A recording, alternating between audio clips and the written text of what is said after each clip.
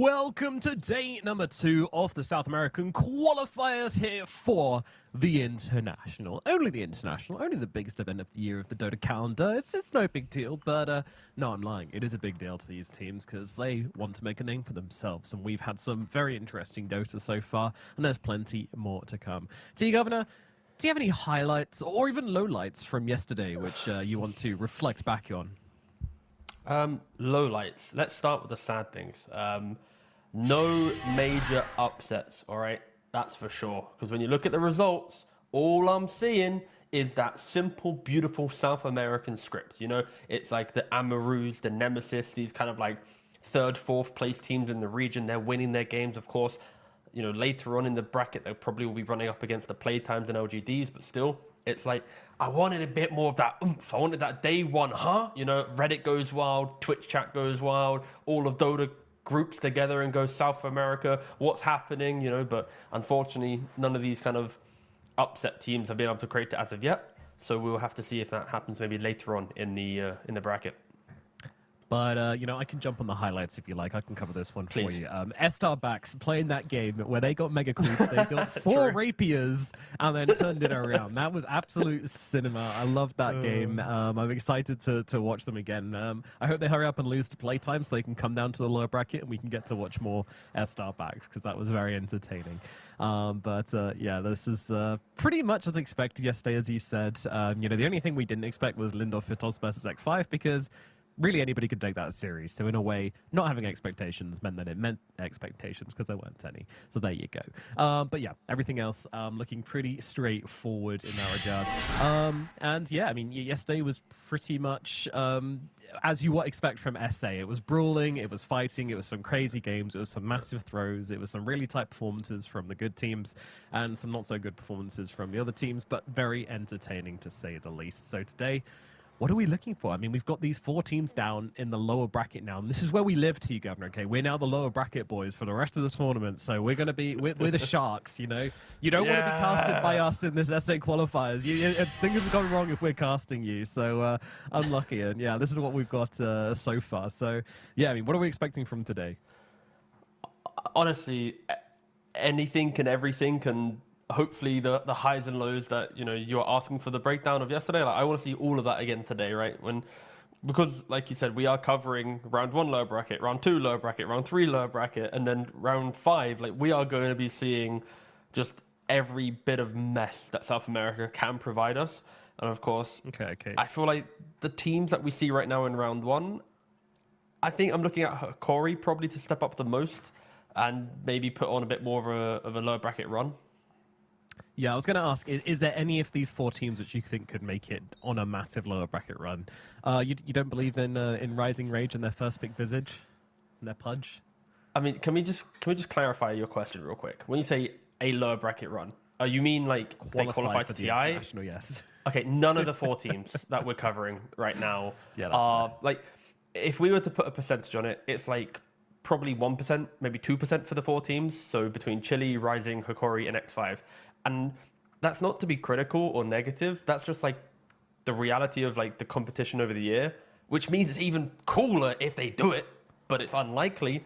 I am looking towards, you know, the Esther Backs, the Nemesis. I mean, Hokori, I think, has the best shot of the 4 we just mentioned, but yeah, I think Esther Backs, Nemesis, and Amaru, they're the 3 that are truly contending Playtime and LGD for that spot. I think they're the teams that will be hyping up later on at, oh wow, they're doing the run. The thing of the 4 teams that we're covering today in the first 2 series, I think all of them, given a good day and a good draft, could upset a Nemesis or an Esther Backs or these middle teams if they don't respect them. So I feel like you need to always keep your eye on these teams. Like, they're not going to probably qualify, but they're going to drag you down with them. Yeah. However, when it comes to LGD and Playtime, I'm not sure any of these guys could take a game off them as of yet. They'll just be looking at each other, and maybe Nemesis can hold a candle to them. You know, maybe Amaru could hold a candle to some of them, but I don't know, LGD are too damn good. It's difficult to see them dropping a game here, honestly, to anybody except Playtime. But ready to be wrong, especially with the amount of craziness we have in these qualifiers. It can always be exciting. All right. Well, we have just seen the series we've got coming up today, so let's lock in on the two that we've got to deal with. We've got Hikori versus X5 happening a little bit later on. I think you just mentioned Hikori, kind of big favorites there. So let's just talk about Red Hot Chili Pebble versus Rising Rage. I did tune in for the Red Hot Chili Pebble game. It wasn't very long, and it wasn't very good. They got absolutely slaughtered, T-Governor. Game number 1, they got hectored, and then game number 2, they got PP'd. So it can happen, I guess. But yeah, a very, very brutal series for Red Hot Chili Pepper. Quick demise down to the lower bracket. Oh, sorry, I was on the computer doing some player research, and as you do, and I just realised, just to full switch up the conversation, well, technically it does include the Pibble themselves. Their mid laner in 2023 was in a very unfortunate accident, which meant that he lost 2 fingers on his left hand. Oh, no. So he's one of the... There are a couple players out there in Dota who are notable, but still very impressive to have, high MMR. And yeah, so fair play, Lala Troni. Hats off to you, brother. Keeping up the Dota. Oh yeah, oh yeah. That's he should be given some sort of handicap for that then. No, clearly he doesn't need it because he's still playing in these qualifiers. He's still in the top 0.1% of players despite that accident. So that is a cool fact. But yeah, I'm rooting for him now. Yeah, absolutely. What an underdog story. Yeah. No, I think in reality, between the two teams that we're looking at, I was not too impressed by Rising Rage. I feel like they had certain moments, but they had this fixation on Visage. Which, again, it's fine if a player believes in it, but their draft and playstyle didn't always make Visage feel like the main character. And when you're trying to be a somewhat hipster team, you have to make the hipster aspect of your draft the focus point. You can't pick a Visage and then suddenly later on in the draft go yeah, it's just there. It needs to be this is our draft. And I think they just lost a lot of that. So, coming into this lower bracket run, I wouldn't be surprised if we saw it again from them. And I think, Chili Pibble probably need to be ready for that. But yeah, I just want a bit more clean Visage game, please. I was a little bit more swayed by the Visage in game number 2. I think they did draft around it a little bit. I think that it did what you want a Visage to do, i.e. push objectives really, really hard. Be that battering ram to just take down towers, move around the map, be annoying, get those auras up. The problem came with the tier 4 towers, which they never managed to take. They didn't really have the battering ram to get through the final layer. And then eventually they just realized they couldn't finish the game anymore. So that was a little bit rough. But yeah, overall, I think the Visage worked. I just don't think that the team... there was nothing wrong with that draft in that game. And there was nothing wrong with the way they played it for the first 30 minutes. They just struggled to finish the game. They got very, very lazy with the mega creeps and just being oh yeah, we've done it, we've won kind of thing. When you're against Gyro and Zeus, you've never won until the Ancient falls, and that was kind of the lesson they learned yesterday, and hopefully we'll be taking it in today. But yeah, tough lesson to learn, but we'll see what they bring into this one and whether they do indeed go for the first phase Visage again. They also went for a Pudge yesterday, which we did theorize was maybe just a way to sort of tilt Parker. If that was their game plan. And to be fair, it did look like it was going to work. We did have a little bit of Parker running it down at some point, but he managed to get his shit together, to put it politely, and then absolutely destroy them on the SF. So yeah, it didn't really work in the long term, just a short-term victory. So maybe we see some more Kiri Pudge, because that was pretty entertaining. No, it was cool. I feel like that was at least the fact that we can talk about Pudge being a important factor in the game prolonging is already a hats off to you, Kiri. But I do feel that just having overall cleaner looking drafts that have elements of good laning and other aspects are probably going to be your best shot at making a low bracket run.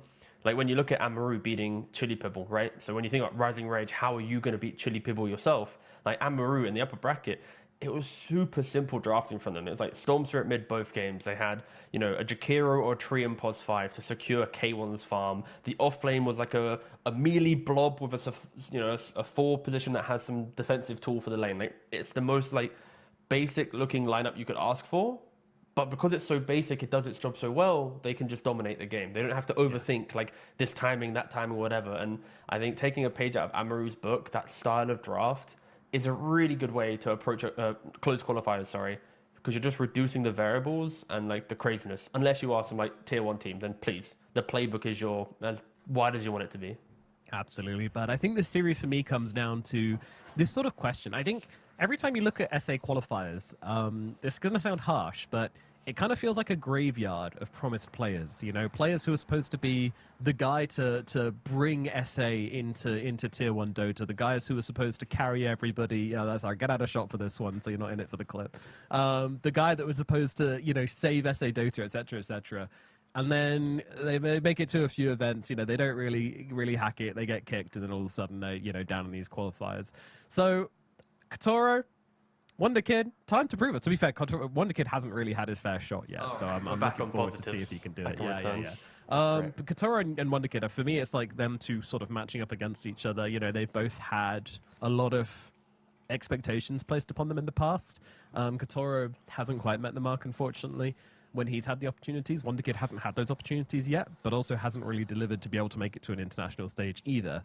But a lot of people always look at him. He does things a little bit differently. He's got a lot of flair, and when you have him in a team, you know the team's kind of going to be playing around him, especially a team like Rising Rage. So I think either of them can kind of come out and sort of solo carry the game. But yeah, it just depends which one's going to do it and which one's going to have the onus. Or maybe one of the other calls will step up and we'll see them kind of take over the game. But I think it's probably between Wonder Kid and Kataro.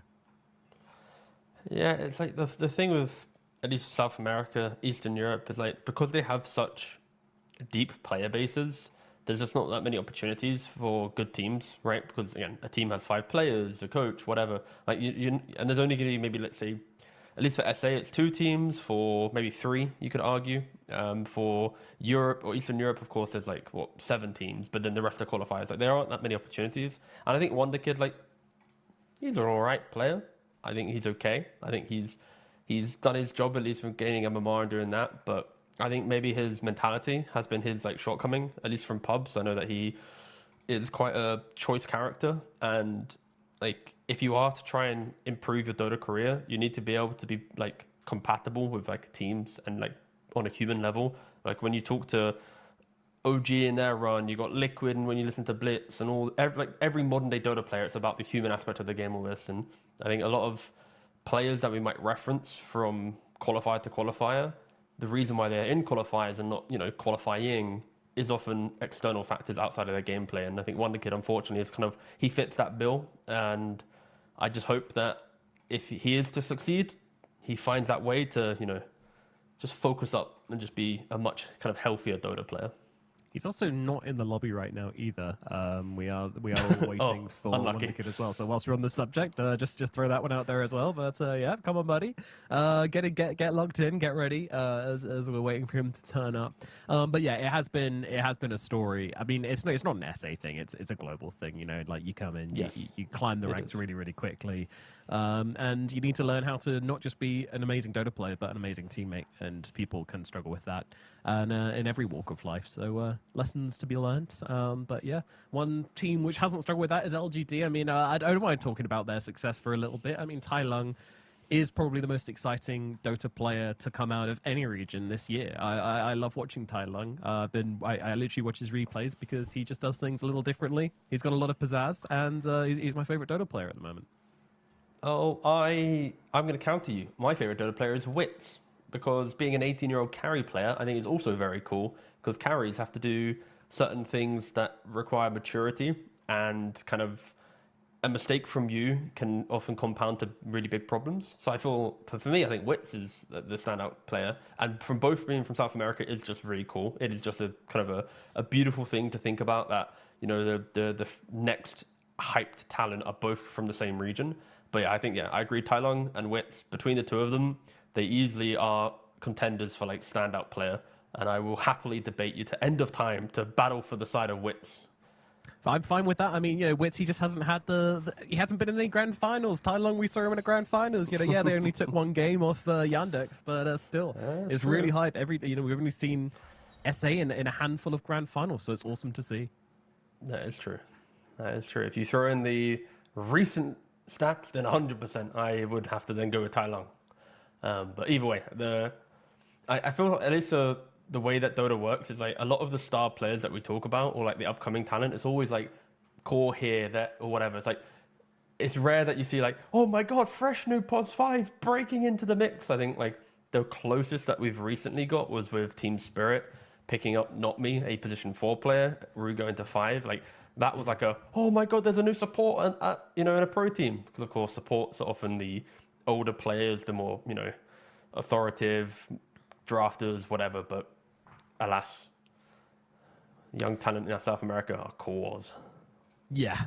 No, I mean, I think it's really hard to be a young player and be a support, because not only do you need to have that communication down, you also need to have like the sort of, I don't know, I always feel like supports are like the pillars in teams, the ones to be like always looking for ways to min-max the map, go and suicide down a lane if you need to and shove something out deep.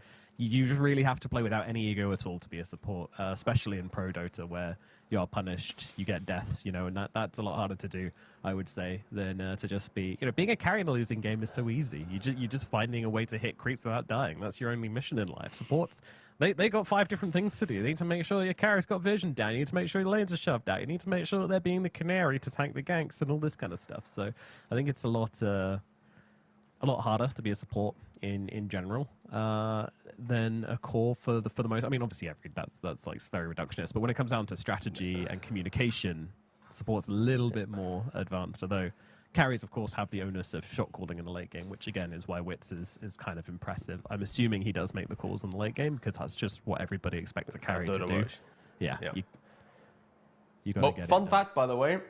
Rising Rage will get a map 1 loss in, wait for it, 4 minutes time. So we should just start the timer, get it running, because as you said already, Wonder Kid is not in the lobby. So kind of funny that we did talk about him and talk about his kind of out of Dota character, because right now he is potentially about to give his team a death loss in game 1 due to his absence. Hopefully he's okay. There's no external factors and whatnot. I am just assuming that it's just a simple forgot to wake up type situation. But that aside, we are 4 minutes away from game 1 going the way of Red Hot Chili Pibble. Yep, got there in the end. That's right, yep, Pibble. Nailed it. Sounds, I don't know what it is, but it sounds nice, Red Hot Chili Pibble. And they've got a wonderful logo as well of like a little sort of animal vegetable. It's like a banana, a red, I think a tomato, but it's kind of shaped like an aubergine. Don't know what the thing in the middle is. Looks like a chihuahua. I don't know. But yeah, 10 out of 10 on the logo. This region does have a lot of good logos. I mean, to be 3 minutes. 3 minutes, Nomad. 3 minutes. Oh, scary. Looking down the clock when we get to 1/4 our time. Of course, you're a little bit in the future if you're watching. Then it's going to be bad news for Rising Rage. Maybe they will have some Rising Rage. But yeah, to be frank, the team which I expected to maybe, and not to be rude, but there is always that possibility in SA. You've said that like twice now. Yeah, I know. I should probably stop dunking. You gotta stop. I'm not stopping. We've had a history of people not turning up to lobbies. Admittedly, it's gotten so much better in the last 2 years. It's actually been ridiculous. I think since Heroic started putting up results, everybody in the region started taking these things a lot more seriously, and we always seem to get everybody in lobby eventually. That said, this ain't looking so good. But I did kind of expect Red Hot Chili Pibble to be the ones maybe not turning up today, since they did get kind of destroyed yesterday. Rising Rage had a much better series, but they were here on time. I'm sorry for down you, Red Hot Chili Pibble. Legitimate L take, brother. Well, that was awful. I got my goat MJZ on the roster. All right, that's like a very serious roster. A lad like that, he ain't messing around. Sure, he might have got sent down to the lower bracket because of K1 bloody Hector, but my guy's not going to throw in the towel after one. No shame in being sent down by Hector and PP. Okay, those are 2 goats right there. K1 definitely, but PP's fun. We've had him around a while. He's been about. He's been to multiple Valachias.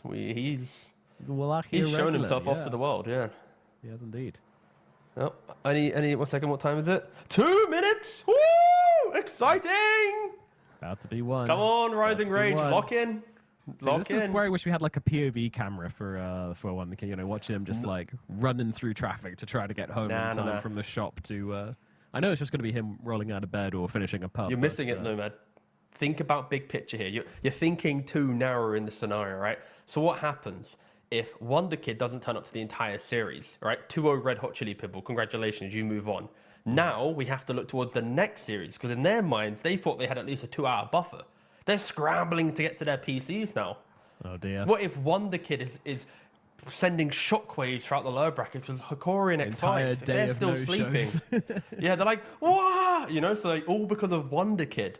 It could have just, yeah. And now, and also, imagine Cap and SVG casting the third series because of Wonder Kid. Well, I hope they Series turn 1. up. Yeah, someone needs to make sure. They that might they're not waking even in turn time. up. We might have to cast another series. Oh, Cap sleeps until like 1-2 p.m. most days. You know, he's not going to turn up on time if no one tells him otherwise. No, I'm kidding. He's a Marine or something. He's oh, probably up at, damn like 8 a.m. my clock says 5. Has struck 15. Admin, Toll, admin. the death toll does toll, or the death bell tolls, or something. Yeah, it's bad news. Rising Rage. We're watching the chat with bated breath for the admin to type out map 1 lose. I kind of hope that. Loss on map 1. Loss on map 2. Lost in 10 minutes. 10 minutes? Dear. Oh Oh, dear, God, brother. that's brutal. I didn't realize it was that quick. That plus 25 MMR better be worth it. That's it. Nah, he's not in a pub, surely. Come on, that's egregious. That is Sorry, lads. I need to just claim my 17. Again, it's a mortal draft. It won't even be 25. It will be like 17 on a win and like minus 30 on a loss, but still. It is entertaining though when you're in. I mean, it's not entertaining; it's stressful as fuck. But it is entertaining also to witness this as a player as well, where everybody starts like, "Oh, do you have their phone number?" Like, I don't have their phone number. Do you have their message the manager? Did the manager have their phone number? Everyone's running around just trying to get in contact with this one guy. No one knows what's happening. Where are they? What are they doing? Is everything okay? It's a whole song and dance. I was going to try and change my camera to just be a timer, but I realized I might just grief the entire production. So sure. I won't do that. No, I won't do that. Yeah, don't do that. I also don't have a clock to hand to add I feel like a visual timer right now would really just sell the bit. You know what? I'm just going to timer. You could just do like 10 minutes. What? No, it's timer 9 minutes now, right? I can't get back far enough to make a clock. I'll see. I see. Yeah, no, mate, you're giving no information here. It's fine. Well, 1 second. Yeah, confirmed 1-0, but still waiting a little bit longer just to find out. I mean, we've got 9 minutes now to talk about. To wait until the 25-minute mark where we'll have the default loss on map 2.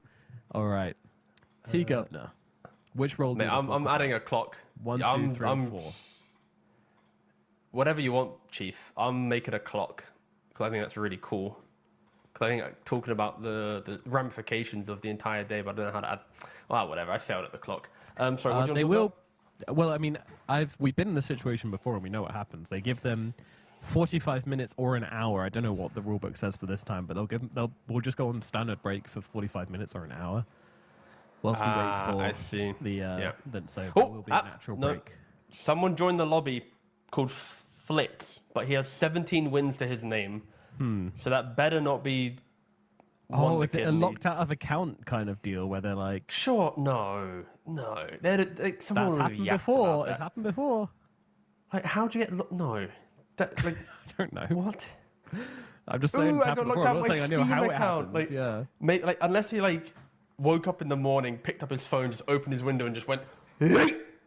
Sure, I can then maybe see a world where he. Yeah.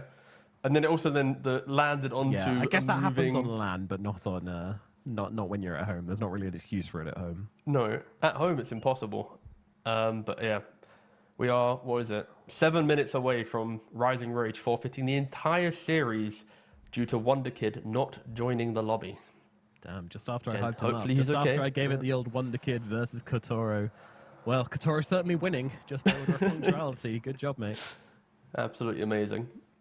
Again, I hope for the sake of like, if we are to bring back the conversation to some kind of serious point, it's like, I hope them not turning up right now is not a matter of them looking at the bracket going, we're already lower bracket, we can't see ourselves beating these teams, who cares anymore, you know? Because if that's your mentality in a qualifier that, again, on paper, you're not meant to be winning, you're never going to make it as a pro player or pro team. Like, no matter what the odds are against you, you should still turn up to your games, you should still play them, still try, lose whatever, who cares? But like, then you take that to the next one, right? So if this is a matter of one player just trying to go, I just don't think we can do it, then it is just kind of a bad situation, bad kind of ethic to have. Of course. But that's me extrapolating again. Maybe it's just as simple as an internet problem, but yeah, it could be a whole host of things. And just because they're in the lower bracket, I think doesn't mean that, this kind of thing can happen anywhere. But yeah, it's if that is the case, if there is some sort of mental problem here, then of course that needs to be looked at. But hopefully not. Hopefully it's just a sort of technical issue or something. But yeah. I would start talking about our next series coming up. That feels a little bit. No. And also, then we're screwed for the pre-game of the next series as well, where we've already Yeah. got no previous series to talk about. So let's not do that to ourselves. I mean, what we could do is just randomly start talking about other regions just for their own enjoyment, because TI haven't is actually a kept up with other festival. regions. Oh my golly gosh! I mean, TI is a Well, there's only festival of China going Dota. on It's a right now. celebration of the greatest game ever made, and also the greatest tournament to ever exist. Therefore, we Here can we just go. sit here and bask in the glory Yep. of all qualifiers. Beautiful. Which one would you like to talk about? I am going to look. Well, there's only China going on right now, isn't there? So. Well, we could talk about ones to come as well. That's the Oh, joy. okay, We've got 2 weeks of qualifiers. So again, take your pick, Chief. We've got 5 minutes whilst we watch Wonder All right, Kid. you're going to get a live Try- reaction to the China qualifiers Okay. from me. So I'm going through the teams. Of course, we've got Vici there. Yep, they've got all the usuals. Team Resilience. Oh, Neo and Planet playing together. That's always nice. They're a duo from back in the day of the DPC. Raw, they have Butterfly Effect, and I think that is Mr.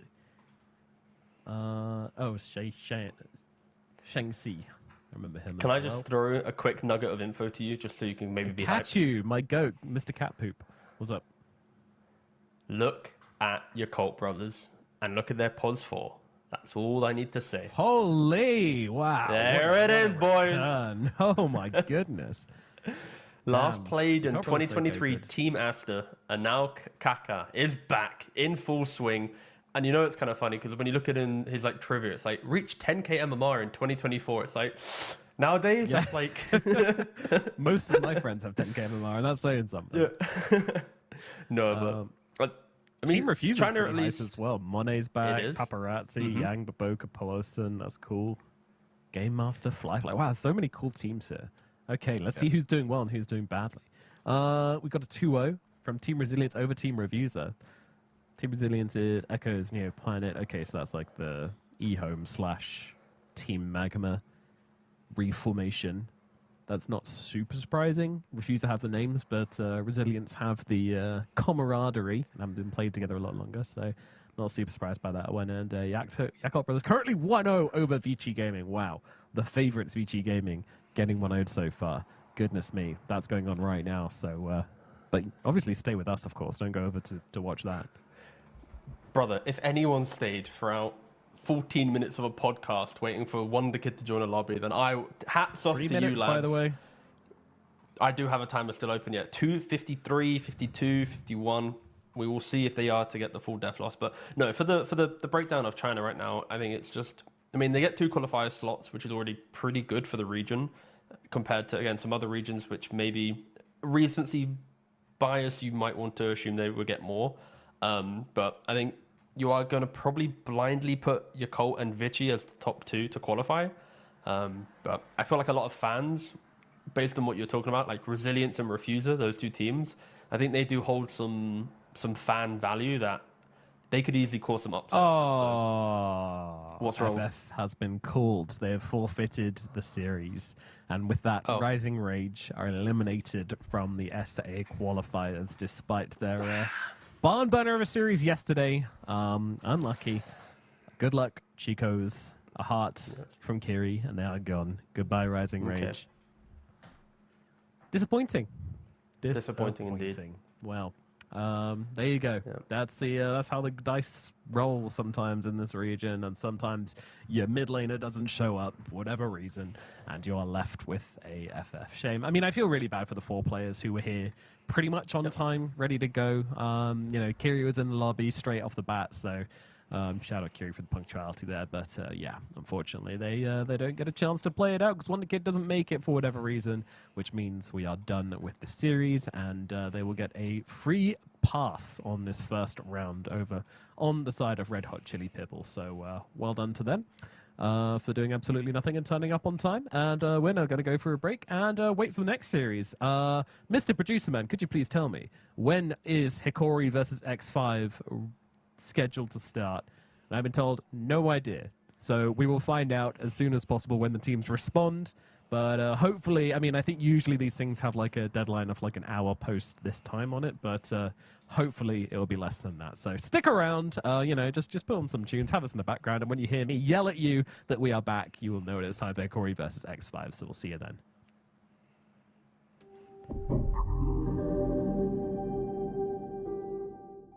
The human body was built to move. Not trapped at a desk in one singular posture for 12 hours a day. It's time your chair evolved. This is Secret Lab Titan Evo. Ergonomically engineered for you. Gamers, hybrid workers, artists. Backing your every move.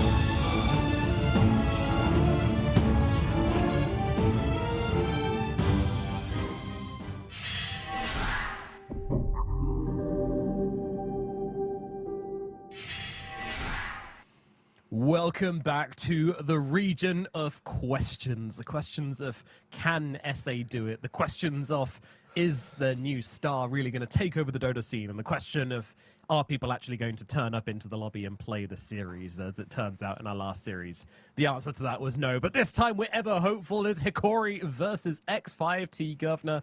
Talk to me about this team's history of turning up to lobbies and maybe talk about their Dota a little bit as well if you like.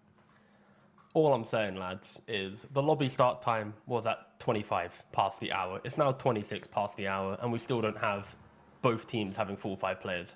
X5 are the first team to do it, but still, like, the start time was a minute ago. It really is quite baffling that we need to have to, like, it's not that hard, guys. You see the start time, you look at the clock, you join the lobby before the start time. It's on, even yesterday, it just happened as well. But such is life. When you're not really a tier 1 or tier 2 player, you don't have kind of the reps in at joining lobbies potentially, because it is quite baffling. But alas, like you said, Hikori, X5 Gaming, I think X5, they had moments yesterday, right, that we kind of enjoyed their gameplay for like the aggression and the randomness. It, of course, was very rough around the edges. But I feel like we could, I think the game 1 specifically was the treat from X5, right? The Darkseer, Spirit Breaker, this kind of like constant map play and pressure. It was very, very enjoyable. Yes. Hikori, meanwhile, they kind of got outclassed a little bit. Team Nemesis, they've come into these qualifiers to make a name for themselves. They're sort of a newly formed team, newly moved organization, and, they did kind of make an example out of Hikori. Unfortunately for Hikori, they didn't really bring much to the series. I think everything from draft to play, lanes, nothing really went their way. I'm hoping they've had a good chance to reflect on that, to try to improve and make the necessary adjustments. And of course, it is a much easier matchup this time around. X5 will not be bringing the same caliber you would have thought compared to Nemesis. So Hikori, they've got a chance to sort of redeem themselves and start that climb to get to the standard they need to be at to start challenging these sort of top 4 teams, which have basically cemented themselves in this region. When you do look at the teams in the region, I think there's very clearly a top 4 and then everybody else. It's PTime, it's Nemesis, it's LGD, and it's Amaru. And then Starbucks is kind of like that 5th place, but could become 4th place. We haven't seen enough from them yet. They were super, super iffy yesterday, in fairness. Like, yeah, they got the 2-0. But, like, if you call that a clean 2-0, then I don't want to see what your bedroom looks like, because that was dirty. It was horrible. It was a mess. But they did manage to pull it off in the end. So we'll see if they're able to also improve and maybe turn it into a top 5 situation. But at the moment, I'm a top 4 guy. That's what I'm calling it. And yeah, if you want to see if our Starbacks can pull it back, can win over the people, the hearts and minds of the SA Dota fans, then you will have to join us later on as they play up versus PTime. Meanwhile, we've got LGD versus Lindor Firtos. That's going to be a complete smackdown if you want to go watch that one. Goodness gracious, LGD are going to destroy them. Have the hope, man. No chance for Lindor, not the chocolate. They are getting blasted, but hopefully they have fun whilst doing it. Yeah, there's always a chance, it's very typical of qualifiers for the team to be expected to just sweep everybody unchallenged to drop a series, and then, yeah, unlikely. But of course, now we have Hikori vs X5. In fact, we should reflect on the series we had earlier in case people missed that one, because what a series that was, T Governor. Oh. Okay. You know what? Let's hold that question, Nomad. This just in. This just in. Hold up. Take it away. Oh, I'll do it. Okay. Well, I'm afraid that we have a Hikori player currently having a power issue. Now, at least it's been communicated. We know what's going on. Like the last series, we were just sat in the dark, waiting to see if Wonder Kid felt like turning up to the lobby or whatever situation he was in, of course. It could be anything. But yeah, that wasn't great. And this time around, we've got a power issue. So that's fine. We can deal with those. They're acceptable. Exactly. They're not a problem. It's like, again, that's how... Unfortunately, that's how sometimes life works. You get internet problems, power issues. Of course, it still will follow under the normal guidelines of there will be a timer that will start ticking down. They're probably not going to pause everything for this. Normally, it doesn't happen. Again, we'll have to wait and see. I feel like, at least for me, the one thing I am looking for in this the series, kind of looking at Mini, I think I was critical of him yesterday. I think he was probably the underperformer for X5, and like, I can see the vision of his gameplay. It's just he's not, like, clean enough to execute that type of aggression. because like he constantly wants to make moves, constantly wants to be like playing the limits, but then he miscalculates and he dies, and the game gets a little weird for him. So I feel like I don't mind him doing it, but like he has to try and like get a bit better at that calculation, trying to understand the limits a little bit more in his heroes. Because I think the mentality is very fun to see in a player. Just unfortunately, he was just sending it in fights that I think other players might have shown a bit more discipline and kind of won over a course of multiple engagements rather than full committing in that one kind of moment. Yeah, we had the Conquer game, which was pretty good, honestly. We had some questionable laning against the Snapfire, but laning against Snapfire is always questionable. There's no way around that. We had the Storm game, which was quite honestly unhinged and insane, but luckily the Drow was there to carry. And then we had the Primal Beast game, which the lane again was an absolute disaster, but then he was able to pick up quite a few kills. I think he got a triple kill in the middle lane at one point, which completely brought him back into the game, get him his Blink Dagger at a really nice timing. And then suddenly you're playing the hero again, and everything feels, sunshine and lollipops and meadows full of flowers. But still didn't manage to come out with a win and lost that one. But nevertheless, got to lock in and get ready to bring your A game here. Yeah, I mean, what kind of hero do you think complements this style of gameplay? I was really surprised to see the Storm Spirit, because when it comes to jumping in, playing at the limit, that is one of the hardest heroes in Dota to do that on. I mean, so many people just pick Storm to just AFK farm until level 25 these days. I mean, yeah, I feel like Storm's fine. I think it's the mentality is the correct thing for him. It's just like, I don't know. It's hard to describe because he just doesn't have the mechanical skill as other players in this qualifier, and he's not going to find it overnight. So I don't mind him on the Storm, but like you need to be mentally prepared that it's gonna, you are gonna have some random deaths. It's also like, you can't just AFK farm on heroes. It's like not the way to play Dota nowadays. So it's like you do need to be very present. So it's like he's already doing the correct thing for like being present. It's just many other things. Again, that's the joy of covering the kind of the lower qualifiers, the lower bracket. Is like we are looking at teams who have to make improvements a lot quicker than other teams because like clearly their prep or their foundation as players or teams isn't strong enough. Hence why they're in the lower bracket already. And you have to kind of pick and choose your battles. Like which ones do you actually want to try and improve on in time?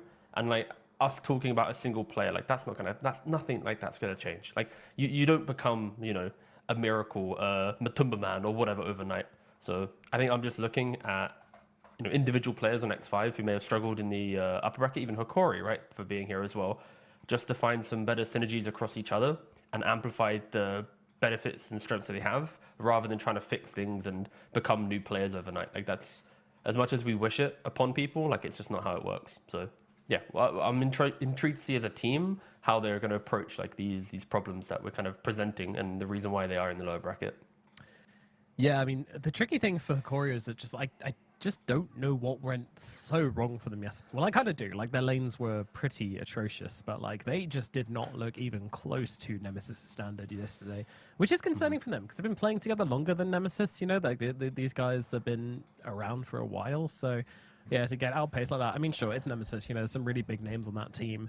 But exactly, still, it stings to lose like that in a series where it just felt they just had absolutely no chance. I mean, a complete out, I think they called it complete out skill, the casters on that one, and I completely agree. It just felt brutal. So, there was a bit of humbling going on. I'm sure some team talks and now some coming back into it. But mentality just becomes so important after a crushing loss like that.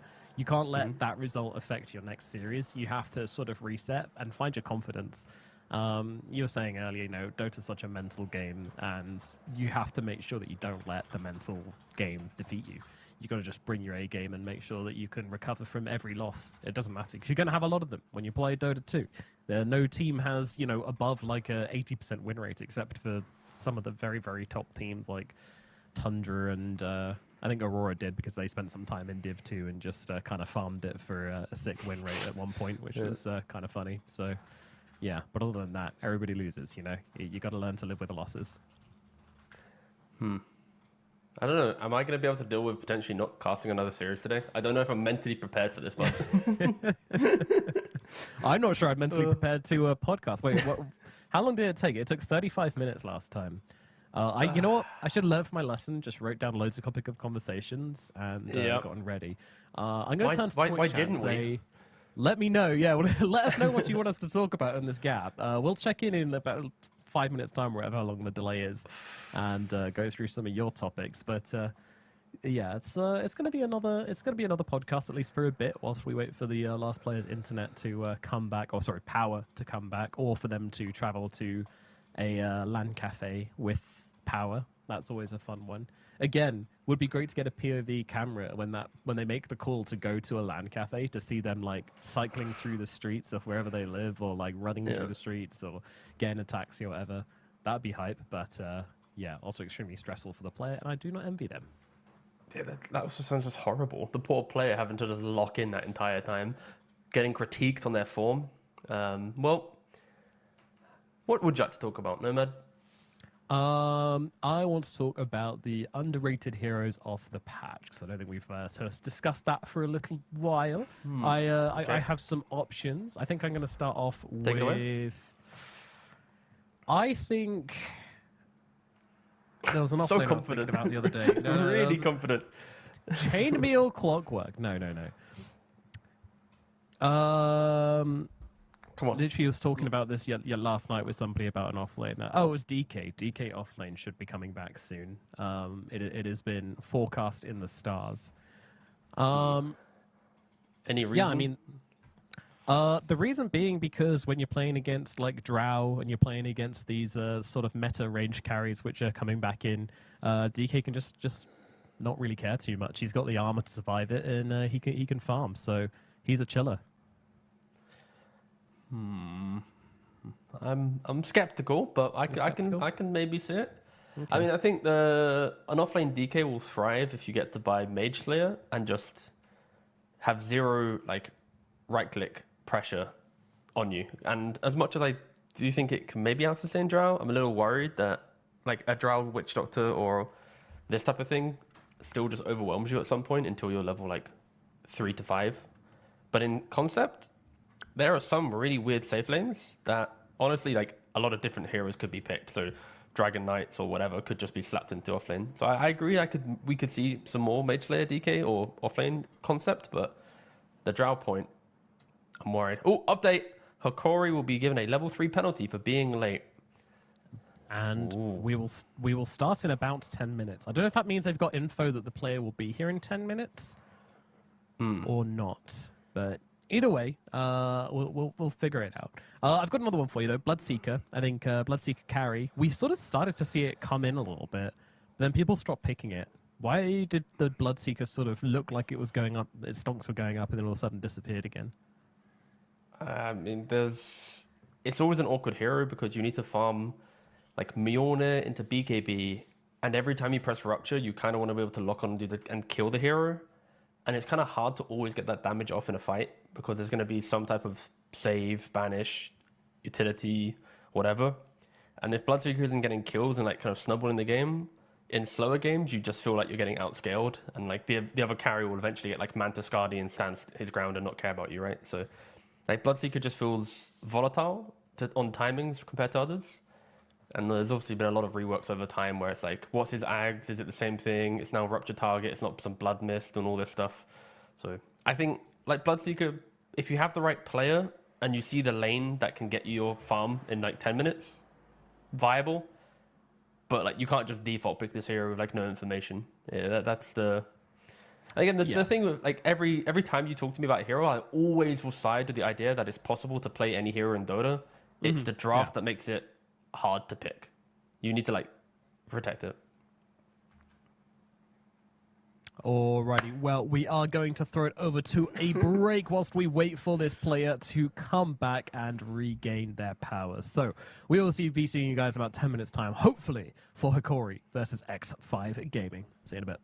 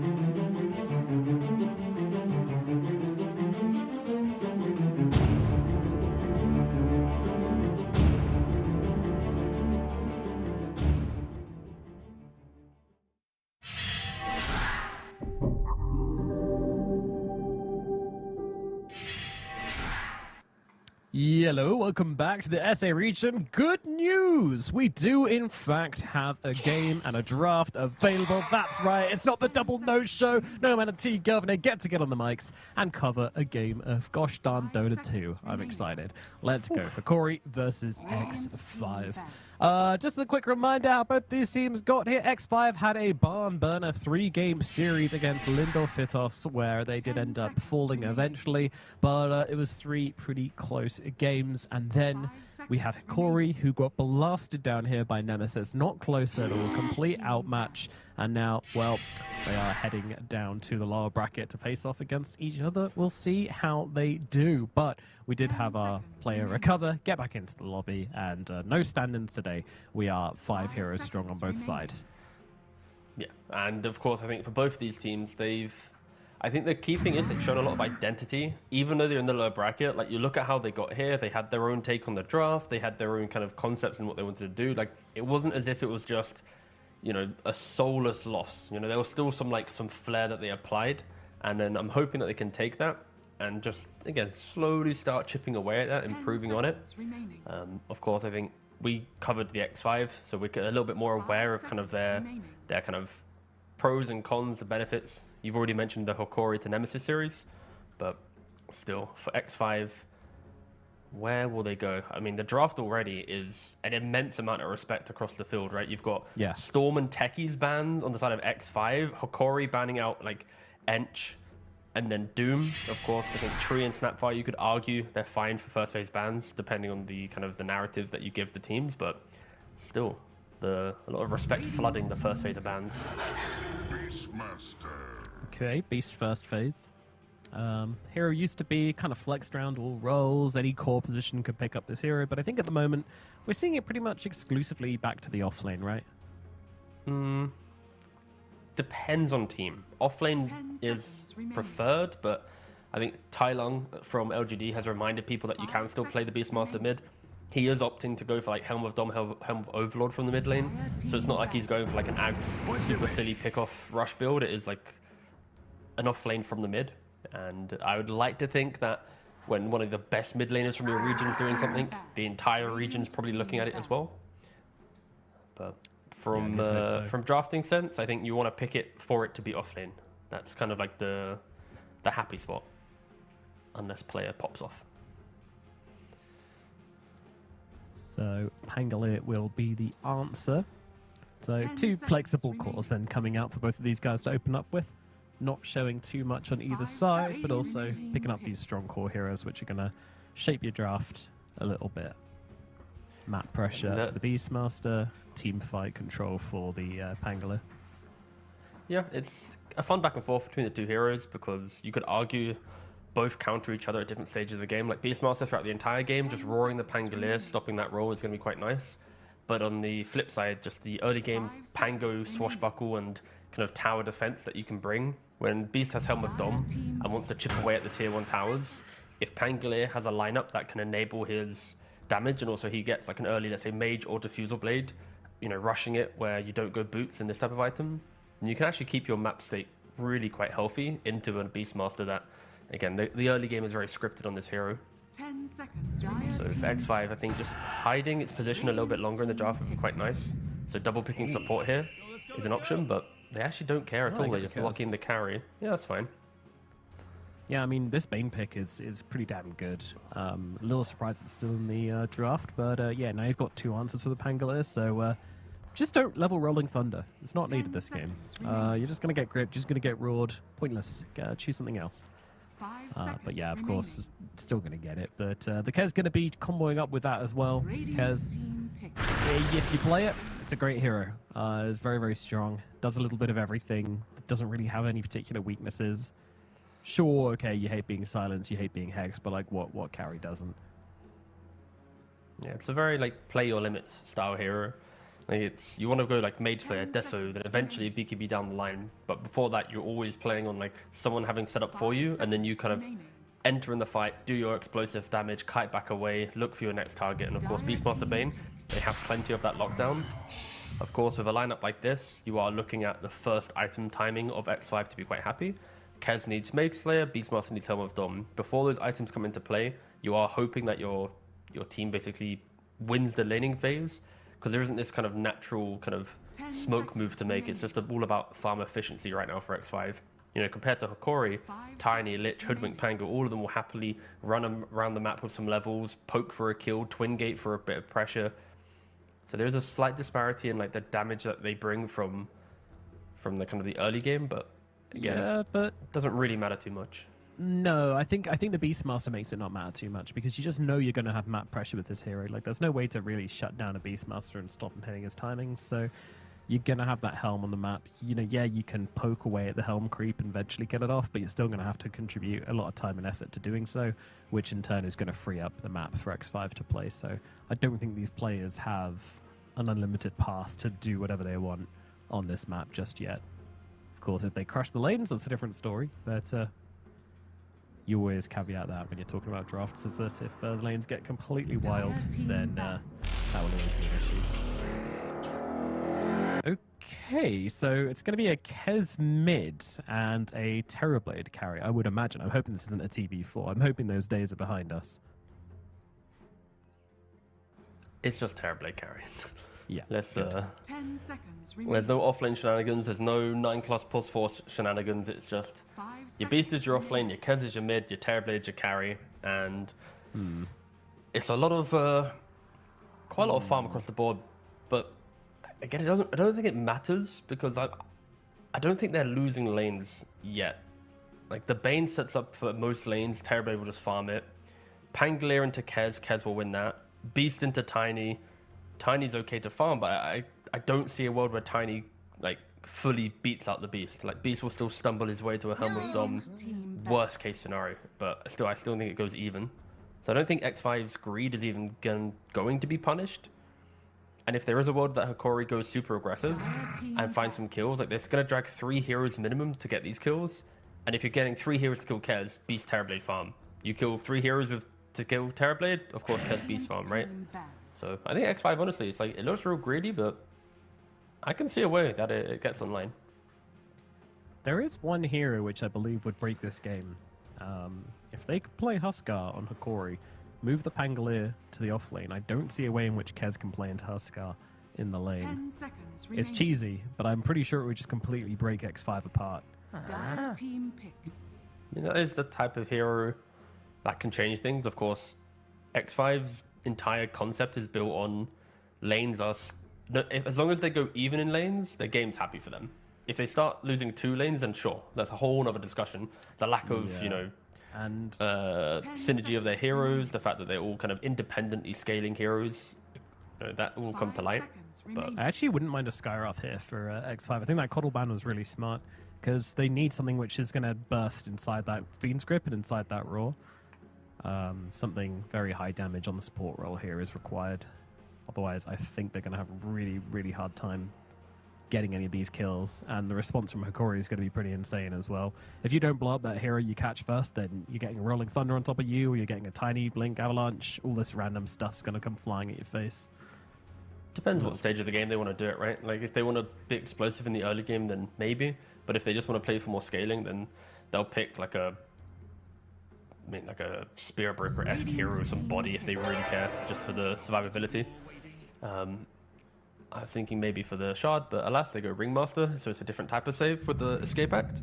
And then they go last pick Darkseer. It's a pretty good Darkseer game. So again, for X5, I think they've put themselves in this position of they're going to basically say, can we win our lanes? Are we good enough of a team as X5 to be able to do it? That's exactly what this draft says. And then for Hikori, it's about their combination of the team fight. You know, there's the layering of the spells, utilizing the Darkseer into Terrorblade matchup. This naturally will make Terrorblade not buy, you know, certain items like Butterfly, because of course the illusion will take it. So he'll do like a slightly different build. But for Hikori, it's about synergy of team fight, utilizing, you know, the map position, smoking efficiently, making all these moves. And then for X5, it's just remain calm. As long as all of your heroes find gold, you're going to have insane scaling across all your heroes.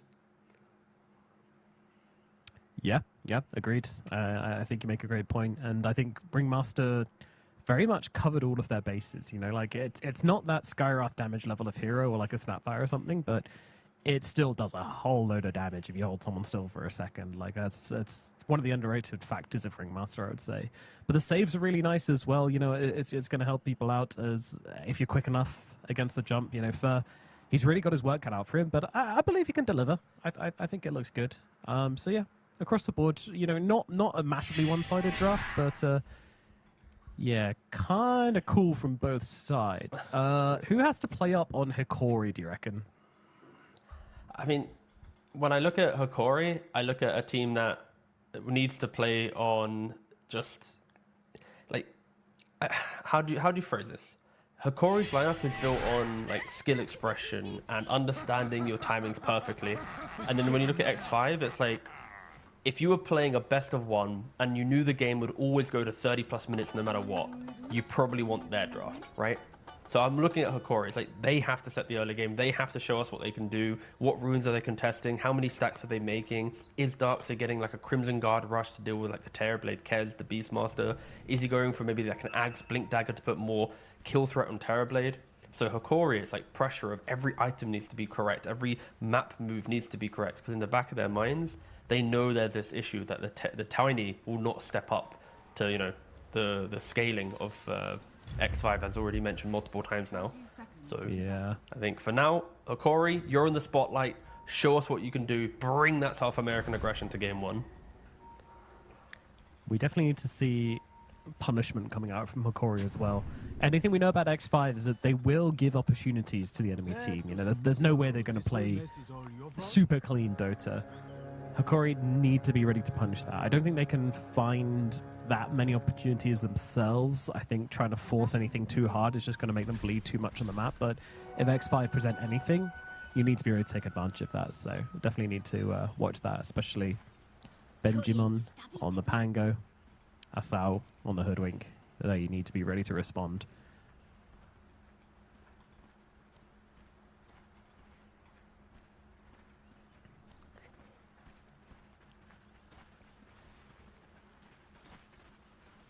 You need this Tiny to be like an item ahead of the TB as well. Yeah, Horrible that matchup comes if from you the early can't game, right? blow people up. Yeah. Yeah. I mean, that's always the thing with Tiny. That's why it's fallen out of favor ever so slightly. In fair enough. That is good for tournament integrity. Keep it up, guys. Keep it up. Anyways, yeah. So with Tiny naturally as a carry, and why it's lost favor in kind of the international level of Dota. It's just for you are in this like weird position that if you don't buy your items at the right time, if you don't take the correct fights, you feel like your damage is, even though you have damage, it doesn't convert into the engagement as simple as, let's say, a Drow, the Terrorblades, the many other heroes that can just do things. Even Yuma showed a Sven recently, and like that hero, no one plays it, but it felt like it was very, very playable, even though no one's really jumped on the meta for that one. But yeah, Tiny, he can often feel quite lost. But luckily for him in this lane, it's very simple. It's just he will have net worth, Beast will have net worth, and as long as Tiny doesn't like incorrectly rotate, he should be able to keep his tower alive against the Beastmaster and kind of promote this ability to counter Arcano and then put him on the back foot, deciding like how do I want to utilize my Helm of Dom timing. Mm-hmm. Yeah, you got to make sure not to feed these onto the Tiny as well. It's a hero with enough damage to kill them off if you are a little bit clumsy with it. Also a good way to bait the Tiny out there if he's being annoying in the jungle, not showing himself. Just dangle that Helm of the Dom creep, sit behind it, and then jump anybody that comes to try and kill it. Can be fun. Yeah, Tiny does just farm so damn fast now. That was never really changed. Tree grab, still a crazy ability. Uptime is just so good. You finish the camp, you grab a tree. When you get to the next camp, because the cooldown's so short, pretty damn good. Yeah, my problem with the hero is just I think people default the item build too many times, and then they can feel like they're out of place, like we already mentioned. And you can already see from the quick buy of Tiny right now that he's looking at Treads, Echo into Blink Dagger, and I don't mind that. We've already said that Hikori, they are on this like scaling timer, not a team fight timer. They can always take fights and present themselves as like a point of pressure. It's more like the scaling, the ability to actually kind of take towers and objectives. That's the problem that they will eventually have. But I like the Blink Dagger. We'll see if it actually pays off. Yeah, of course, the execution level on Blink is extremely high. Yeah, it's a very early cube on that one, but clearly showing what he wants to do this game. I just find it so much more reliable than the Shadowblade, though. Like, Shadowblade Tiny is always just so, like, ugh, you get caught before you're in position, and then all of a sudden you're not really blowing up that first hero to start off the team fight, and then what are you picking Tiny for when that happens? But then again, as a carry player, buying an item which gives you absolutely no stats or damage or anything is kind of pants. Yeah, that's pretty much the thing. It's like Blink is I go kill, and then Shadowblade, I think Parker, showed it the best. He used Shadowblade just to farm more efficiently, like using it to run between camps in the jungle.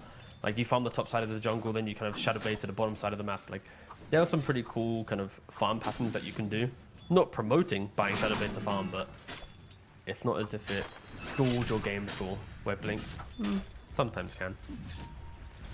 Alas, that is not really in question right now as the laning phase is unfolding. Indeed, and so far so good for Mini in the middle lane. Doing absolutely fine on this Kez to start things off. To be fair, I was not really worried about this matchup for him. Seems pretty good versus Pangolier, so we'll see how the Kez does in lane and how he evolves as the lane goes on.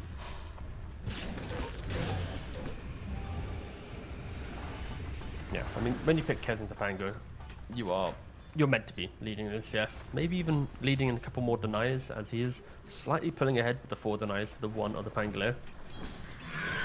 But as always, you just need to understand your limits on the hero. Pango, when you hit 6, even if you have less CS, if you get the correct kind of Rolling Thunder choke point, you're going to be able to get the kill. But so far, so good for Mini.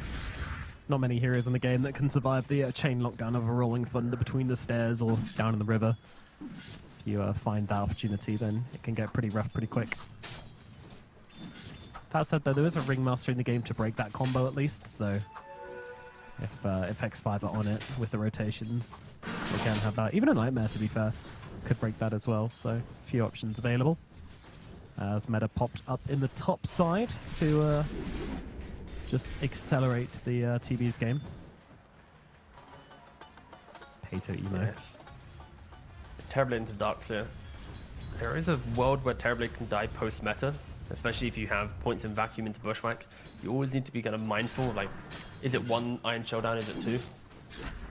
Very much just a lot of farm between these two teams. Compared to the games that we saw yesterday, there was absolute, carnage from pre-bounty rune fights into smoke moves and whatnot. Here it's just, 10 dudes hitting creeps.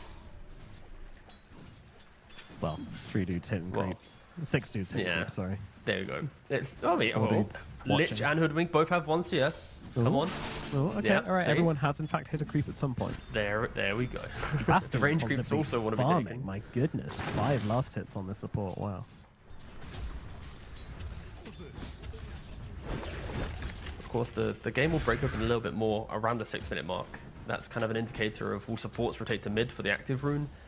During their absence of the side lanes, maybe then you get to see kind of also side lane rotations going through Twin Gate to apply further pressure. Like when you have slow games like this, you are looking at kind of clear timers to make these moves. Bastion is stepping up, but he has stood. Yeah, he's gonna die. It's trying to play around Brain Tap there, just bait them out a little bit, but down in the bottom lane, Gardic also falling. I was just looking here, Gardic even wasn't even low. What happened to him? There you go. Right clicked a million times by Ringmaster, and then it's both supports kind of overstepping the mark. There is some kill threat available. Well, I mean, Ringmaster and Hoodwink in the 4 role, they are quite potent at punishing bad positioning through just the kind of the burst damage and control that they can have. And that's exactly what the 5s of both teams kind of got reminded. Do love a good Tame the Beasts. Such a satisfying spell. I mean, the sound design on it, again, always. Dota sound design, beautiful stuff. Truly exceptional. I also like how it just does. Is it like 700 damage level 20? At level 20. I was like, what are you, brother? 700? Yeah, it's 480, then goes to 600. It's pretty ridiculous. I know that because I've been playing a game and just like randomly been Tame the Beasts from the sidelines to like half health, and you're like, oh, all right, I guess. I don't want to ask what hero you're playing to be 1400 HP at minute 20 when someone's level 20. It's like, are you playing like Crystal Maiden or what? Stats, yeah. I see. Okay.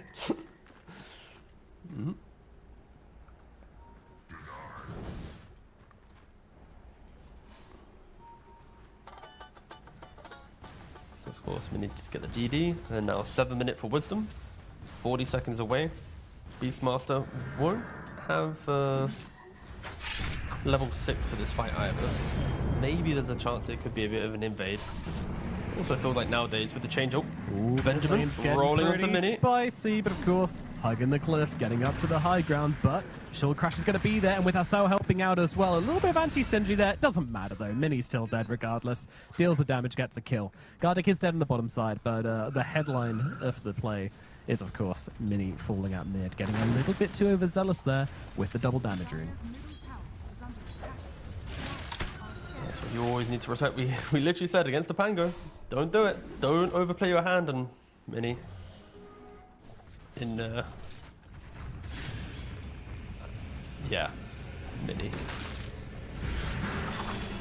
Benjamin though. Yeah, okay, he's gone as well.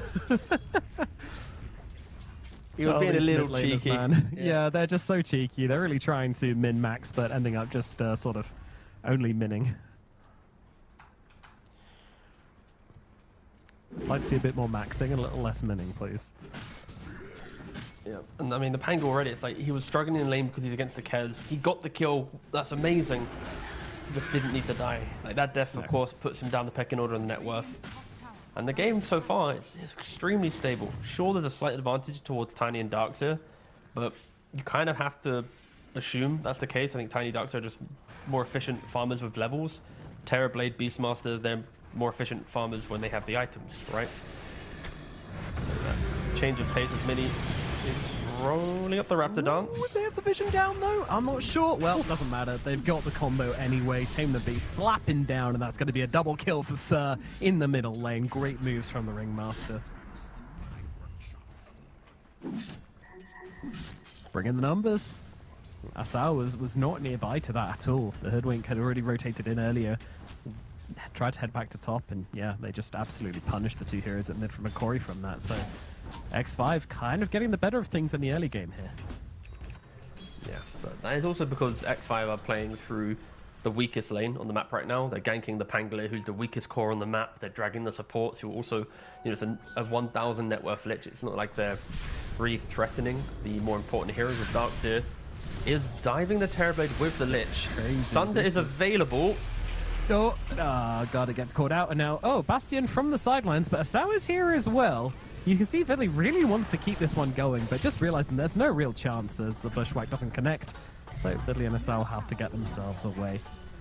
Good attempt from Vidley. I mean, you hit the Helm of the Dominator. You know, a lot of players just kind of go AFK once they hit this, farm up as much as they can, but actually a lot of kill potential to be had, but unfortunately didn't bring the numbers. And that seems to be a recurring theme for Hikori. It's just like one more hero there and you get the stun off, and he cannot get the Sunder, you get the kill. Well, they'll try to go again though. Bastion coming over but won't be able to help out, and yeah, the TB will die. Well, there you go. What is it with players just staying around a little too long here? They're just trying to push the limits, get that additional farm, and you know, you could argue after you narrowly survived because Lich overplayed his positioning and didn't kite back to prevent this under target. Terrorblade probably should have hit the jungle and just gone, you know what guys, good job. But unfortunate for them, he does give away a freebie. Mid lane is getting spicy though. Yeah. Vinny once again going deep here, and will be caught by Asao under the tower, but at the moment it's just him and Gardic, but should be enough to bring him down here. Fur trying to do his best, and actually the Raptor Dance does come off from Mini. Now the Parry trying to help him out here, silence out onto the Pangolier, but the moment that's over, the shield crash comes through and they'll get the kill, and Fur also going to get dropped. See, Governor, why did that go in this certain way, may I ask? I just think they're forcing things a little bit too much on X5. They don't need to try and go for these kills. They need to try and do anything It's the numbers, crazy. T-Governor. It's always the numbers. Sure, it's the numbers. I don't know why X5, all they're going to do is chill. Like, when you look at their heroes, it's shove waves, sit back, get your item timings, and then you play through that. But they're trying to be doing a little bit too much. They're trying to like overperform for the moment. Of course, this is TI qualifiers, and the intensity, the spotlight that qualifiers have on you as a player, as a team. TI spirit just takes you over sometimes. Completely unnecessary. And Hikori will, of course, utilize that and go, thank you very much for your moves. Again, when you have a Terrorblade in one lane and a Beastmaster in another, your job on X5 is pretty much shove lane, Terrorblade's complete free farm because, again, the waves are having to be dealt with. And then you play through the Beastmaster because he has Helm of Dom and he's like super strong at this stage of the game. And that is like the easiest script to follow. And they are now doing that actually as they walk towards the bot side of the map. Sao will fall. Oh, maybe not though. That Impalement Art's missing there. It's actually a pretty big deal. Now with the TP out from the Hoodwink, she gets away. Really nicely done from Sao there. Perfect usage of spells to get herself away. The Hoodwink will survive. Now bottom tower will be forfeit for it though. TB coming down as well. Utilizing the Metamorphosis. Should be a clean tower here, but of course on the top side they already took it earlier, so just kind of equalizing the map rather than getting themselves any sort of advantage.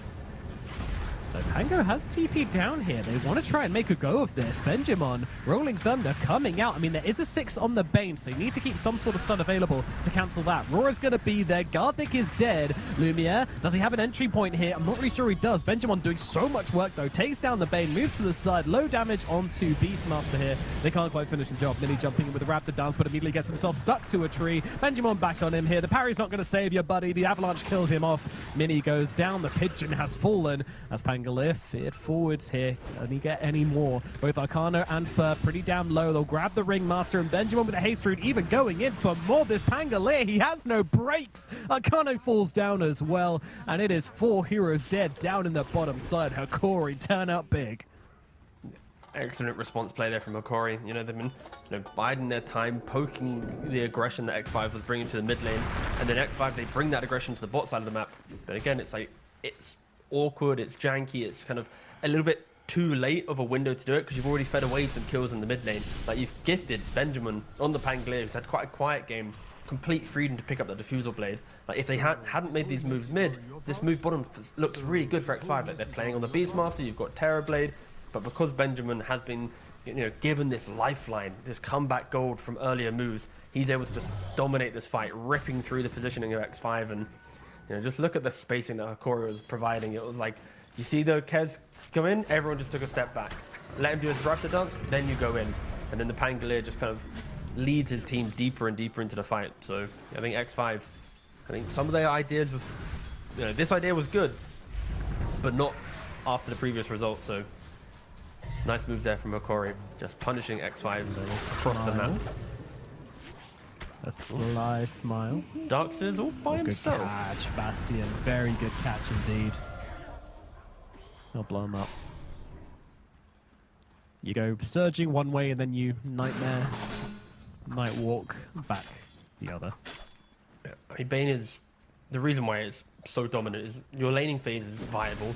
So the major problem with Bane is, can you get through lane? And right now with the hero combinations it is. But then when you get into open play, you just set up so many things. Saying that, he set up another kill once again. 4 points in Nightmare, 16-second cooldown, 700 cast range. Does absolute I'm going numbers. to argue. I don't think Bastion did set up that kill. Yeah, sure. It's kind of hoodwink, but I think Gardic set up that Ringmaster, my bad. Yeah, but I'm gonna say Bane because I flicked my camera over and I think saw them Gardic set up together. that kill too.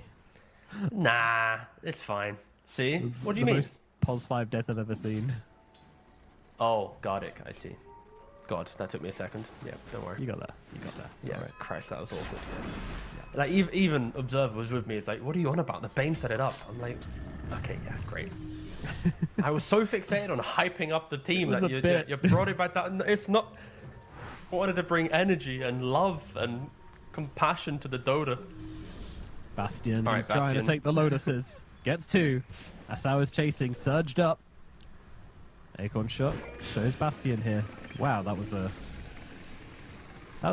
bushwhack with a dream. Expecting Bastion to keep walking, but Bastion turns around and kind of jigs it out a little bit, which is quite nice.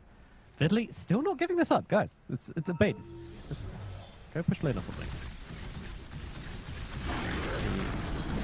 Really nicely played from Bastion, to be fair. Just like the little sidestep there to make sure the bushwhack doesn't connect, and all of a sudden things get a little too awkward. And got away with the Lotuses. Those precious, precious Lotuses. Yeah, Here he we can play quite a big factor in some of the later fights. Will grip here. Nidalee coming over, but way too late to help out. Let's see. Does go for the wall. TV gonna catch a rock to the head. No, he's not. He's gonna manter it. Fair enough.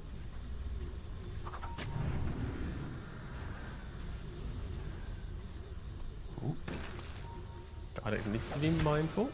I mean, luckily the wall lasts what feels like a year, so that protected the Bane.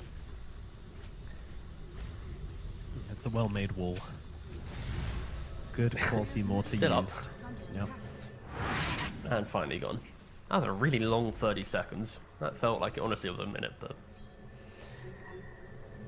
And this is kind of where X5 are the happiest in the game. When Hikori's like grouping up multiple heroes, not really finding anything. The Bane's just randomly bodying the top side of the map. Beast full free farm. Like this is the map state that X5 will truly adore and relish. And you can see the net worth as well, because slowly drifting back their way, utilizing the farm speed, the Mantas on the Terrorblade, the Helm of the Overlords on the Beastmaster, like they are in full swing. Like all this early game shenanigans, even though it did go Hikori's way due to some mistakes of X5, I feel like if you are X5, you just brush it off. Guys, it doesn't matter. We've got to our happy place now. We just need to kind of keep moving forward. And between Fur and, of course, Bastion, it's their job to tank the smokes. As a Dire, they use the scan. They know that they're drifting towards the bot side of the map through a smoke. So Arcano and Fur might just be able to dodge this engagement and just further apply map pressure. As, oh my god, Tiny's in! The quadruple cancel. There was something else there. I think a ball was going through it as well, but Well, that's going to scare a TP out of missed it. the bushwhack! Oh, the bushwhack misses the slow turnaround with a sharpshooter. Yeah, I meant to fire it at Fer. No way, Fer gets away as well. No way, Fer gets away as well. Oh, Hikori. They're left completely empty-handed. No, they're not. They get an Ancient Granite going for their efforts. Tiny And gonna- Darkseer, oh, he Garnet dies top. takes it. That is absolute despair for Hikori to drag your heroes to smoke across the entire map, to not get a beast because of bushback, to not get a ringmaster because he just jumps into the tree line. Maybe getting a Terrorblade here will be quite valuable, but again, it's just Tango versus the world. He would need to, Well. yeah, dash gold, 10,000, quickly buy a Dagon and go crazy. Yeah, I mean, Hikori just, they're not feeling the map moves connect at all. My favorite, okay, SR does die in mid as well. My favorite part about all of that, by the way, is that Gardic was the one to get the last hit on the Ancient Granite Gold, so he gets the 250 gold from the helm of the Overlord creep. Radiant's middle tower has fallen. In fairness, he is dirt poor, so I do think that maybe giving him 250 gold is probably within everybody's best interest. Yeah, a little bit of gold trickling down was quite nice. But Tiny, he goes for the blink build. He's sure he catches on the twin gate, but because there was no follow-up, we are now kind of seeing the reason why people often don't want to go for this build. The 101 Tiny with blink and SMY and Echo, so it's very, very tanky build as well. This is a Tiny that's going to say, I'm going to get into the middle of the fight. I want to brush off the roll with the status resistance. I want to just kind of, brush off the Fiend's grip as well. But he needs to find more. He did get the Terrorblade. Anything else? Everybody else is Yep, the TPing up entire top, team. so there was, yeah, Fer was just taking the portal, just piecing out of that one, along with the helm of the Overlord creep, so no help coming for poor old TB. I think TB spent a bit too long up here in the top lane. Is under attack. I mean, he died once in laning phase because he ran down the lane, and this is only his second death. So I'd argue he spent quite a decent amount of time up here. It's perfectly fine. Like, there hasn't really been successful pressure for Hikori up here up until just now. And with the Beastmaster, of course, he's sort of a space consumer, wants to save the lane and the jungle, so if the TB can enable that, it's pretty good.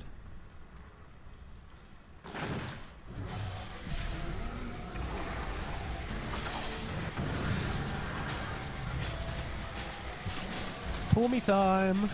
Everybody whacking away at it. Oh yeah, throw the hoodwink in. Really make sure she gives it all. And Asao will be receiving the shard for that, so Hikori at least have that to fall back on. As you mentioned, keeping this lane, keeping this game in an equilibrium is definitely within X5's game plan. It is on Hikori to break that at some point. Vitaly luckily is going for the Axe into Blink build. So you are going to have ways to just kind of threaten the bigger fight.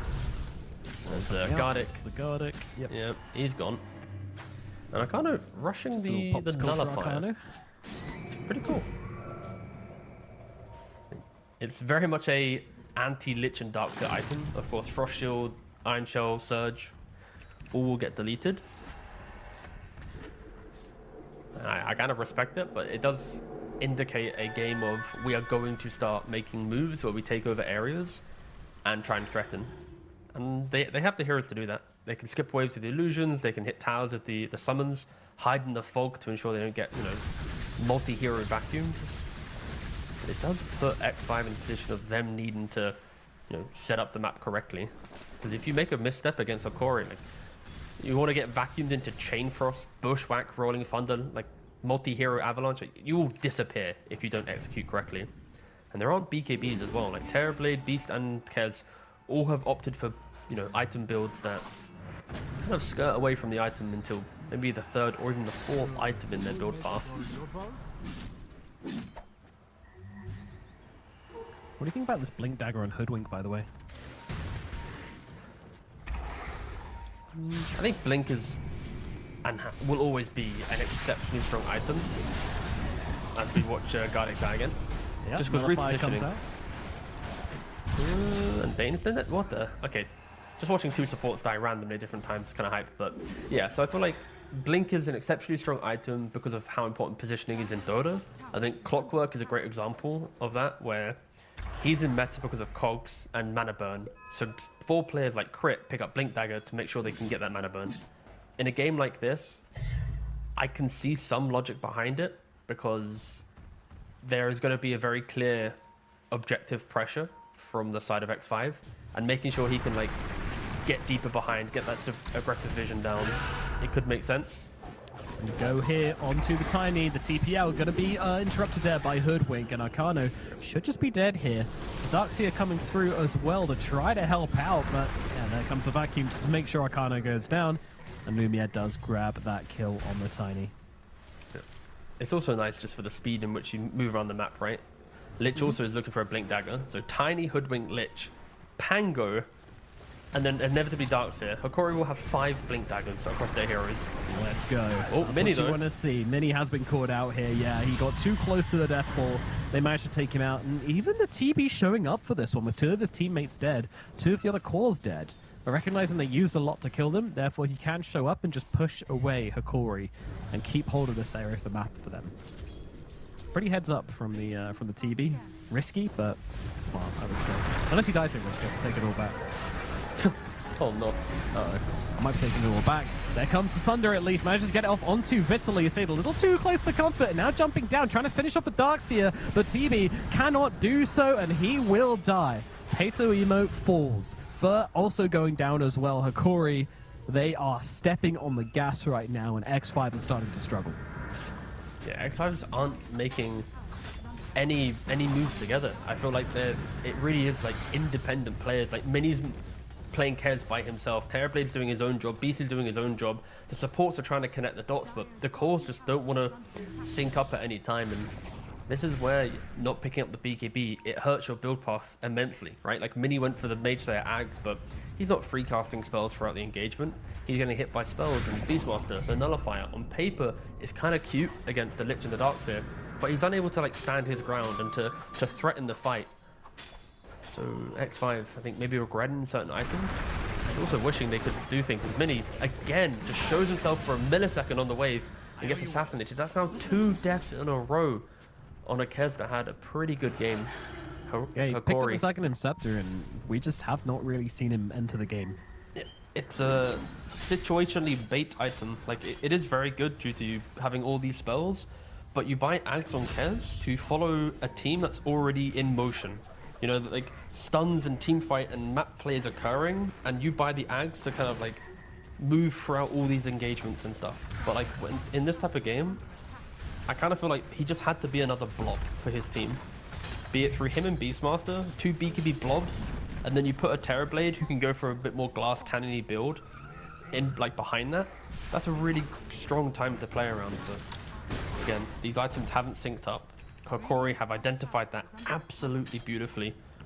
I mean, we talk about itemization, it is night and day difference between the 2 teams. Like Hikori, you just click across all their heroes, it just looks beautiful, right? You've got a Lotus on the Pangolier to reflect the potential Sunder the Roar. You've got Darkseer and Shivas into Ags build to really threaten Terrorblade the entire time. Blink Daggers on like pretty much every hero, soon to be Lich. Like, it is just... If you were to say like, hey, how should you itemize in a Dota game? I think Hikori, like you copy paste this. It is yeah, S tier itemization. I love that Benjamin went for the Lotus before Aghanims as well, because Aghanims is an item on Pangolier where it's just like, I get my Diffusor, I get my Blink Dagger, I get my Axe. You know, you feel like an absolute monster in team fights. You're blasting out swashes out your ass. You farm really effectively as well. And it can be so tempting to be like, well, I get the Ags, and then that gives me the ability to farm towards my Lotus faster. So really, it's the right choice, guys. But so often it just ends up being a bait. We see so many players like falling on this Pangolier to the grip or to the roar or to something like this. But not Benjamin. He is willing to jump on that a little bit earlier than most, get that Lotus Orb running. And because of that, he's able to be very effective in these team fights and not just be counted out by the grip or by the roar. Really, really good. Yeah. Also, just in case anyone from, you know, the higher ups are watching and listening, I love Greedy as a support player. I feel like it's really important, but I do think there should be a gold cap on how much gold you can obtain, because it is very silly that every hero kind of that can pick up GPM without it punishing you just takes it. there's not really that depth of choice. It's an illusion of choice because you just take GPM. So I would feel a good way of balancing it is just giving you like a 1,000, 2,000 gold cap. Again, random numbers. There's probably some better maths to be applied. And that is a reason why often games will last longer, will feel like they have these kind of moments of fight, because gold just kind of gets generated out of nowhere. Damn, a support player campaigning against greedy. I mean, I played Dota back in the day where fives were lucky to get brown boots and a wand by the end of the game. Yeah. And then we had to, like, you know, remortgage our entire, you know, net worth to be able to get the flying courier at the 3-minute mark or whatever it was. So, you know, Remember that? oh, I don't want it to be that bad, of course. Tiny going in, finding the Bane. Great pick off here, but he manages to get off the ult. No, never mind. Vacuum comes out, but the damage coming back through towards Fiddly. Fiddly is gone. Benjamin trying to just get into this fight with the Rolling Thunder, bounce around all over the place and keeping them all stunned up and buying time for his team to come in here. Aegis does get popped, but Lumiere coming back and everybody's super low. So now it's just a case of finishing off the heroes, which are already almost dead. Arcano and Peto both going down. 4-man team wipe. Pang, the Pigeon never really showed up, the Kez. He was just never really there. No. He's still getting close to his BKB. This is one of the problems with kind of X5 is as soon as you lose grip on the game and you enable this skirmish move, it's very hard to kind of recover it because your entire draft identity is shove lanes, be ready together. And we see from multiple highlights, even though highlights we're watching here, it's kind of like a Darkseid jumping in and then they kind of kite back. And if you look at the minimap, like Kez is nowhere to be seen. You've got, like, everyone's just fragmented for X5, while Sakori, they identify the fight, they utilize their tier 2s, the location, of course, it's advantage because it's their side of the map, and they go absolutely crazy in the fight. Yeah, I just don't think I've seen an actual team fight from X5 for like pretty much the entire mid game. Like it's been individual deaths or things occurring. I just don't think they want to until they have this BKB, at least on the Kez. I mean, ideally you want to grab one on the Beastmaster as well, but it's a lot to ask for, really. Yeah, I think they did have a bit more of a timing earlier on. As you mentioned, you know, we wanted to see them playing more with the Beastmaster, take over that bottom side of the map, utilize Arcano's powerfulness as he had such a good start to the game, but we never really saw that. They got dragged around a lot by Hikori. And of course, the one time they did try to do that, Hikori just brought everybody to bottom and completely punished them. I mean, you were looking at a team that one side has Pangolier, who's kind of free-flowing throughout the fights, utilizing haste in previous fights, get another haste now, you know, versus a Kez that is pretty much just role-playing another carry. Like, that is a big enough disparity alone to see why Hikori is able to make these moves. As they are smoked up, utilizing the river move speed, trying to find the Terrorblade. And they caught him. And this is going to be a bad death for TV. Kez goes in as well. Yeah, I mean, he's got that BKB BKB, but I mean, outside of the TV being alive, BKB being used is just going to feel like a little bit of a waste. He's still just going to try and run it back to them. In fact, he's going to try and turn around. Raptor Dance is going to get used, but ultimately didn't really catch him. And a beautifully timed bushwhack coming out from Asal. My goodness. And now the Lich is going to be there as well with the Sinister Gaze, and they catch out Mini. Mini is gone. Fur can't do a damn thing. Trying to get away. Cannot do so. Fur to fall as well. That is 3 dead up on the top side. And immediately they're going to look to try to break this high ground. They go to mid, see there's no creeps there, run to top. This will be the lane they can take, and this may well just be a lane of barracks straight off the bat at 31 minutes. Yeah, things are just absolutely crumbling. Yeah. I mean, I like it, right? You're into Terrorblade, you want to have ways to deal with his high armor. It's a cheap enough item that it continues feeling like you can scale into the fight. Kez You're too, not having to wait for more. Yeah, sure. Across both of them, it makes sense. I think Tiny has gone for quite a, I don't even want to say unique, but a build path that not many have tried to do. We've seen it in the past, but people have just kind of forgotten about it. And fair play, like I already said, I think Hikori's itemization across all heroes, I have nearly 0 complaints, honestly. Like it honestly feels close to what I expect this type of draft to want, and they are ticking the boxes.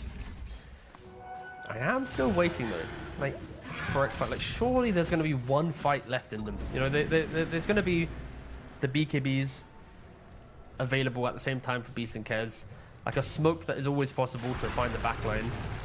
Like, there's not an Aegis in play at the moment for Hikori. TV needs to be there though, and currently he is still just farming up top. Yeah. But yeah, full 5-on-5.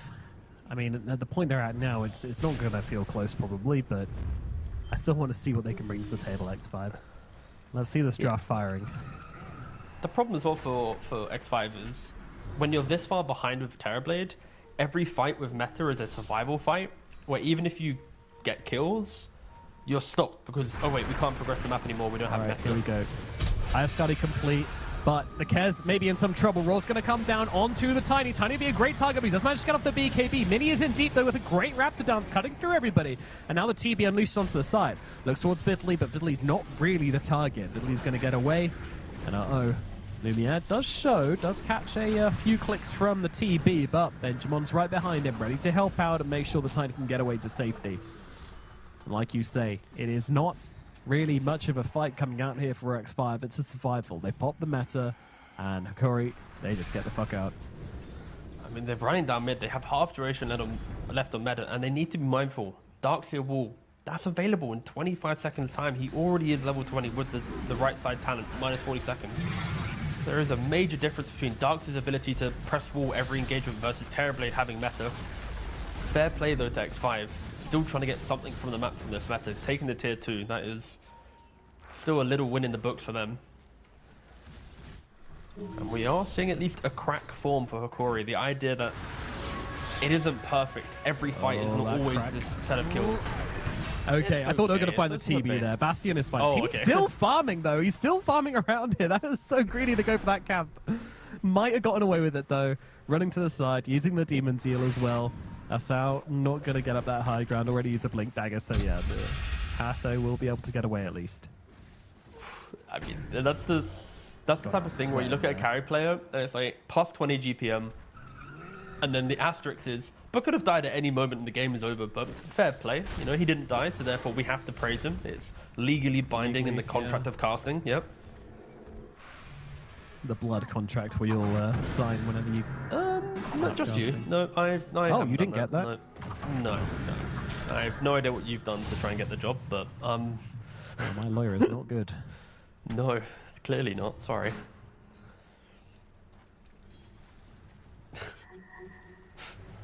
Hold up, Terrorblade. We just said about you TB, dodging scary a times. The Sal's going to get on top of him. Here comes Lumiere as well. Where's that BKB? I'm sorry, it doesn't exist. Can he at least get off the Sunder? Not today. Hit by the big old tree of justice. Lumiere brings him down immediately, though. Gardic's going to die in the backlines at least. BKB TP out from Arcano. Nothing to contribute to that at the moment. No Basher up on the Pangolier, so... At the very least, the Beastmaster can go for a backstab, get himself away, but it's still a BKB of his and Aurora committed. It's probably not high ground time for Hikori just because they want to cover it with that Roshan, and Roshan is alive at the moment, so go for that instead. X5 need to be careful. They're poking themselves out of the base. Like, even farming this camp, if there's a ward down Hikori, they'll happily stop hitting Roshan to get another kill. Full on charge in their direction. Yeah. No BKB on the Beastmaster is way too tempting.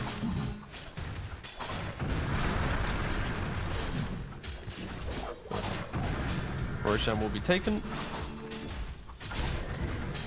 Aegis and a banner. You'd assume Treads get backpacked, you take the Aegis and Tiny. Yep. And now you invite Alright. him to just pretty much ready? hit the buildings. You ready for some elite feedback? Okay. When Tiny's taking Rosh as a hoodwink, you should use your Acorn Shot to plant a tree, which the Tiny can then grab. Just for the extra damage there. Sure. There you go. Yeah, fair enough. Yeah. Dire's bottom tower is under attack. Radiant's Bottom tower going to fall. bottom tower. Fortification used, just to make sure that happens. Banner play. And there goes the banner. Ooh, Lumiere. Flirting with Peter Emo. Doesn't quite get the grab. Now, the poking isn't bad from X5, I will say. Impalement art, okay, well, Range gone. Oh, nice vacuum. There's not really... Oh, there's a follow-up. Benjamin comes rolling on in, and the TP just absolutely melts. He gets cooked. In comes the Kez, trying to get off some damage here. I mean, yeah, they've gotten the Tiny kind of low. Vitality is not that spicy either, but what difference does it make? Absolutely none. And, Do you still hear the Fiend script, by the way? yeah, we are bugged with Fiend's Grip here on our side. I hope the stream hears that as well, because that is lovely. Okay, it's finally over. That's gone. Yeah, great. My ears are clean now. But, you know, with the BKB's parked, I mean, Kez is just going to try and poke some spells. Arcano comes in, his own BKB is available, he comes down from the air here, so he's going to try and go forward onto the Pangolier, try to get himself a kill, but they'll just leave. It's that easy. Going with the next wave. Oh, in the air. I mean, does You have the Aegis. You've but- got wall back up in 6 seconds. I honestly wouldn't mind if they... Oh, tiny TP base. Okay, so they could have maybe stayed here, but there's also an argument of, you know, discipline. You get the full reset on Tiny. No one else needs to reset. So if you play on their side of the map, Tiny goes base, Swift Blink runs back down the lanes, uses Harpoon. I mean, mid-racks will be pressured in the next 30 seconds. And look at the resources. Just looking at the top bar, like, everyone's healthy again. So, perfectly fine with that TP. Really nice move. Very just kind of aware of the situation. And just giving respect to X5 at all stages of the game, it has felt like for Hokori. As they smoke up, walking up the high ground. The range rack It's a not good to be catch. targeted. Fur is just absolutely dead. Meta popped from the Terrorblade at least, or did a sleeps a little this time, and that just means that he's gone again on the TB, and he's going to call it. GG is called. Game number 1, it will go to Hikori after all. Just really nice stuff from Hokori. Like, with the lineup that they have to show aggression and just a really forward-thinking mentality to be able to win this type of game, and they had that, right? They reacted to the misplaced aggression of X5 in the mid lane, they countered it and brought kind of Benjamin back into the game. They then took that advantage of the mid that shouldn't have ever been there to then punish bot lane when Beastmaster tried to be aggressive there. And at that point, X5 just lost all the wind from their sails, and we just didn't get to see them play pretty much any Dota. Like, Hokori, they're functioning as a full-on team, they're itemizing, making the moves, as you know, playing the map. You know, they're doing everything in their power to be competitive, and unfortunately for X5, it's just, I'm not seeing the cores work together yet. In all the games that we've seen, it feels a lot of like, we will be good by ourselves, and that is a major problem for them. I don't know if they can fix that, you know, during the series. It's not something that's so easy to do. And so yeah, it's a lot of struggles. Hokori just looking like a better team, honestly. Yeah, I think that's fair. I think you know, there's a clear hierarchy establishing itself here in SA. I think X5, they probably need to lean back on some comfort picks or some speciality picks here to try to get themselves out of this situation. At the moment, it's not looking too great for them. I think Mini, maybe just go back to the Mini Invoker. You know, it's his speciality for the longest time. He's got a ridiculous amount of games on the hero. He's like super mega grandmaster on the hero, so that could always be something to fall back on, just to try and find some sort of comfort, some sort of strategy, which you can kind of play very reliably, because it felt like they got broken far too easily in this game, from a game where they shouldn't have been. Like, it felt pretty straightforward for them to play it, so I can only assume that some people were sort of playing a different style to what they usually want to, or something like this. I don't know, it's easy to over-extrapolate, but ultimately Hikori broke them. They hit their timings, they ran them down, and it did not look close. So, X5 back to the drawing board for them, yeah, Hikori looking real strong. And again, it was a pretty even game for quite a while, you know, even up to like the 20-minute mark, there was no real net worth lead, no meaningful lead for either team, which is even scarier that when Hikori just hit their timings, got those blink daggers online, they just started running at X5, and even without having built themselves any sort of advantage up, they were able to just play their draft properly, put the pressure on, and really just destroy X5, completely make them crumble. Yeah, I mean, I think the best change for X5 will be just change who you play through, because, like, you know, Lumiere on the Tiny being the MVP, 10, 0, and 12. Like, Beastmaster, he had a pretty decent timing on his items and kind of his levels, but we never got to see it. And I feel like you cannot allow Tiny to be 10, 0, and 12 in a game. Like, his map should be getting closed in. His Blink Dagger, when he was like, what, 1-0-1 when he had the Blink Dagger, he farmed for an extra, like, 5 minutes, bought, like, an entire SMY before really kind of making big statement moves. Like, this is not a Tiny that was, like, super explosive and breaking the entire game, right? So there clearly was times in which X5 could have punished that. And I feel like maybe Hokori, even though they did get this game 1 win, in the back of their minds, they are realizing what happens if they play through Arcano, if they stop playing through Mini, who's, like, extremely volatile.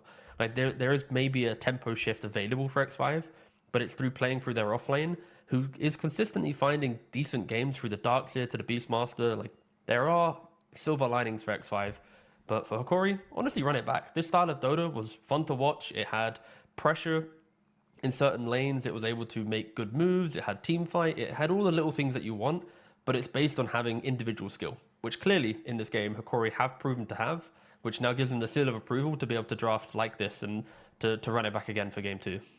Absolutely, yeah. Definitely want to see more of the same for Hikori, and hopefully X5 can find a solution for it, and we get a nice, close second game here. That's what I want to see. We're going to jump over to a break, after which we shall be back with game number 2 of Hikori versus X5 here at the SITI Qualifiers.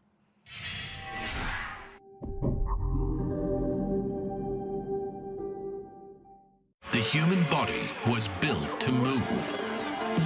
Not trapped at a desk in one singular posture for 12 hours a day. It's time your chair evolved. This is Secret Lab Titan Evo. Ergonomically engineered for you. Gamers, hybrid workers, artists. Backing your every move.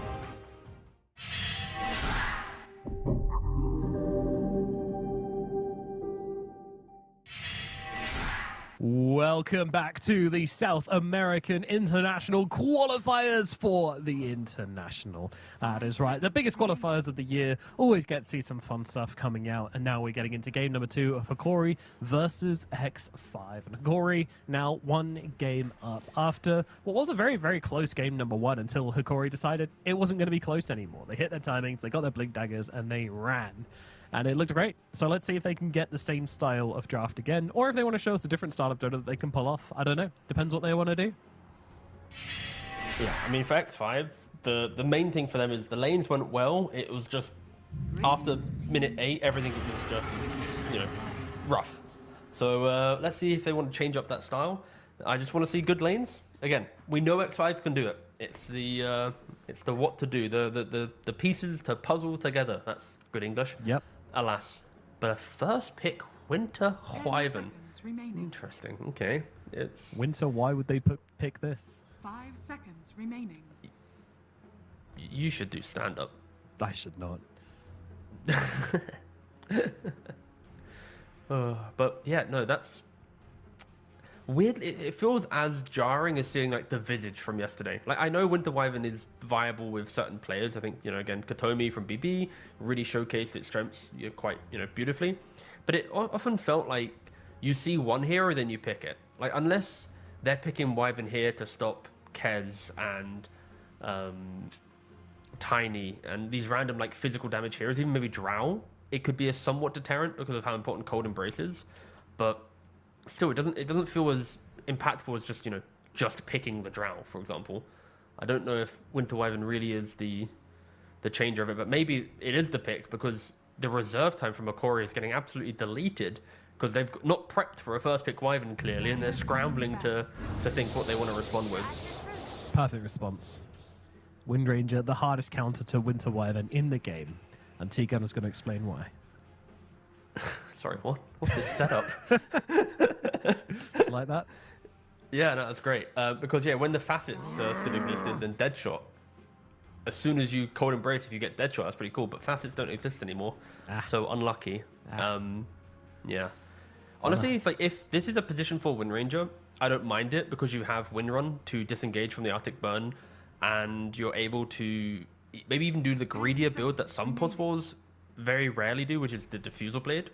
Because it's like, if as a support, you see the guy Cold Embrace, you focus fire them, sure, they're going to have health, but they're going to have no mana. So it's kind of a fun little back and forth. So I think by default, I'd like to see Wind Ranger support, even without the Diffusal build meme path, just because of the laning aspect. So X5, they still banned the Drow. So it wasn't as if Wyvern was meant to be some grand deterrent to it. They are still respecting this hero. I would expect... Well, actually, no. I don't mind if it's a 4. I also don't mind if it's a flex. If it's just a lock-in core Wind Ranger, then that's obviously quite concerning. But I don't think it would be. I think it would be either a flex or a support. So completely down for that. Get rid of the pesky puck. One of the highest pick rate and highest win rate heroes of the patch. Get him gone. Now into our picks. Drow also taken out by X5, so they get the Wyvern, which some consider the Drow counter, and then ban out the Drow anyway, which really don't want to play against it. Make sure they can't pick it, and then ban it out just to make sure they really can't pick it. Perfect. Yeah, the old bait and switch, a classic. Phoenix. All right, a lot of ranged heroes getting picked up. Would love to see a couple melee bros kind of round up the draft soon, but not too important at the moment. That can be things that you fix later on. Yeah, we had Phoenix, at least strong laner, 10 and seconds remaining. if we are looking at a Wind Ranger to lane into Winter Wyvern, and we're seeing a 5 Phoenix to set up for a seconds carry, like Hikori's lanes are going to be a lot stronger this time around. So they have identified like we don't want to lose the lanes. Like, even if our kind of map play and our macro understanding of the game is stronger, we don't want to give them any drop of potential. Ooh. Okay. They'll run straight back into the Kez. Now, I wasn't convinced by mini Kez last game, so we'll see if it does better this time around. 10 seconds My remaining. issue with it is just it didn't feel like they wanted to play with a Kez. The way that 5 X5 seconds were playing the map, it felt like they wanted a mid laner who was going to go in and do some stuff. And I mean, even in fairness to him, Mini, he had a great start, but still, his fight selection didn't really have a buffet of options and just had to go for some pretty desperate not great looking fights. I mean, maybe with the same start and then some better fights to play into, things could look better. I mean, already you're playing against this backline, which is extremely defensive with the Wind Ranger and the Phoenix.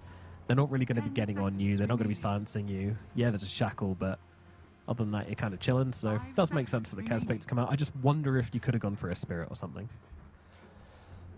I mean, as long as you're flexing it, and that's one thing. And like, I feel like with Mini, even though maybe it wasn't his best showing, it's like his lane was fine. So if there's a discussion of like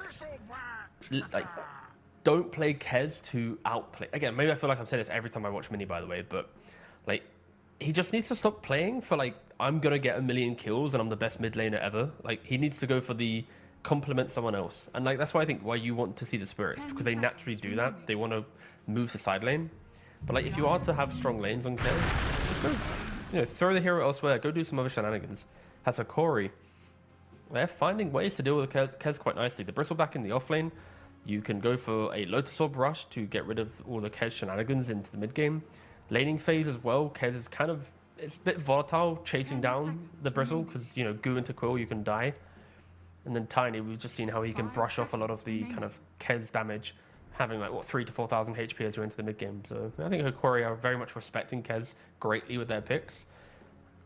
They are drafting in a way where they're kind of skirmishing their way through the game. There's not like this grand team fight. There's not this like immense way to do kind of big team things. It's more just individually the heroes are very strong. You throw them together, they will just smoke gank and take over areas and kill things. And you can Roshan with the Goo, you can take towers with the Tiny, but it's not as if it's connected by some big picture stun. It's just a lot of individual strengths, which again I think it's fine based on the layering that they have. Yeah, the damage death ball is going to problem for be X5. pretty hard if they do. Again, if they hit the timings, run around the map, it's 5. You've got issues, but this is a great answer to that. The Underlord coming out. I like this a lot. Flying just kind of put the brakes on, utilize the fact they've picked up these 2 strength cores who don't have a ton of mobility. Just catch them out, get that Firestorm on top of them. It's pretty 10 unavoidable seconds damage at this remaining. point, so really a big fan of this Underlord pick. 5 seconds remaining. In terms of the global, of course, also pretty nice. Just shut out waves, good control. And shouldn't struggle too much in lane. Especially not with It a does Rubik. subscribe though to a very low damage wave shove game plan though from X5, which is quite worrisome. I 10 don't seconds mind it, remaining. but it's like the 2 types of Dota that requires the highest amount of skill 5 seconds are the remaining. low team fight hyper killing lineups, and then the low damage sustainability lineups. Like they are the extremes of the draft spectrum, because if you make a mistake with them, again you lack damage or you lack team fight. Easy kind of one-liners to analysis of why a team can lose. So for X5 here, it's the exact same thing. If you invite them into your areas, if you bait them in with the the Kez elusiveness into then the Raptor Dance turnaround and the Winter's Curses and auras of an Underlord, it makes sense. But if you lose your lanes, if you lose grip on the game, and you don't have items and levels to match the pacing that 10 Hikori can bring, seconds remaining. you will feel like you're missing something in your draft. And a lot of this sets up 5 for like seconds the big remaining. carry. And maybe Kez is not to be the big carry in this game. Maybe he just goes back to mid for Mini. But I would like to see X5 have like a win condition built into their lineup. Again, the same issue I had with Kez in game 1, I will have again with Kez in game 2, where he's just not the highest damage mid laner. Therefore, any sort of pick off you want to try and get is going to be very slow and awkward. It's going to give time for the Phoenix to come over and get that Sun Ray going, or it's going to give time for the Tiny to come in around the back and get a pick off, which was their problem last game. It really was. So I'm worried about that happening again. They have to be super tight with your positioning. Make sure when you're going for these kills, you recognize the fact that it's not going to be that quick, and you protect your flanks. Yeah, it kind of feels like I would rather the mid laner for X5 be like the Panglia with the Diffusal Blade to threaten the Bristle, or I kind of want to see like a Storm Threat because of the Phoenix Wind Ranger double supports that don't really do Yes. much, but Yeah. they ban out their own Pango, Dire so team pick. that's not an option. Or Necro. Necro would have been pretty That would've cool. been sick, yeah. Yeah, no, good catch on Okora actually. Just one lane dominator to play through is another way to play out this game. Something that I hadn't really considered. I was thinking more about other things, but Hikori on the ball, constantly 10 thinking about seconds what their remaining. weaknesses are with their heroes. You got to wake up early in that to catch out Gardeck. The final pick. Oh, okay. We get the Invoker. I asked for this at the very, very start of game one. I said, go back. Actually, at the end of game one as well, I asked for it as well. So I asked twice. I get it. Invoker. This is his absolute favorite all time. He has like 3,000 games. I'm not even over exaggerating. It's that many. He's also obviously played it a lot in competitive. So yeah, the mini Invoker is something that definitely going to be able to fall back upon. And we'll see how Pano does on the Kez this time around, as they will move over. Always looking at Kez levels just to see how much he's really played it. Yeah, I just want to double check the stats of Mini. It's like, what is his top 3? His top 3 is like the default, anime profile picture question mark name guy. Invoker SF Pudge. They're his like top 3 most played. Yeah, that is a Dota player in a nutshell right there. That is there we go.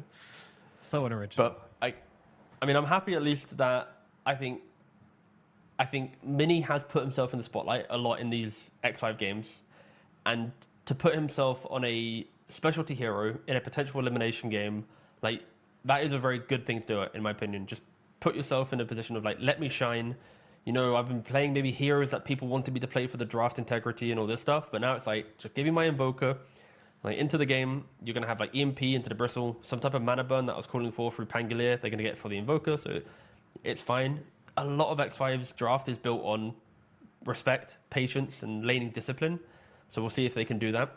And they just don't need to make any moves. Like, they just need to go, poof, every time a creep wave comes in, just swat it away, get your items, and then you go crazy. Like we said in the last game, they didn't do it, but this time it's even more apparent because they don't really have, tower pressure and map pressure.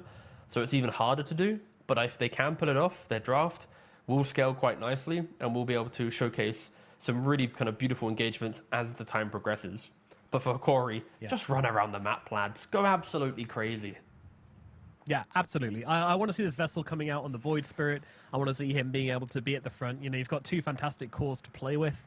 Yeah, Bristleback's not the kind of guy to go in and start things for you, but if you have the Void Spirit to start things off, land the Remnant, drag him back in, the Bristle can absolutely give him a punch and follow through for you. So, yeah, big fan of both of these drafts, to be honest. I think they both have their strengths and their weaknesses, and it will be on the teams to take advantage of those strengths and abuse the weaknesses of each other.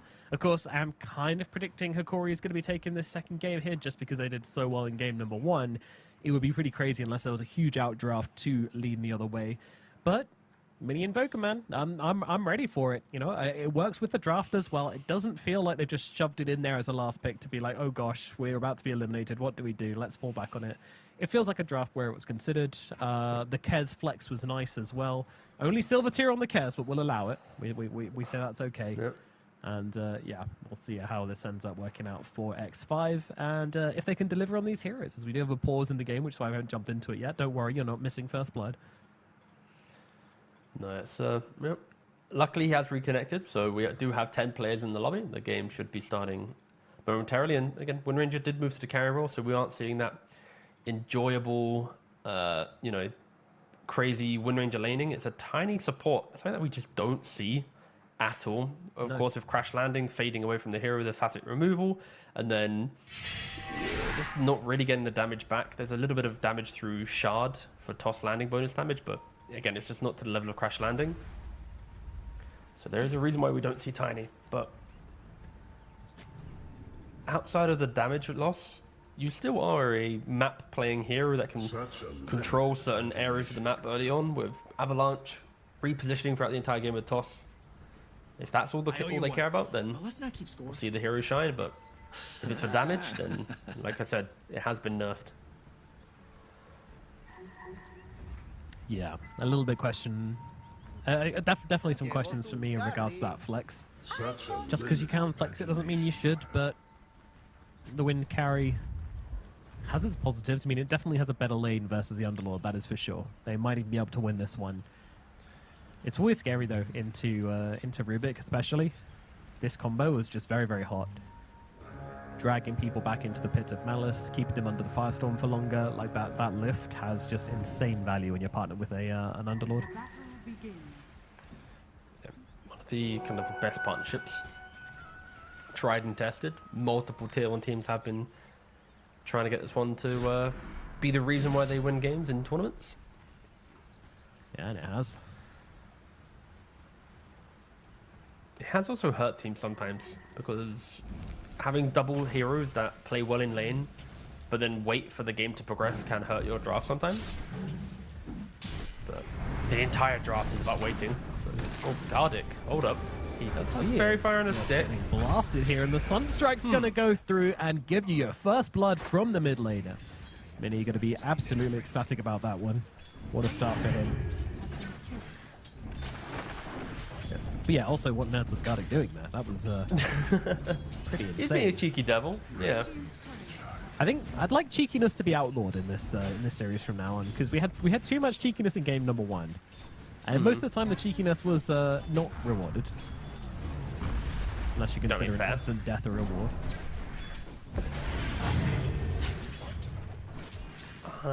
Cheekiness is like a respectful way of saying he was pushing the limits too much and just died incorrectly. You know what I'm saying? Like, Oh yeah.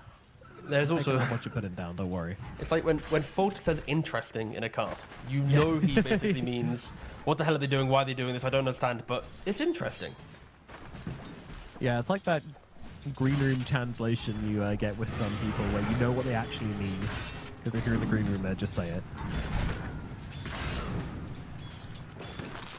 Oh, went to Wyvern. He stepped up too far. Yeah, he's a little dead. Kez looking for a little bit of revenge here, but I mean, he's doing good damage to Asel. Asel, of course, has absolutely zero armor to speak of, therefore the Kez will be able to cut him down pretty easily, and in all fairness, that's a pretty good trade for the side of X5. You really have to be careful on Tiny. Like, yeah, you got the boots, but Kez is essentially doing cure damage to you with his right clicks and his spells, so it doesn't feel good at all. Yeah, it's like as soon as you hit level 2 and have Avalanche, then you're kind of fine. But when Winter Wyvern gifts you a kill like that, you kind of want to take it. Like, he stepped up into the creep wave, he kind of went a little bit crazy. But looking towards the mid lane, the Void Spirit response to the Invoker. Void Spirit is an exceptionally strong hero at out-CSing certain heroes. The rest of his game plan, pretty volatile. Hit or miss. Depends on if you go for like Vessel and Ags, if you're going just for Vessel into like Maid Slayer. Like, there's a lot of different little build paths you can go for, but the main reason why you often do pick Void Spirit is because with Resonant Pulse and Aether Remnant, plus having good kind of model animations, etc., you just get good CS. So 8 and 5 right now to the 4 and 2 of the Invoker. Of course, that's where Invoker hopes that some opportunities arise in the side lanes to be able to get some kills. Rock'em sock'em. And that probably will look towards the bot lane. The Underlord and the Rubik. With level 3, when you have 2-point Firestorm, 1-point Pit of Malice, you slap that down, then a lift to bring them back into it as well. Plenty of time for Mini to hit the Sunstrike. So Lumiere and Gardic need to be mindful that that is kind of like the biggest kind of laning win condition that X5 can utilize. Of course, hopefully, Mini does return. Yeah, you'd expect so. He's had a great start to the game, so no reason to bow out yet. Keep getting that CS. But yeah, Void Spirit matchup, as you mentioned, it is difficult for the Invoker, so going to have to hope for these Sunstrikes to be available for him across the map. Also, not really much in the way of egg killers for... Actually, I guess Wyvern's not bad at killing egg with the range of Arctic Burn. Kez can get in and do it. It's a little risky for him, but he can. In the right circumstances, just run in and slash it a few times and Invoker with the Alacrity. So yeah, actually, I take it all back. They're fine for killing egg. I do not thank. Modern day Dota is not about having egg killers. It's about respecting egg and having the fight construct in a way that if you call to kill the egg, you can kill it. And if you call to disengage, you just disengage. Like that, you don't need to have Snapfire, Marauders, and these like super, 1+1 style counters to the hero. But hold on, it's a luxury, but yeah, it's not a requirement. Yep. Again, they're playing noughts and crosses. Hold up. When right, X in the middle. It's a risky move. I do not thank. Hang on, can he remember? Will he remember? Can he? Yeah. Among Us. I don't think he has. Oh, Oh, Well, that's not okay. All right, yeah. Censor that production. Oh, thank you, Yellow. Thank you, Yellow. Appreciate that. It's just a carrot, guys. Relax. Oh, you I know do some of respect this? the fact that it went from noughts and crosses to clearly Gardic forgot where he should be playing to then Lumiere winning the game And then, and then the penis. taunting. Carrot. Sorry, the carrot. A carrot. Carrot and grapes. Yeah. Yeah, very bored. I actually miss seeing players. This is do so on the rare, minimap. yeah. Yeah. Like the full drawing, it's quite beautiful. Oh, actually, that does open up another thing. I feel like, do you know the behavior score and communication score? I am very grateful and proud to have 12,000. But I do feel that if you are to have a lower behavior score, your ability to draw on the minimap should also be taken away. Because people do use that very maliciously. Yeah, and that is true. That's a lot harder to moderate than, a text chat. You know what I'm saying? So I feel like that honestly could be, like, if you're on 10K, minimap drawing's gone. Like, that can just be the first thing to go. Agreed. I mean, I'm such an artist that I've got my minimap set up where I can hold down a hotkey to make the giant minimap, the Dota Labs giant minimap, pop up. I actually started trying to use that into my games. Wouldn't really recommend it, but it's fun. Are you ready to rumble? I tried thinking about it more, but it's like, if you're already... I just don't see a use case that's actually useful, because taking over your entire screen to look at a minimap, the information is already presented. So there's other problems that you're facing as a Dota player if you can't use the information already on the screen. But I do like it in like a broadcast sense. I think the big minimap on broadcast is like really beautiful. I think it's nice for planning when you're saying, guys, we need to go down. There you go. Guys, we need to go this way, go that way, draw on the minimap. Everybody's looking at it. Everyone press your minimap keys, guys. Time to look at it. X5, you have 5 minutes of your pause time left. Oh, that made him come back. Not Instant suspicious reconnect, at all, yeah. bro.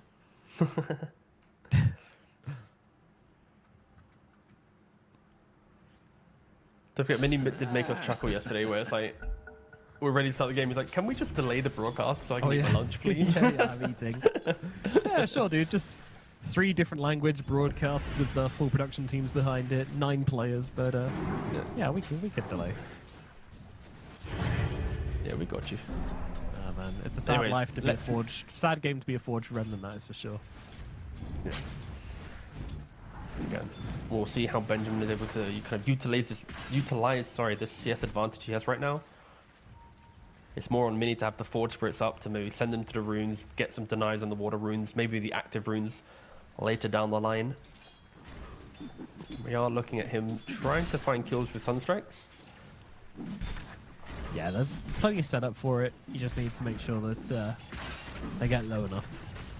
Which, there's not a ton of trading going on, not a ton of aggression going on this side. Just kidding, toss Say back that. into the Avalanche. Bastion in trouble. Kez going to heal up to full pretty much from that massive one he had. The Bastion is pretty much just dead. Unfortunately, Voga cannot Sunstrike him because he's on the same team.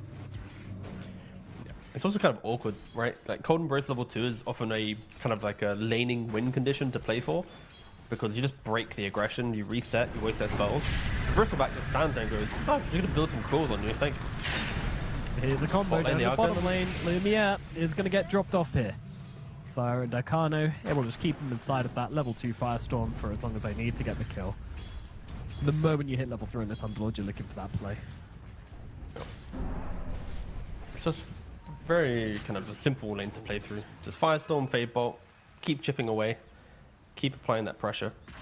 And it's also a lane that you can leave the Underlord alone at some point, which might even free up Fur to, run towards mid, apply pressure on the Invoker, utilize an early 6 that Void Spirit will eventually get. So, Make some sorry, I juicy meant the other way stacks. around. Yeah. It's alright. To punish the Void Spirit when he gets his 6. That's what I was trying to say. Yeah, the instant lift from the Rubik, one of the really useful tools to use against a hero like Void Spirit. Catch him off guard, get some cult snaps coming off onto him, get the punish. top lane. Italy forced to just kind of stand here and take it from Bastion. But again, Asao coming around as up and down the bottom lane. Lumiere forced to run away here. Akano and Fer trying to finish the job. As up at top, Bastion is low as well. But we'll keep our eyes down on bottom as Lumiere looking like he's about to fall here. Bastion, meanwhile, has so many stacks of quills upon him. He is going to fall. And it looks like the wind range survives. Hello, Sunstrike. Not gonna latch. Oh, doesn't matter. Fer is going to be there with the right click and the Fade Bolt. And claims a kill for himself. Now, they're going on to Lumiere. I mean, they've got another Firestorm combo available with the lift. Lumiere did not want to stick around down here in the bottom side. It is a double kill for the Rubik. What a lane coming out from them. Yeah, this is... You know, I can't... You give him the laning phase, you give him the aggression, he's going to, you know, run with it. That is kind of his best attribute as an offlaner so far in the qualifiers. Mini's in trouble mid though. Asao's coming from the side, and Mini is going to drop to the toss. Fer comes in, trying to help out here. Not too sure he can really do a whole lot. Doesn't have the mana. Toss back, but level 6 means that Benjamin can just run him down. And yeah, great Lotus toss there from Asao. Just give him the mana to keep that play going. Yeah, give that man a tip. Any man that comes to Lotus you in the middle lane just feels fantastic.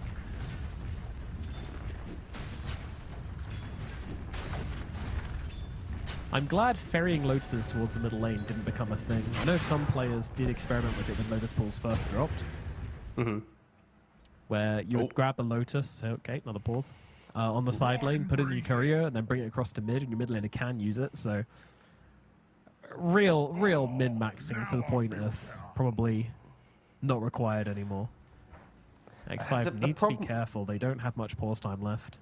Yeah, they got four minutes, I believe. So it's like, I think that conceptually sounds very interesting, but you need to have the kind of some checks already in play. Like, are you using the Lotus to fight for your own side lane? Because it's so important. Like, the first Lotus is honestly lane winning sometimes. So the second Lotus, I think, is a really cool way to utilize it. The second Lotus, when the game's chilled, send it to mid.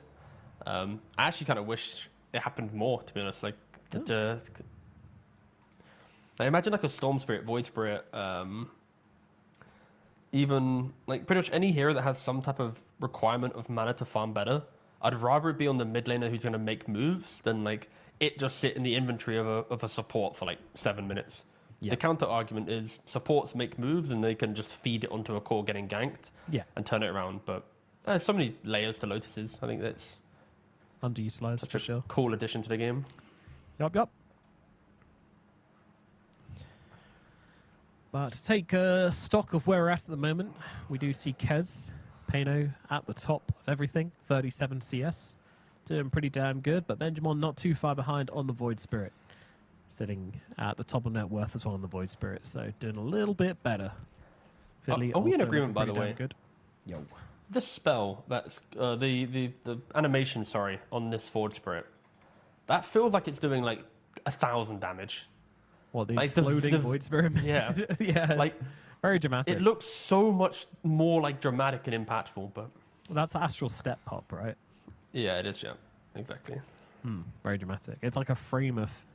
Boom! Maybe that's why they paused. They're just in awe of this animation. They're like, oh... Maybe it crashed his PC. Very beautiful, though.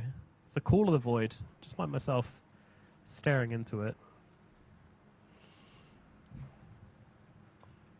I believe they now have probably around 2 to 3 minutes left, don't they? They X5. have 1.5 minutes left. Bro, did you set a timer instantly? Yep. Woohoo! I decided to get one out for the last one, and then actually I had the timer open for the pre-game for the previous stuff. series. Yeah, when the guy wasn't joining the lobby. Okay. Yeah, and then I remembered I had it open during the last pause. I was like, oh, I probably won't need that. And then this one, I was like, oh, screw it, let's go for it. But I won't really read it out because like... I don't think mine's the same as the admin, so I don't want to risk that. Right. So. No, that makes sense. I really wish it's like an actual clock the admins use. So on their desk, as soon as it pauses, they just like slap the one with the logo of the team, like, bah! Like maybe it's like a chess clock. They're sending it back and forth for the pause time. Oh, I love a chess clock. I want to play competitive chess just to do the clock. Do you not think it's like you make the move and you slam on that clock? And... Wonderful. It does sound sad. I think the click as well from the clock also is pretty sad. Like a little... Yeah, I bet there's a market for like kinetically enhanced clocks, which are really satisfying. You know, like keyboards, how you have like the special switches, the clicky switches, and all that stuff. I reckon there's probably a pretty big market for that kind of thing. But let's not keep scoring. And the game returns. We're back. Does with nay a few seconds to spare on my stopwatch, they do manage to get back into the game. So 0 pause time next to no fight. When anybody leaves, they will of course have a few seconds of grace, but not long. That will be pretty base if they pause and admin auto unpauses. No, well, It's kind of correct as well, but yeah, Tiny. He denied the DD rune away, but at what cost? Great man once said. Literally getting jumped at top lane. Again, like I always see these raptor dances coming out from Kez's. I never see it actually killing anybody in the early game. Yeah, it's like get a mage slayer under the belt and then we can start talking. Of course, I think after the pause kind of reset the game a little bit for me, but Wind Ranger, her having 2 deaths to her name, that is the thing that she needs to be mindful. She can't have any more as Benjamin playing really deep on the tower and also just doing an immense amount of damage, of course, utilizing the previous catapult from the 5-minute mark. No one really rotating in to like protect the tower like perfectly. It was more just like a light rotation to the DD rune. See you later, Lumiere. Caught by the Underlord and the Rubik once again. They are just absolutely milking this combo. It is just disgusting what they're able to do here. Top lane. It's also like Radiant's courier has been killed. Astian on the run here. He has got a TP. double wisdom. Oh yeah, that is dead. true. I say pretty dead. He's flying. He's flying through the air, but the quills, now dead. are they going to catch him? Yes, they are. I love the fact he didn't even try to double back. He just full committed to the, I'm going up. He's going to expect me to double back, so I'll just run it down. True. There's so many mind games. Again, it's the bell curve where the Herald player would just go in a straight line because they're trying to escape. Divine Immortal player would double back on themselves to trick them, and then the professional player would go in a straight line because you expect them to double back to trick themselves. The TI winner would double back because you expect them to go to a straight line. Anyway, mid lane. We have Invoker saving us from this fast, or maybe not actually. It's looking like Void Spirit might be the one to go down. Instead, the turnaround from Fur. X5 really finding their footing in this game number 2. Just took some disconnects and suddenly they're back on the mark. It's a lot better. They just brought the correct amount of numbers and it was just refreshing to see as Vitaly identifying that move towards mid and trying to chase down the Kez, but with no points in Goo, he's not able to actually reduce that move speed, and Kez just able to grappling claw away. This is what I want to see from X5. I just want to see that kind of, chill farm, where when they see the pressure, they TP, they counterplay, then they reset again. That's all they need to do, just constant motions. Miss Sunstrike bot lane. And even also missing an Astral Step. Yeah, Doesn't matter, they get the kill. well, it's going to cost them at least a Phoenix as Underlord comes through and finishes the kill onto the Phoenix. So, utilizing that portal. Are we getting concerned for Hikori yet? No, I think they're fine. It's like, it's awkward, but it's manageable awkward. It helps that you have Bristleback and Void Spirit still. Sure, that Void Spirit's had a random death, but he's buying a vessel. It's an active item to play into the game. The Bristleback's already mentioned he's looking to go Treads Lotus. Like both of these items will be able to kind of take over a portion of the early to mid game. It's just a matter of they can't have, add another death to each hero, then we can start talking about some bigger problems. Of course, the assumption here is Lumiere will be able to kind of recover under the aggression of Hikori and get to farm.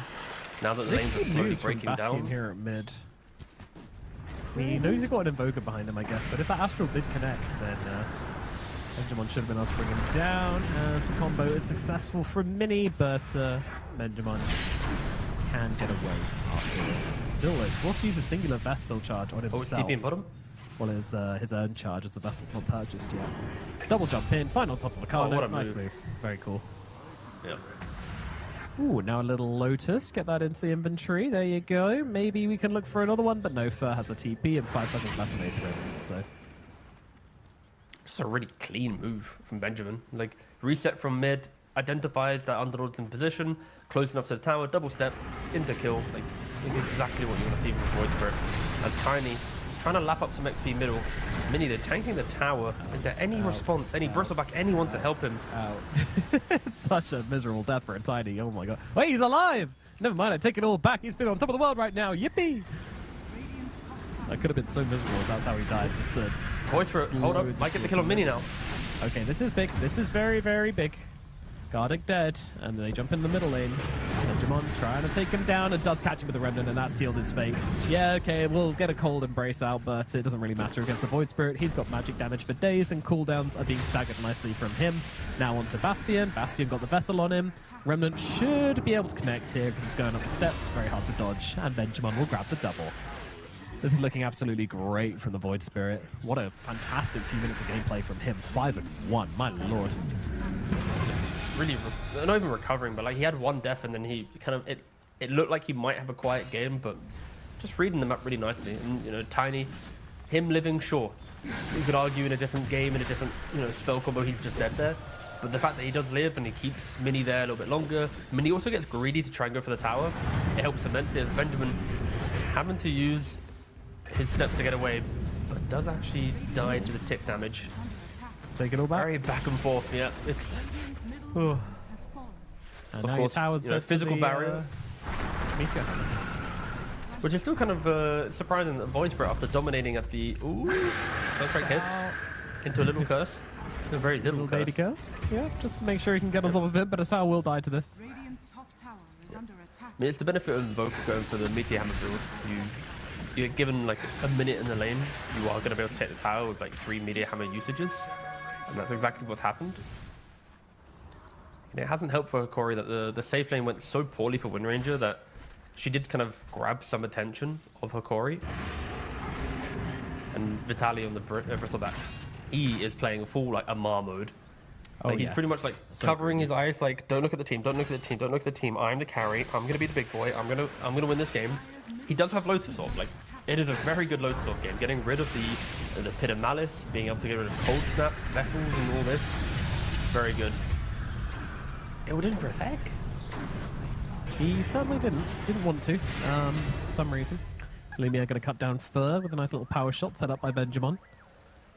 Void Spirit continuing to be active across all the lanes here. Radiant's top tower He is under sees this Wyvern. He may be tempted, but Invoke's not too far behind. But no, I think Wyvern's stepping a little too far out here. And with the Sao helping out there, should get this kill. Radiant's middle tower is under Another Vessel charge. Benjamin keeping it coming. Although Sao did grab that kill. Yeah, they really don't have anything to do with Bristol, so he does just get to freely sit up here in the top lane. So that's at a pretty early timing of a mage player from Kez. It's a little scary. Bit of a chase down here. Anybody? Isn't he just dead? Anybody gonna come up? Oh, the creep body block. Yeah, that was a little unfortunate for Vitaly, but he also had the grapple available on Kez, so can't get away. It's over on the sideline. Sunstrike landing onto the Tiny along with the fur damage. Right, click gets the last click again. I swear, Fur's just had so many kills just from landing a timely right click on someone. 6 and 3 on the Rubik. Oh, he misses the Remnant to then lose the haste. Nope. Walks into it anyway. Patiently waiting for him to emerge from that cold embrace. Will it be punished? Benjamin is not that greedy. Will back away. Unfortunately, cold snaps on him, but actually goes into Mini here. That is aggressive, especially with the Force Spirits helping out. The Splinter Blast not going to land though. Benjamin duking it nicely here. Will keep himself alive as Vitaly comes in and scoops up the kill. Finally, the Bristleback joins the game. Yeah, wait, we'll let Bastion survive at least. It's bottom side, Phoenix. He'll be in trouble here with the Avalanche connecting and the lift to follow up as well. Gardic is going to die. Middle tower to fall though. Equalizing the pressure at mid. At the moment, all of Radiant's tier 1 towers except for bottom have fallen. Meanwhile, Dire only missing the middle tower. Now, I don't want to be that guy, but we're only down to a few seconds here. Should be ticking out pretty instantly. I mean, hopefully for their sake, they can get back into the game as quick as possible. they're kind of hitting a bit of a stride, at least on bot lane. They've got the Essence to sell on the Wind Ranger. She's already used Wind Run. There's Avalanche. Like, Wind Ranger is 1,000,000% dead. You have my guarantee that she's about to go back to the base.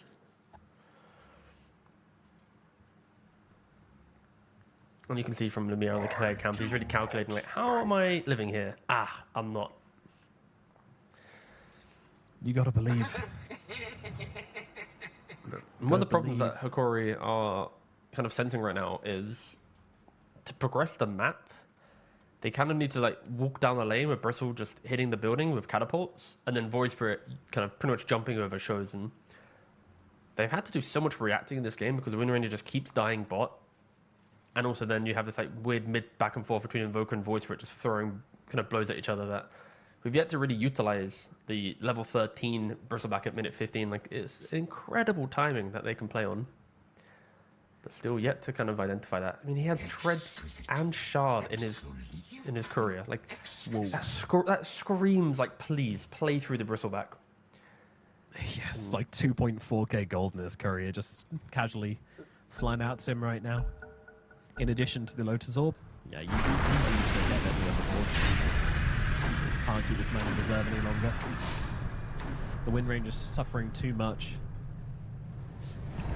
That said, I'm not feeling the punishment of the Tiny Pick. I think this Tiny Pick has done pretty good work for them so far. I don't feel like they've got a bad position before in this game, so at least we can say that. Position 1, I'm not going to talk about at the moment, because I think it's had a lot of pressure on the Wind and also a really, really strong off-lane to play into, so I don't really want to start pretending that like this is the Wind Ranger's fault somehow, because I just don't think it is.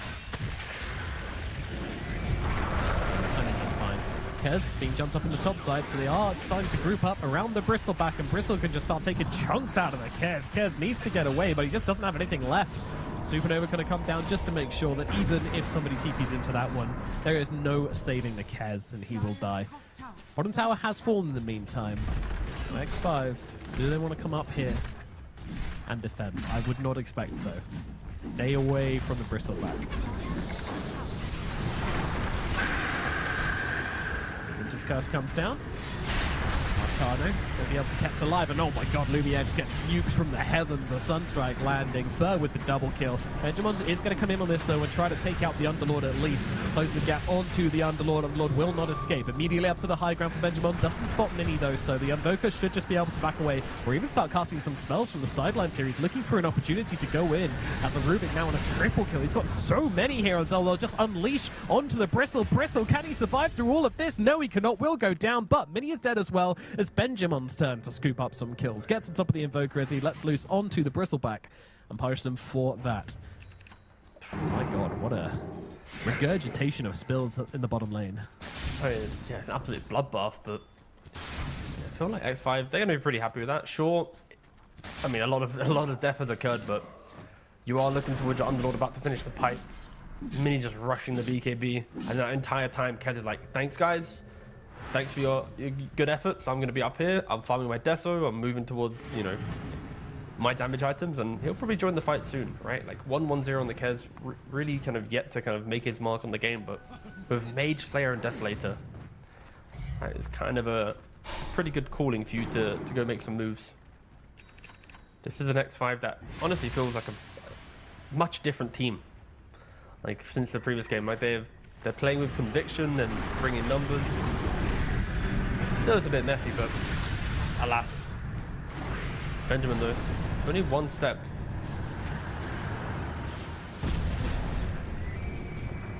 Well, he uses it well to get up the high. Oh no, Fur is there, ready to go again, and he's got the double astral, so can easily take him down. Benjamin, little too deep there, but Bastian will die. Sunstrike lands onto Asao. Mini desperately trying to finish off this kill, but with the blink away from the Tiny, he's gonna get out, and the Observer doesn't quite spot him. But Fur has just been on an absolute tear this game. I was looking at Kez top. I didn't even realize that Benjamin just full sent it again bottom. I'm just like, yeah, same. He's giving me a little bit of whiplash. Bottom, I'm like, oh, he's in the dire triangle for some reason. That's unfortunate for him. Again, just staying near the Bristle is gonna make everybody's life a lot easier. Only issue with that being that the Bristle is incredibly slow and also seems to be quite addicted to this top lane, but that's okay. He's hitting his timings. He's getting his farm up. Getting his money up.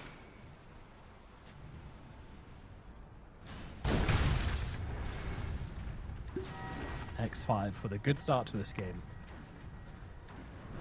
This was a similar situation as to the last game, but we definitely don't have the same sort of oomph timings coming out from Hikori. You know, I'm not seeing 5 Blink Daggers queued up like we had last time around. And also this Wind Ranger is not a win condition I'm totally sold on. Luckily in the one-to-one matchup to Kez, it's perfectly fine. Like, if you get BKB and you focus fire Kez with detection, you're going to kill him. But if you get stunned and Kez jumps you, you're going to die as well, right? So it's going to be a beautiful back and forth.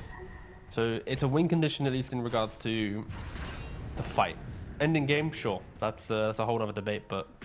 Asao sees a great target here. This Rubik has a mighty big streak on him, tossing him back, but he's still got those Astral Steps to work with. So Tiny instead just going to peace out through the portal, but nope, never mind. In comes the Kez and eviscerates him.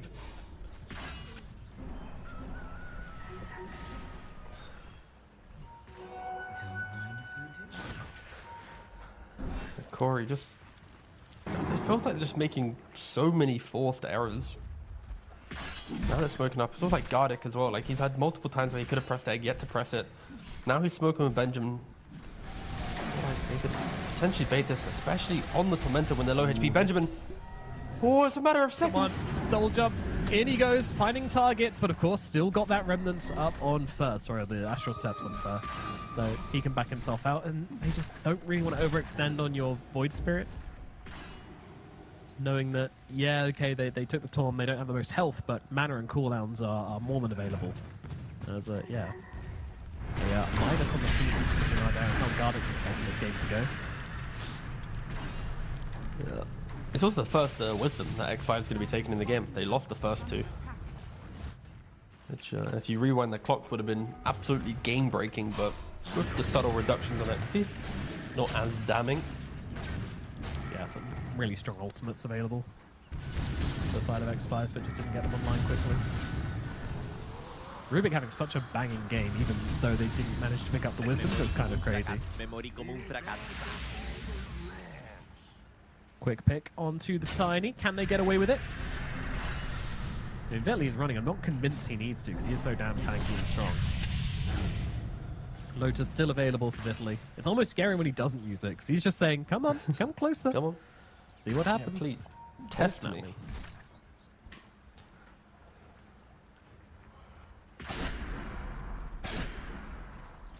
Ags finished off for Kez. Peito Emo has had an incredible game when it comes to farming on this Kez. Are scanning. And even grabbing himself a couple of kills as well. 2-1-0. Dream KDA carry. Especially when you look at this Wind, who's 1-5. It's a bit rough. But she's not the only core of this team. There's a difference.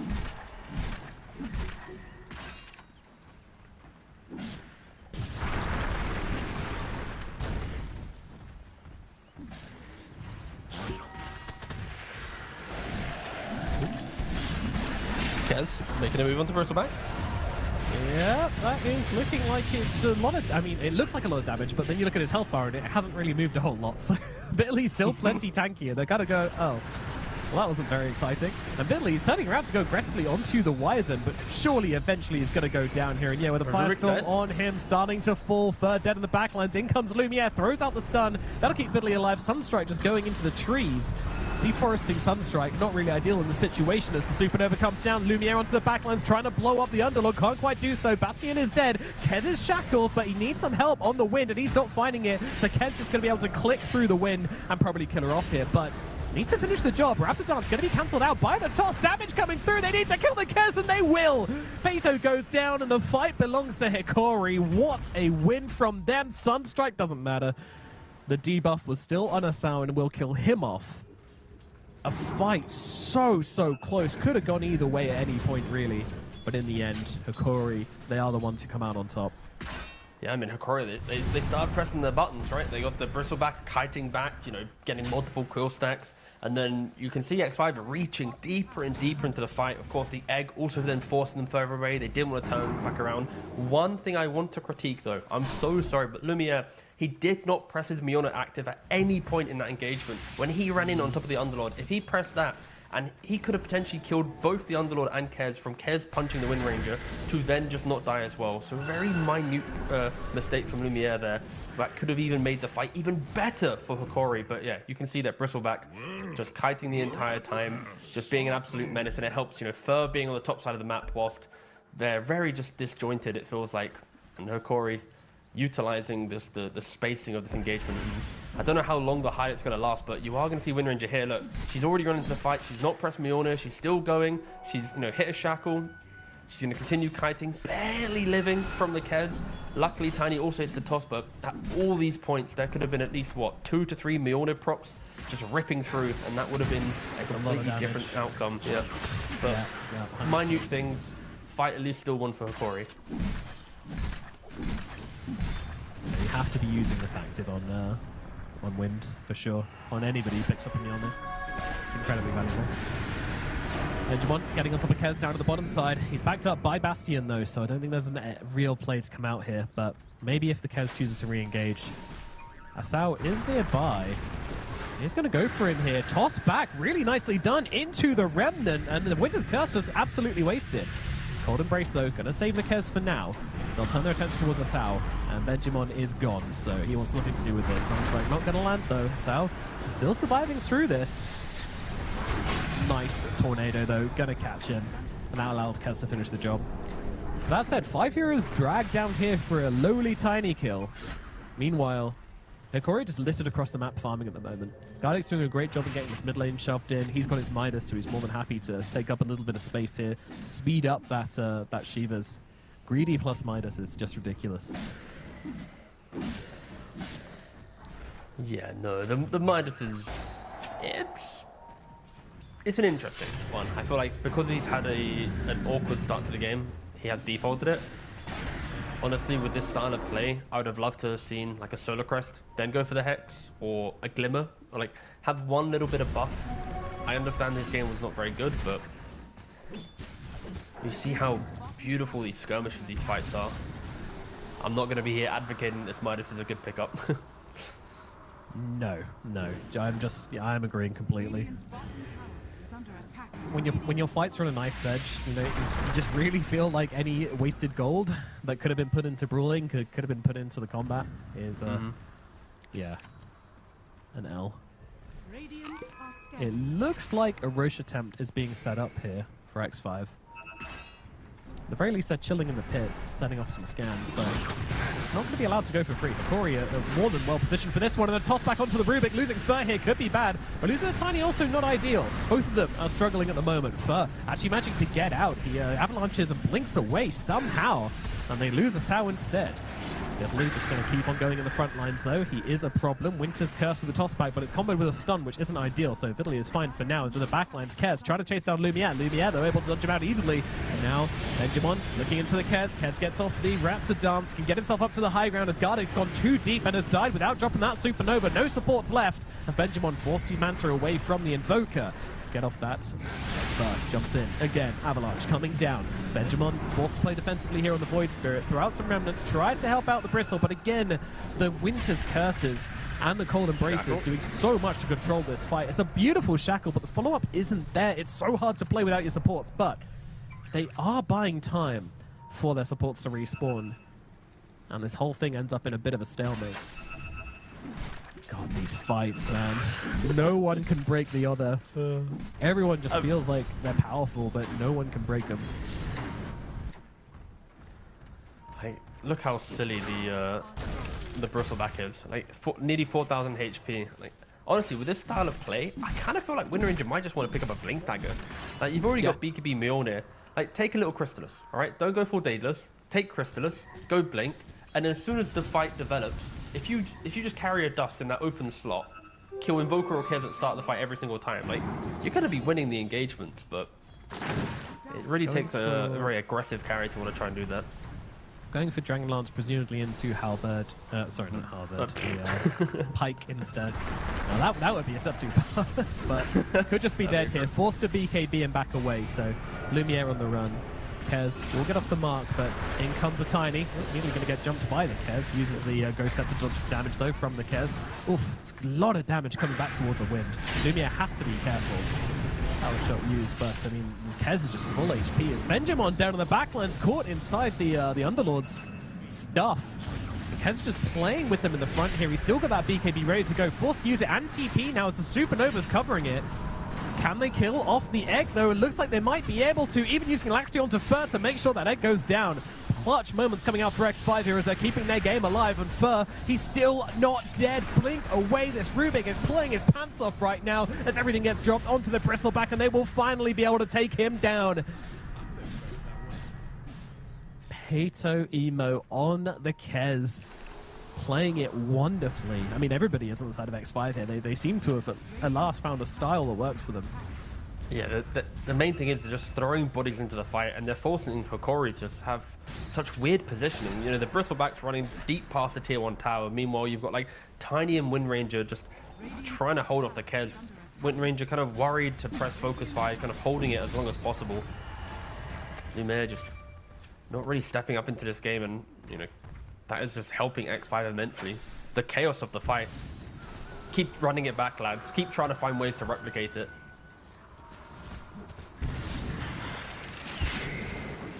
God, what a hell of a game we've got here. Just the fights always feeling like it could go either way. I have to say though, Benjamin, he did let me down in that one. You know, he's been really consistent in this game so far, but that time just diving a little too deep whilst Kez is distracting the rest of his team, getting caught out inside of the pit of Malice without the Manta available. You're just dead every single time. Oh dear. Amplified damage found for the Kez into the Roshan, and this guy's just going to completely shred it. They've scanned it, but there's nothing they can do about it now. They've used the smoke, but they won't get there in time. And now Aegis for the Kez as well. Pato Emo may just be out of control in this game. Italy feeling confident up in the top side. And maybe he should. I still don't think you want to jump to Bristle, as tempting as it may be. Unless it's like a 5-on-1 situation. Lumiere though will TP out from this one. Does survive. Mid lane. In the mid. Both supports kind of caught here, but no interruption for that TP, so the Rubik at least gets out. First, seemingly unkillable in this game. That is the thing that X5 need to just keep in the back of their minds, is that any minute, if they waste a curse, if they waste an Invoker BKB, or let's say Kez doesn't have the Aegis, like there are, you know, ways in which Hikori can enter the fight, especially because Lumiere's had such a quiet game on the carry. It just takes him to have one fight where he's really confident, and it's a completely different story. But right now he's getting hunted in the top lane, as Minnie's also going in the, getting pressured in the bot lane. Kez trying to kill Wind Ranger. I say trying, he has very quickly killed her. It's not a try, it's a easy. I'll be honest, that didn't look like the carry-on-carry fight I was expecting. No. We spent longer killing supports this game. No BKB though. Oh, Supernova coming down. That's interesting.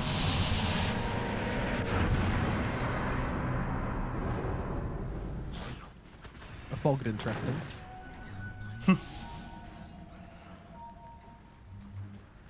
Gotta go. Look at him, he's hunting. Yeah. Somehow I don't think he has Supernova to get away from this. So much damage from the kills, good lord. Shadowblade, not something I'm used to seeing on this hero, but looking pretty damn good as once again just getting on top of Benjamin. Benjamin being forced to the side. Manta out, but there's the catch from the Underlord again. But he actually had an illusion rune on the Void Spirit, so able to basically double Manta, but it's still not enough to get him away, or maybe it is actually, as he Astral steps one final time up to the high ground, and Benjamin will escape, but his teammates will not. Both the supports dead. Death ball from X5. Not sure they're going to be able to do anything about it on Hikori. I mean, Bristle is supposed to be that brick wall you can put up. I love that he's gone for this Blink Dagger as well, just to always be in the right position. His team is so maneuverable. He just has to be as well. Someone's got to just nudge the Wind Ranger into the same mentality then. Just a little poke, you know? Go on, go. Let's go crazy.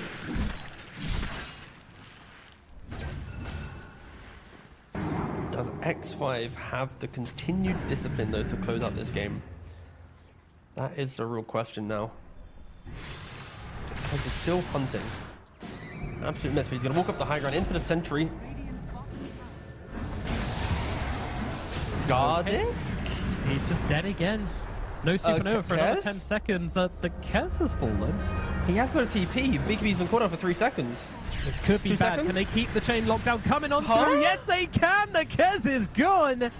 SA Dota, it's unfortunately becoming a bit of a tried and tested tale here. They cannot control their lead, and now the comeback is on for Hikori. AD at least stolen from Bastion. So look over towards Mini. Mini's on the run. Italy and Benjamin chasing in the front lines. And they find him. Oh, Mini's gone as well. BKB, it's available. And he is going to try and use it to get away here. Invir's coming out, but they've got the vision and they will take him down. It's a triple kill for the Void Spirit.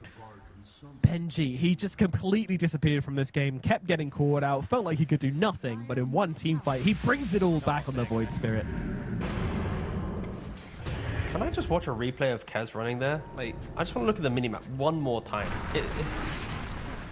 You had a Wyvern who was like in the neighborhood, I guess that's what he was relying on there, but I just feel like no matter what, it's just objectively bad to do that. Like, you're running into the enemy triangle by yourself with Aegis. BKB is also backpacked cooldown, so you don't have a BKB TP. Your TP is also on cooldown. So all of this makes sense if you have BKB TP available, because it's, you go for a kill, reset, who cares, I killed Gardic for the 12th time of the game. Feels good, man.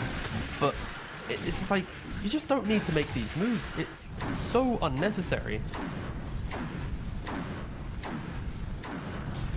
It's very pub Dota, you know? It's like, I'm gonna kill them every single time, and it's gonna feel amazing. yeah. It's a bit too undisciplined, I would call it. No, for sure. But still, also, that'll be enough to bring the discipline back in. You'd hope so. But again, like, the play makes sense if you have Ob Sentry in the area, right? Like, if you have a Sentry and you can basically, as a support, say, yo, carry, you can run there with Shadow Blade. I've protected the area for you. Just go crazy, right? It's fine.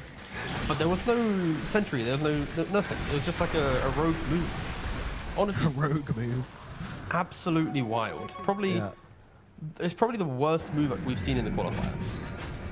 And he's doing it again.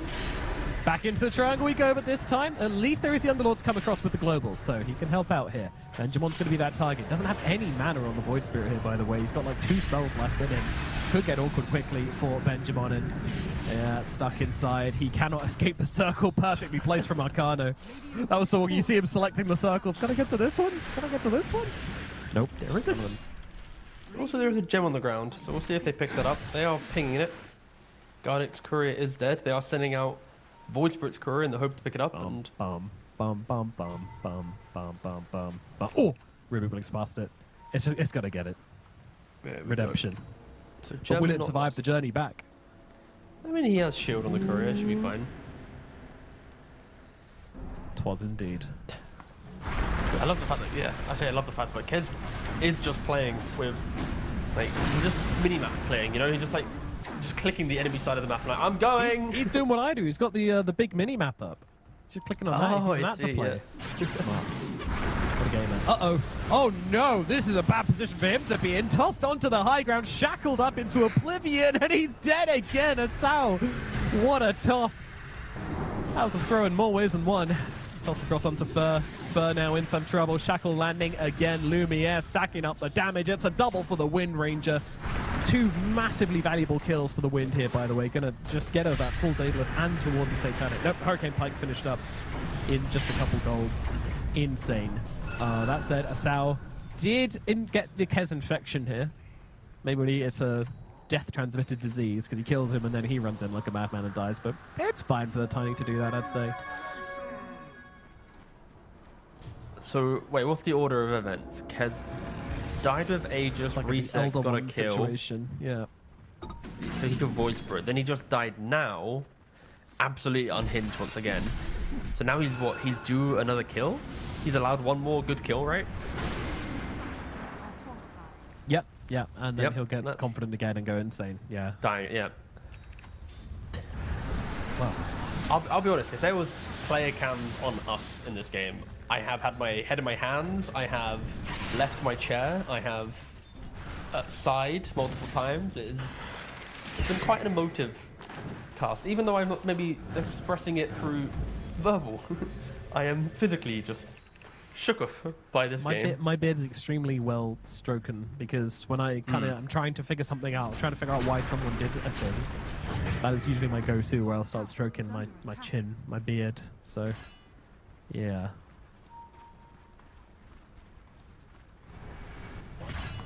Oh well. Back to even state. Which I think Corey going to be pretty happy with considering the state which X5 were in earlier on. Really did just look like the Kez was going to be able to run it down, but he ran it down in a different way. Smoke up. Italy leading the charge. Blink Dagger, Lotusaur, BKB, Harder to Rask, Sanjin Yasha. These items synergizing perfectly, turning into an absolute tank. Goes the Phoenix. They're going to just try and blow up Fur once again. They've recognized the power of this Rubik, and the Rubik is going to fall, as is Arcano. Great 2 kills to start off this fight. Looking for Bastion as well, and Benjamin. He's got a zip available in just a second. Pops the Flayer's Boater just to give him an extra little bit of attack to get in and get the kill. Now the Winter's Curse being used, but it's going to allow the Kez to actually start setting up with a lot of damage here, but maybe not actually, as he just controlled and killed off. Where is your BKB, son? You need to use it. You need to press that button. Still on 8 seconds after this. I mean, just caught out by the Remnant, didn't see it coming from the side. Such a chaotic fight. Thought he could min-max. And once again, we're just hitting the min and not the max. Very, very unfortunate for X5. This really is just a matter of pressure, the intensity of the qualifier getting to them. Like the Kez, he was trying to run away with the game. We've already spoke to great lengths about the last couple of deaths that he's had, but they're not pressing the BKB. He is just getting caught off guard, to be fair. I think as much as we can critique the Kez, I think Asao on the Tiny, he has been a product of 2 of the last 3 deaths of the Kez has been because of an avalanche or a toss back into a shackle. Like, the Tiny has done a lot of work this game to make Kez look like he's, you know, making so many mistakes.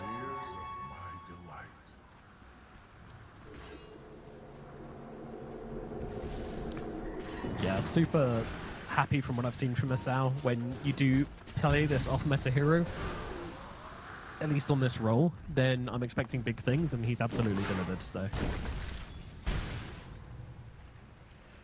Good for their future as well for Hikori. A hero they can draft early, knowing that they can flex it, is going to be very strong, especially when other teams maybe can't pull off the same flex. Unlocks a new value for a hero for you.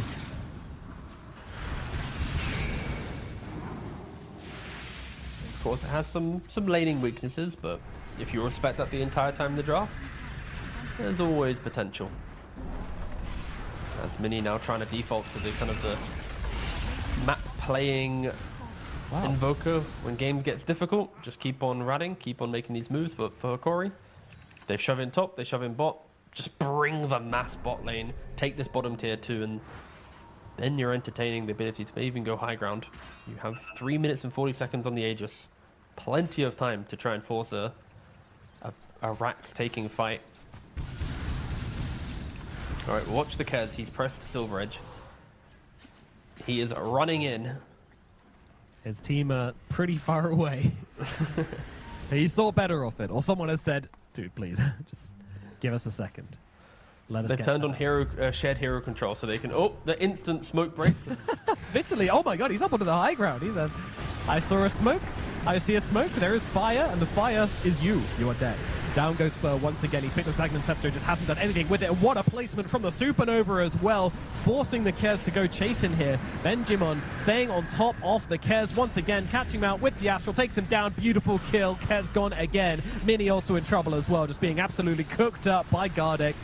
Lumia getting the kill in the end as BKB out from Arcano. He's going to try and TP out of this one, and they won't do enough damage to kill him off here at least, but X5, they cannot put a fight together any longer. Buyback on the Invoker. They have no Kez for 80 seconds, and they're going to have to mount the defense here. Mini, it's just a survival buyback for sure. It's just throw out your spells, put some tornado down, see what you can do. Because Hikori, they should be getting a Rex here. Nice shackle, but no mana left on the wind ranger now. But is it even going to matter? The Evoker, he's just brought back. Hold Embrace is going to be there to try and buy him some time, but time is not something that's going to help him right now. He's gone again. Instant dieback for Mini, and that'll be all. GG is called. Hikori will take the 2-0 in the end, and X5, what a horrific way to leave these qualifiers. That is tragic. I mean, they showed us that they can play up, but in the end, they just could not hold on to this victory. I mean, oh, T-Gov, it was theirs, man. Like, they had this game in the bag, I felt. I mean, they had a really good position to play on. They had all the items, the timings to be able to enable each other. But I think just the intensity of Hikori's pressure was always getting applied.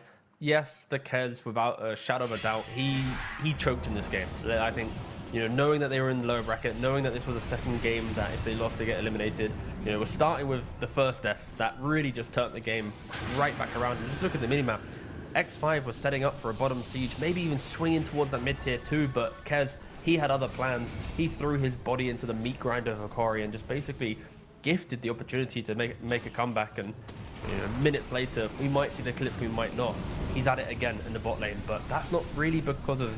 I mean, it is because of his positioning, but again, got to repeat it like we said in the cast. Asao on the Tiny, he was doing a lot of work at punishing heroes. Sure, he has a 7-12 scoreline, but I feel like he did a lot of work in this game. And if you ignore the stats, just the impact he had, the clutch potential at turning around some of these fights was to be noted. And MVP easily to Vitaly on the Bristleback, 10, 2, and 13. Yeah.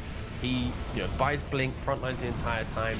There is an argument that Benjamin probably could have been MVP, but I feel like Vitaly just had a consistently good game the entire time, and Benjamin was a bit more like, it was hot and cold, right? But yeah, I think luckily for Hikori, Vitaly knew exactly what he wanted to do the entire time.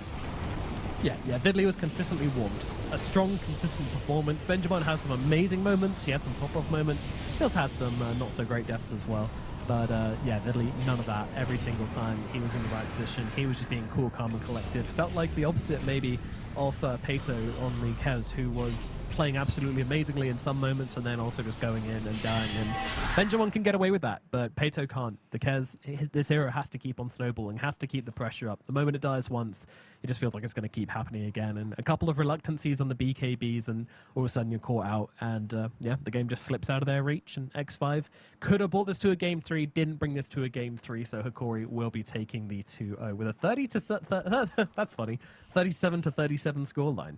They both got exactly the same amount of kills, which definitely feels fitting for a game like this with the amount of brawling we had. And yeah, with the graphs, the game was even for the most part. Looked like X5 were going to take it, and then Hikori comes slamming back into it. Gardic, Midas, despite seeing how the game went and the timing on his side of the Vice, you still feel like maybe you would have liked to see it in the earlier fights too? I feel like the Midas is... You can rewatch his gameplay. There's like 4 or 5 deaths in the early game that could have been changed, and through that he'd have had items elsewhere. But alas, it's my Vitaly MVP. Oh no, it's been given to Asao. But to be fair, we said that earlier as well. I think we actually we've said... hyped him up. We've bounced between 2. Asao. Oh, that's a good point. Oh I think you did say Asao MVP. Earlier, I have. Yeah. I've given MVP to 2 people. I've double MVP. That is a major skill issue on my front, but that's just because it was an enjoyable game and multiple players in Hikori understood the assignment and how to get back into it. So, Asao's the MVP right now. It could have been Vitaly if the other button got pressed, but it's all good. These 2 lads, they were the main factors in this comeback for sure. And see, both get shown, because it wouldn't be a production with me not asking for them to change stand-up player every single time. 1,000 GPM. That's pretty impressive. And yeah, what? No, XPM. Sorry. Yeah, staying on the map, doing the work, being annoying, getting into fights when he should have done, ignoring fights in the early game, which was critical as well. Sometimes the offlaners, they're like, I need to be in every single engagement. No, hit your timings, get your moments, leave Lumiere to die. Screw your carry. You're the carry now. You get MVP, and Lumiere cries in the background. That's how it goes. But no, won't be crying. He's going on in the lower bracket. He gets to continue his journey here. But Who will he be facing, I hear you ask? Well, dear viewer, you'll have to find out because we've got another round of series coming up today to find out exactly how that's going to go. So stick around as Cap and SVG are going to be taking over as we continue on in the SA qualifiers for the International. So we'll see you tomorrow and enjoy the rest of the day.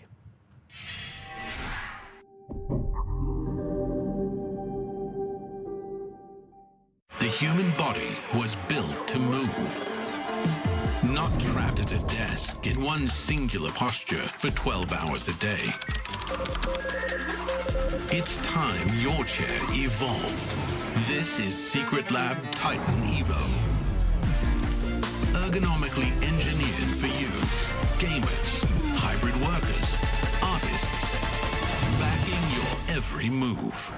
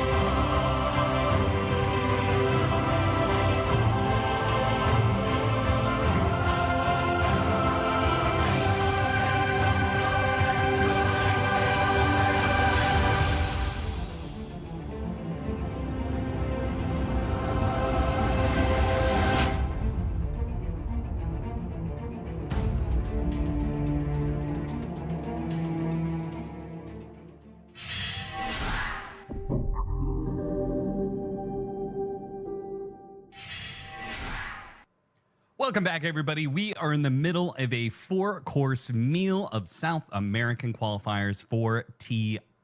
We have 2 more pieces coming up. We've got LGD versus Lindorfitos, which is a bit of a, what would you say, Avery? Would you say this is more of an aperitif or an amuse-bouche?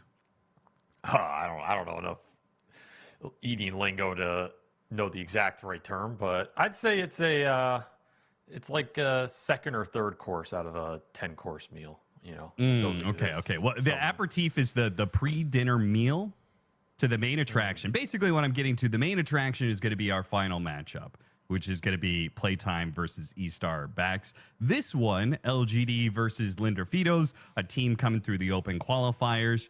Could be interesting.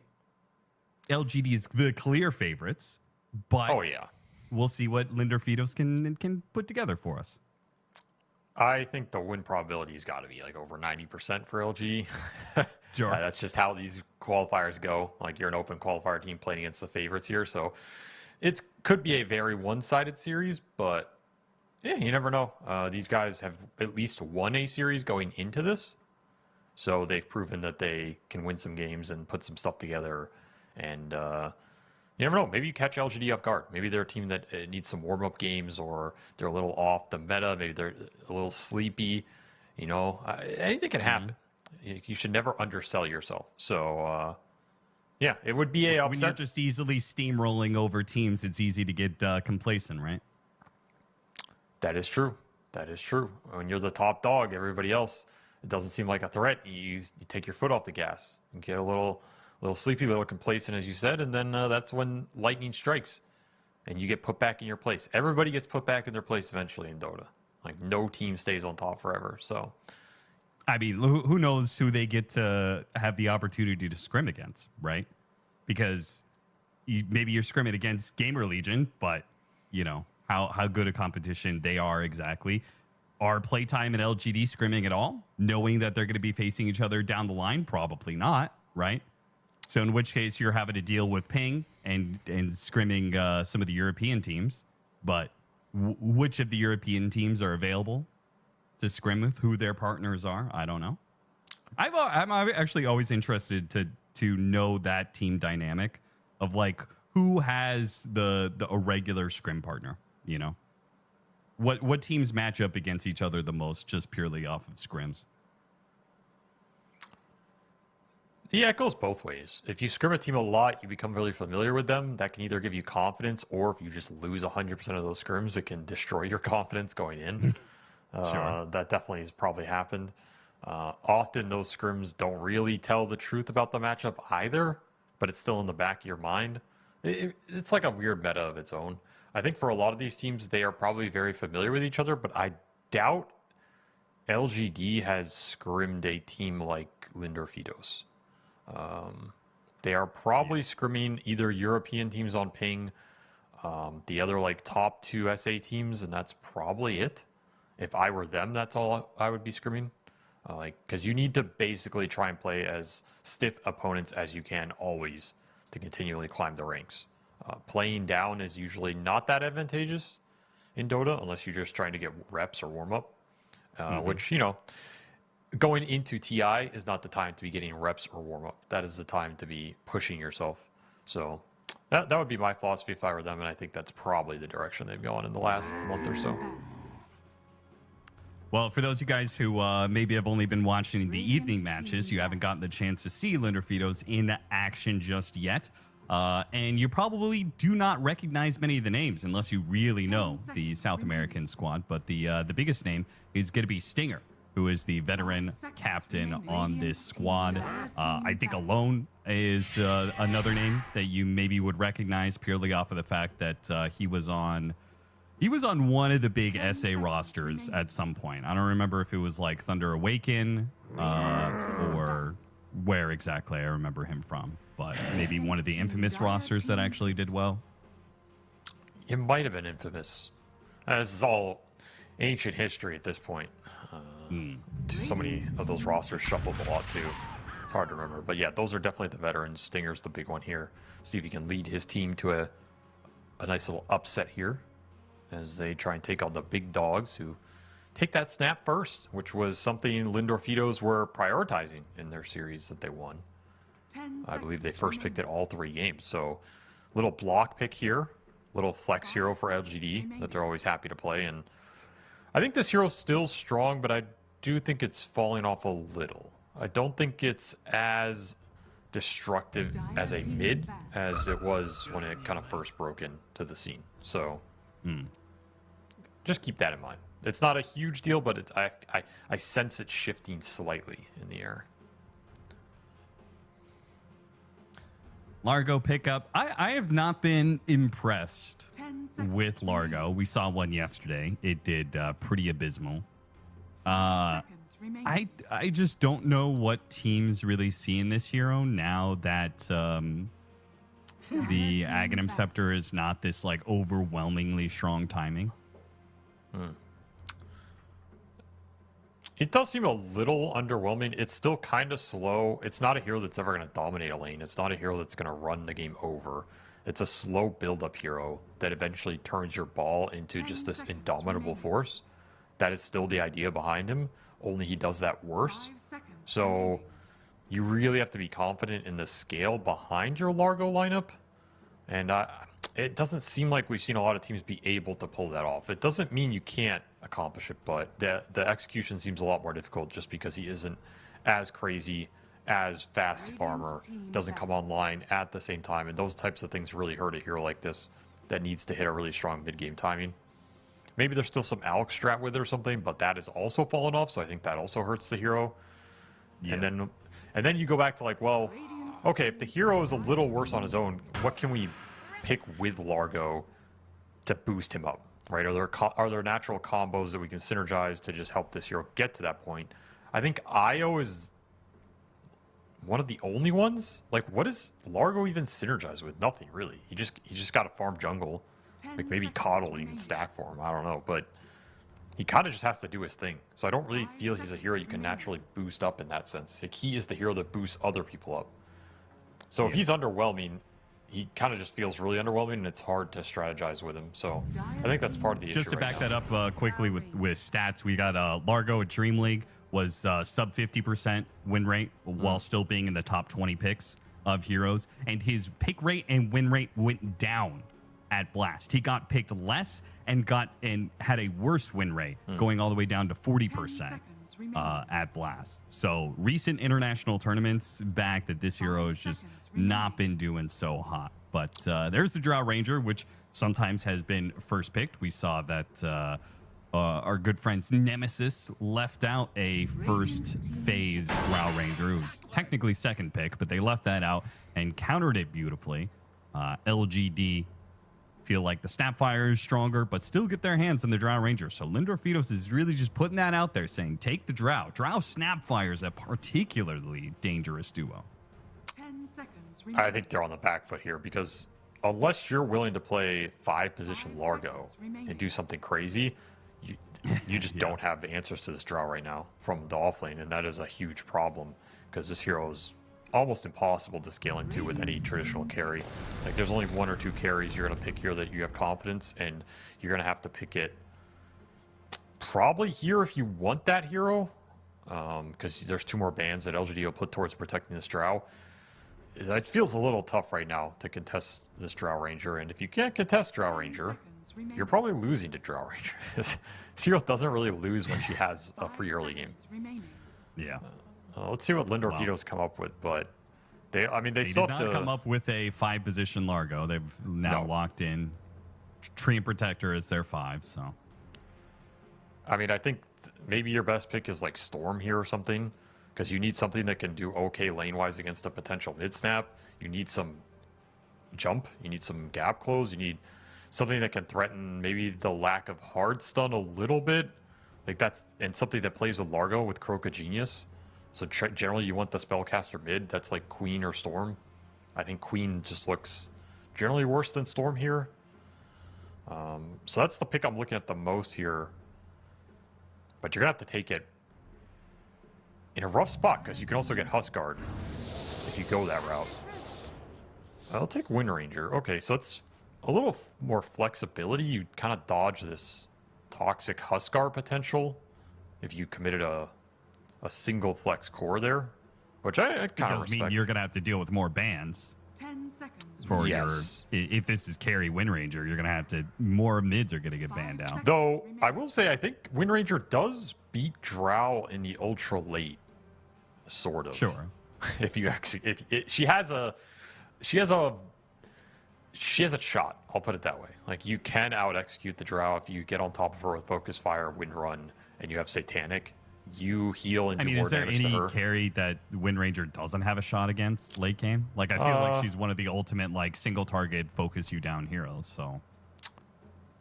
Illusion carries are like I think a true PL Sure. matchup is pretty rough. I think Faceless Void is pretty rough.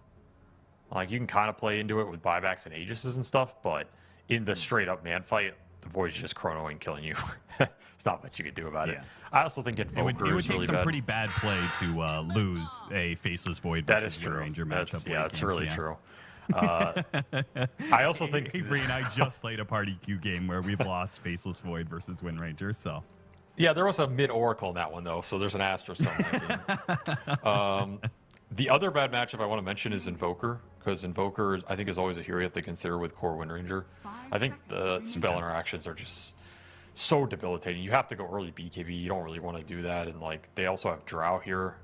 I think it's a pretty nasty Invoker game for LGD if they get it last year. I'd be really surprised if it's not banned. I also just noticed the Huskar got first banned. So maybe that Storm pick was a bit more viable than I thought, since they took that Huskar out very early.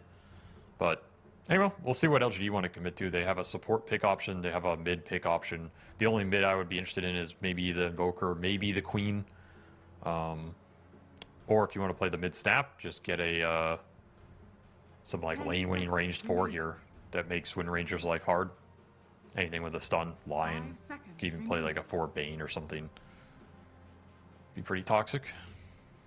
You know, it's funny when you were talking about the Storm Quap, I was thinking to myself, like, yeah, you really want some sort of blink type hero. The last thing you want is heroes that run in to gap close, because you're going into Snapfire Clockwork, two very good frontliners, and Clockwork in particular is good at zoning out the heroes that want to be able to run in. Now you're going to be running into a Timbersaw as well. So you really need a way to get to the Drow Ranger, ideally some sort of blink so you could just get past the Clockwork, past the Snapfire, and their choice of the Wind Ranger is now going to result in the Storm Spirit being banned. So that just kind of leaves Quap. You can go for some of the melee spirits, but those are bad matchups against Snapfire and lane. I think they should. They should have taken Storm, and we see the Storm get banned. Like I think LGD were 5 seconds they remaining. they banned a support and a core, so they kind of valued this Storm over. I guess Coddle is their banning mid Coddle, but to me, I don't think mid Coddle wins this game. So I think that's kind of like a throwaway ban. Yeah, that's kind of a bold move to play the range game against Drow Ranger, you know? I don't have faith in that. Okay, there's your stun. Not the line, but the Shaman makes his appearance. I haven't seen this hero in this patch barely at all. Can't remember the last time. He definitely got nerfed a bit. Is pretty good against Wind Ranger, though. This is like a very good support the core matchup. Very annoying to play. 5 seconds Like, remaining. you have to basically focus fire the Shaman, and then even then he might not die, and you don't want to have to focus fire support in the fight. Otherwise, he's just shackling and hexing you, and it's mega annoying. So this matchup's kind of miserable. I like this pick. I think it's pretty cool. It could work out here.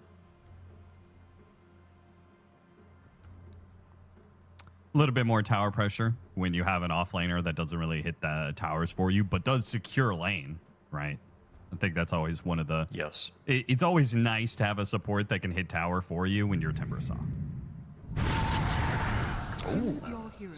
Okay, that's The spicy. Necro pickup, a counter pick to Timbersaw, pretty good against Snapfire.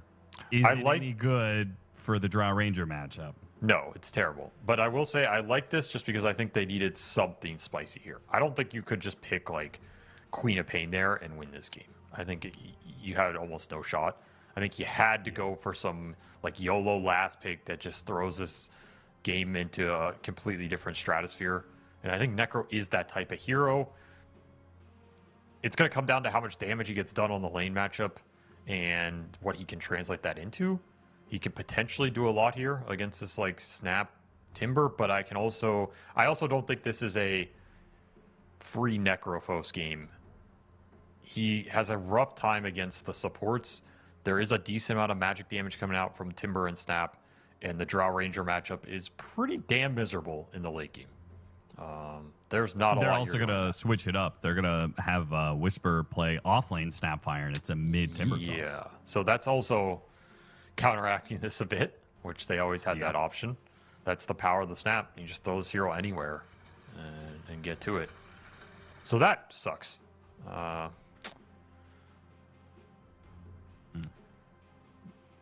Maybe they can... I'm trying to think how they can maybe salvage this lane setup. If they... I mean, the thing is they have this tree. Like, the tree is just so bad at salvaging lane setups because the hero's incredibly static. He has to just play the static lanes. Kind of same with the Necro. You could swap your Wind Ranger Necro and just send the Wind Ranger mid, but that doesn't... I don't think that actually accomplishes anything here.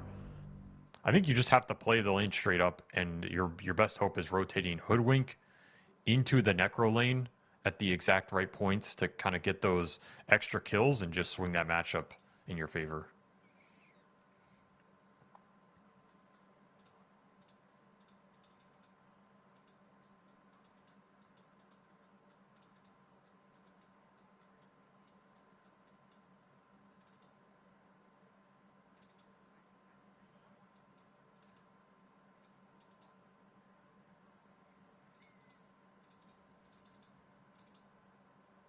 No. I think if you swap Wind Ranger Necro, I think Wind Ranger still draws at best against Timber in the mid. It doesn't go great, and I think Necro safe lane probably free farms against anything, but I don't think you're actually gonna destroy Snap. Snap Shaman. If it was Snap Clock, I'd have a bit more confidence. Snap Shaman, I don't think you're destroying with a tree, but you will freeform the lane. So I guess it depends.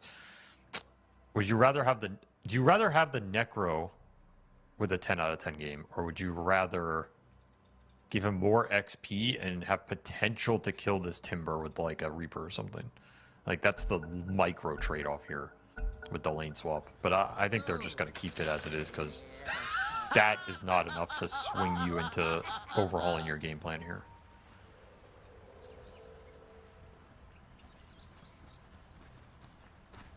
We'll see. See what happens.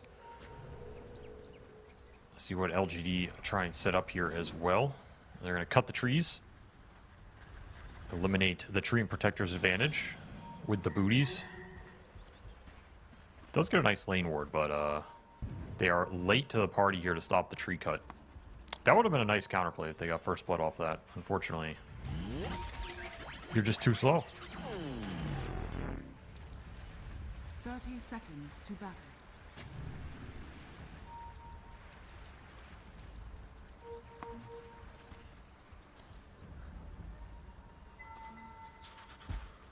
So, standard lanes?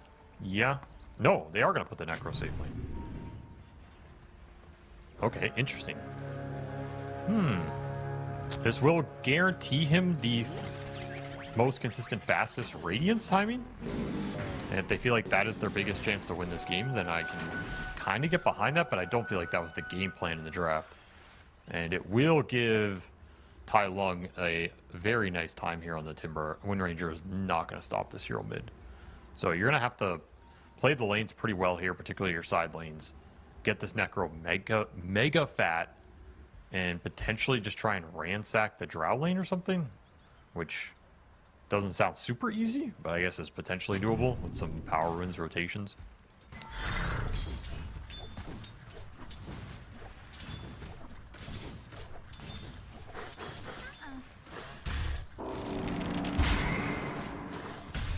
See how this bottom lane goes. This is what I'm most interested in here. Double ranged off lane against double sustain.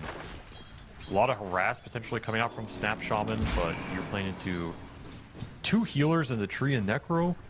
So I kind of expect this to be the tough lane for LGD to pull ahead in. This is the lane swap advantage coming into play. Very hard to stop Necrophos farming here. So maybe you're trying to get an extraction out of mid. Rotate Timber to one of these side lanes. You can kind of pile on this Largo. That is the connection you are looking for with the Whirling Death.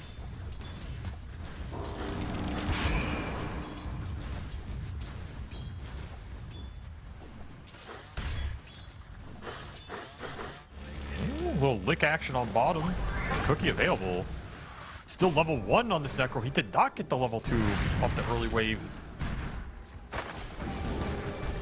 Double Fairy Fire plus Sustained. Okay, that is... Yo, brother. You gotta chill down here, my man. So much harass coming out. And the Sentry drop. Still no kill. Okay. That was kind of disgusting that they lived there.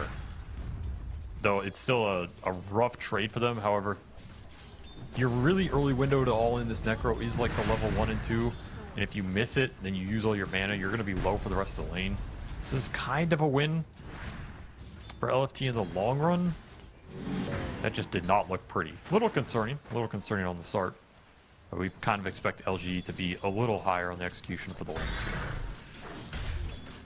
The Drow also free farming, Yuma having a very good time at the start of this lane.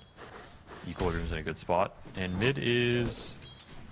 Yeah, mid's pretty even. So maybe this Timber is going to become a problem a little faster than LFT wanted here.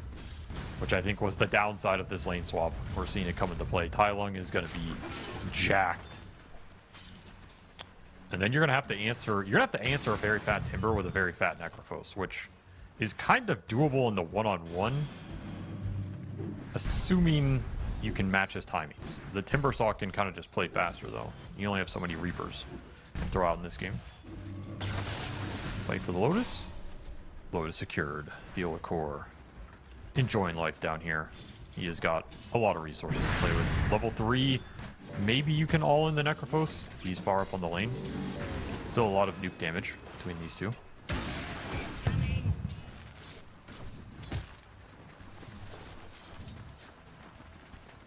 Still Yuma at the top.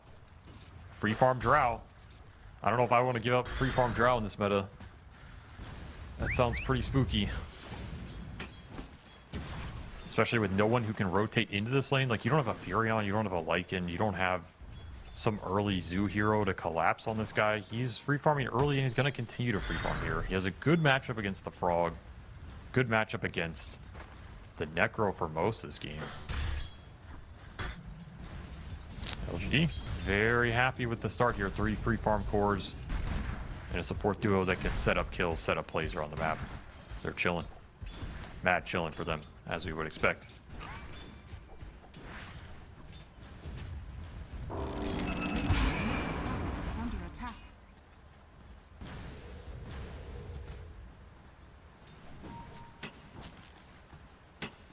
No first blood, though. Very quiet game. Which I guess is kind of nice for LFT. If you're going to come in the underdogs, you don't want to come in the underdogs and then go 0-10. Just get raffle stomped here. That's a little bit of confidence. Like, yeah, maybe we're getting just a little bit, but hey, we didn't give any kills up. We're chilling. And this Necro dodged that early kill. That's why that was important, because now he's just complete free farming down here. Little camp block action as well. Very efficient. Sentries come out too. You could even permanently block them if you want. Deny the snap some of the stacking potential. CU gets a 6-minute power rune. That could open up some sort of aggressive play on this Drow with the Wind Ranger. That's your only opportunity here. Never mind, they're just going to look for it without the rune, but there's a ward there. No shot of this play happening. LG, they are very good at protecting Yuma. I think they are one of the better teams at not letting cheap kills happen on their carry. His average death per game is extremely low. There's the first blood. Whisper snags it in the bottom lane. Eventually finds that pesky tree, just overplaying his hand on those sentries. The Olacor made sure they have the vision. And not a lot that Necro is going to do to protect you there. Catapult wave on mid with the level 6 Timber. This is the biggest pressure point. They're going to TP the tree in here, but Stinger, you're not doing a lot against this guy. This is a terrible matchup. And that'll be the power rune for Tai Lung. A beautiful power rune as well. Arcane. Super nice. That's the rune you wanted for the Wind Ranger here. Is under attack. See if LGD can make anything happen around this Timber. He's very strong on the map right now. And you have 2 stunning supports, which Timber loves.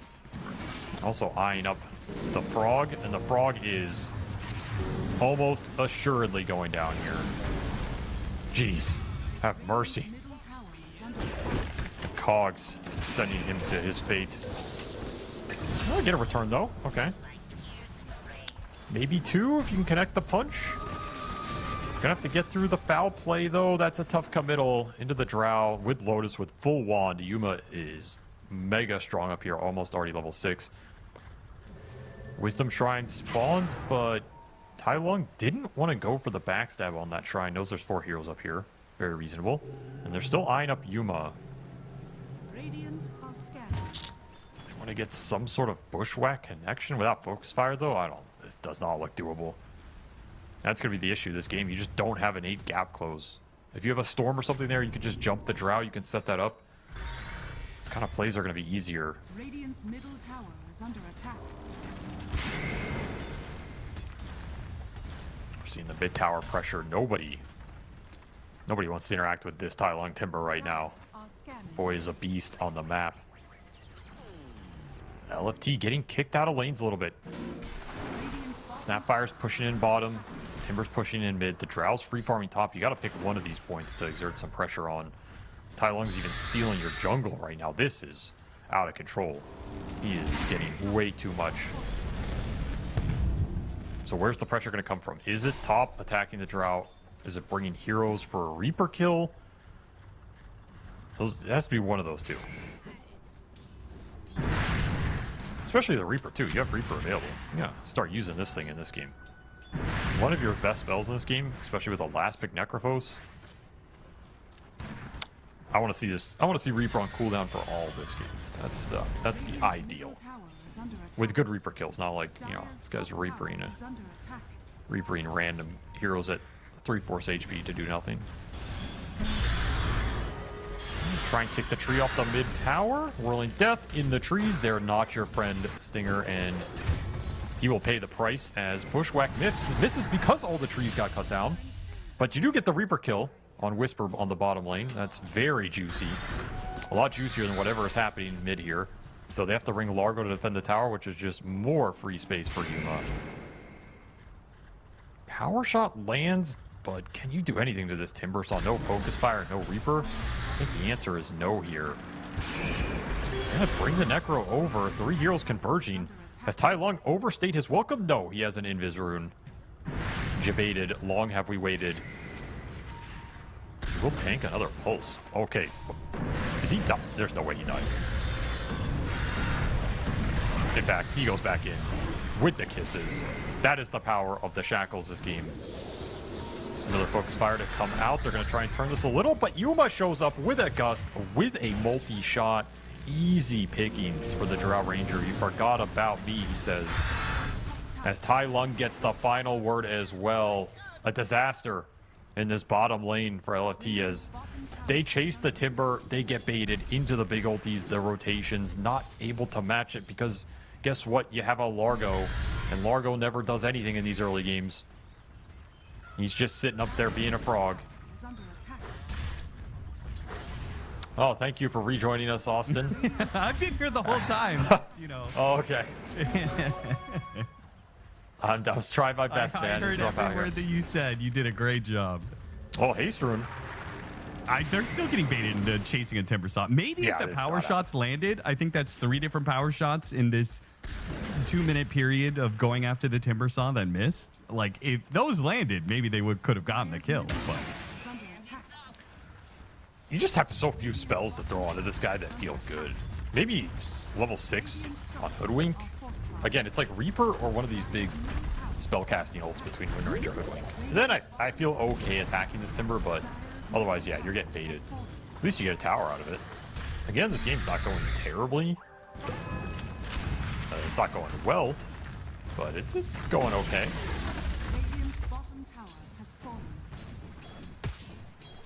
Well, we'll see whether or not the Largo can have an impact here, because LGD are certainly running away with the game. It was a nice rotation from Yuma. Going through the gate like that, they've now taken that safe lane tower, which is completely open, while still holding their own. And it's because Largo is already like not great at pressuring towers. Largo in a matchup against Drow Ranger is going to be even worse. So I don't know. He's having a rough one. Yeah, when are we exactly going to make a big move? Like, I don't really see Wind Ranger making a strong enough move to the top lane to like take over this lane and take the tower, you know? It feels like this tower is just going to be up for a long, long time. I think there are big moves have to be with the Necrophos. It's around Reaper plus Focus Fire in a team fight, bringing down 2 big cores, and then you gain some map control as a result of that. You can't really Which means make you kind of have to wait for Radiance at that point. Like, you can't risk Necrophos' life going up to that lane pre-Radiance. Because if he dies in that fight, like, in his Radiance time he gets delayed, he's screwed. Under attack. I'd probably agree. Maybe if you were winning that lane, he could go to it, but in this type of game, it's pretty hard. You're going to go up there, they're going to TP Timber, and he's going to kill you afterwards. You can rotate to the Necro lane, but they kind of lost that tower very early here. And now the Frog is just getting the business. This is getting a little terrifying here. You give Drow Ranger this kind of start.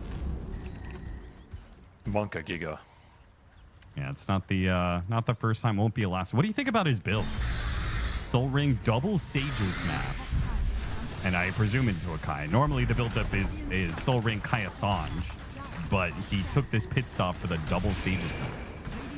Yeah, that's fine. I mean, they're very efficient items. There's just not a lot of good cheap mana regen items. I don't think you want to invest in the I just think that Kaya is the best mana regen item, so I don't always love delaying it, you know? I mean, Sage Mask is pretty cheap. You can sell it back for half. It's like a 75 gold delay or something, right? Effectively. Pays for itself. I think it's fine if you have the empty slots. The only other thing you're filling these slots with is like a wand Windlace or something, which I think is also pretty good. Got the Necrophos. And to get the hold on him, Bushwhack, he's going to be able to stop the shackles to turn around. Oh, and he got the break in order to make sure the Reaper successfully kills the Shadow Shaman. That was a cool play. Now Whisper is going to be stopped by the Treant Protector getting there in time. Both supports show up in just the nick of time. I cannot believe that Overgrowth landed. Like, his TP was finished. He just got Overgrowth from hell straight back into the fight. Nice connections there. And yeah, beautiful double ulti. I was like, why are you Reapering a Shaman? This is not going to end well. Oh, wait, yeah, you can break him. Yeah, Cool this is stuff definitely not going to be a fun Shadow Shaman game from the aspect of foul play. Because they do have break, but they also have Radiance and they have Largo. They have like AoE constant damage that foul play procs and then you just die anyway. I would agree those interactions are pretty rough. I think the Wind Rangers are better in action, which is, again, what they picked it for. So you just got to kind of play towards that. But there's definitely some heroes that can just run you over. I mean, again, I think this game is not as one-sided as I think some people would have expected for LG being the big dogs here. Like, they haven't come in this game and just destroyed it. We saw some 20-minute wins yesterday that were just raffle stomps. This seems a little slower for them. Like, they're not finding as many of these smooth moves. They gave up some kills. LFT are finding some openings. There's another one. KJ goes down. Maybe LGD a little asleep here. Like, yeah, they're winning this game. They're pretty comfortable, but it doesn't feel 10 out of 10 crisp.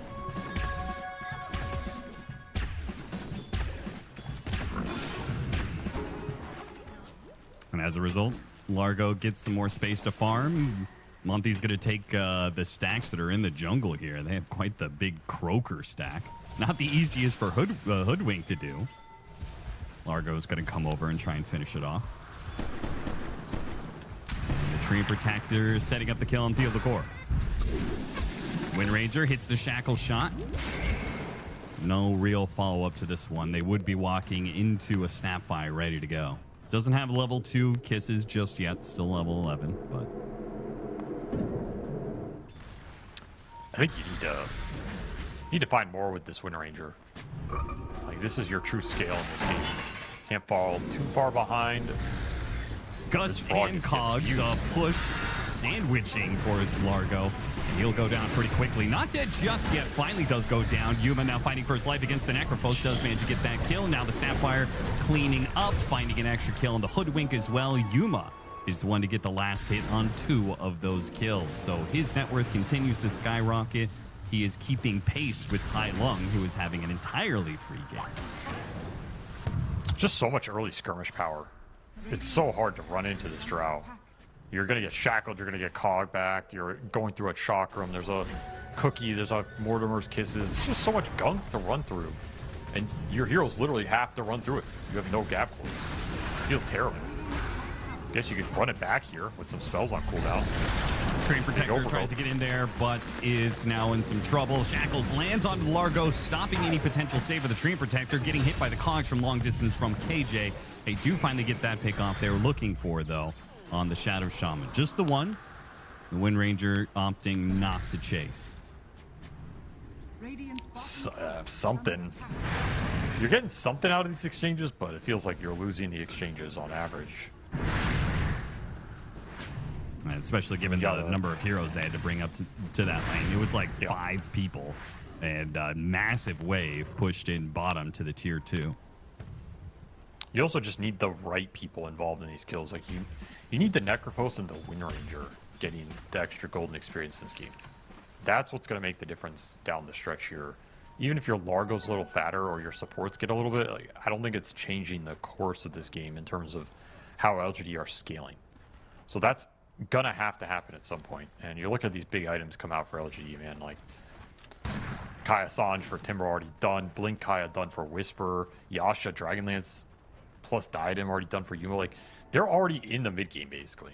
I feel like you're an item behind here if you're LFT, particularly like this Wind Ranger's going first item BKB.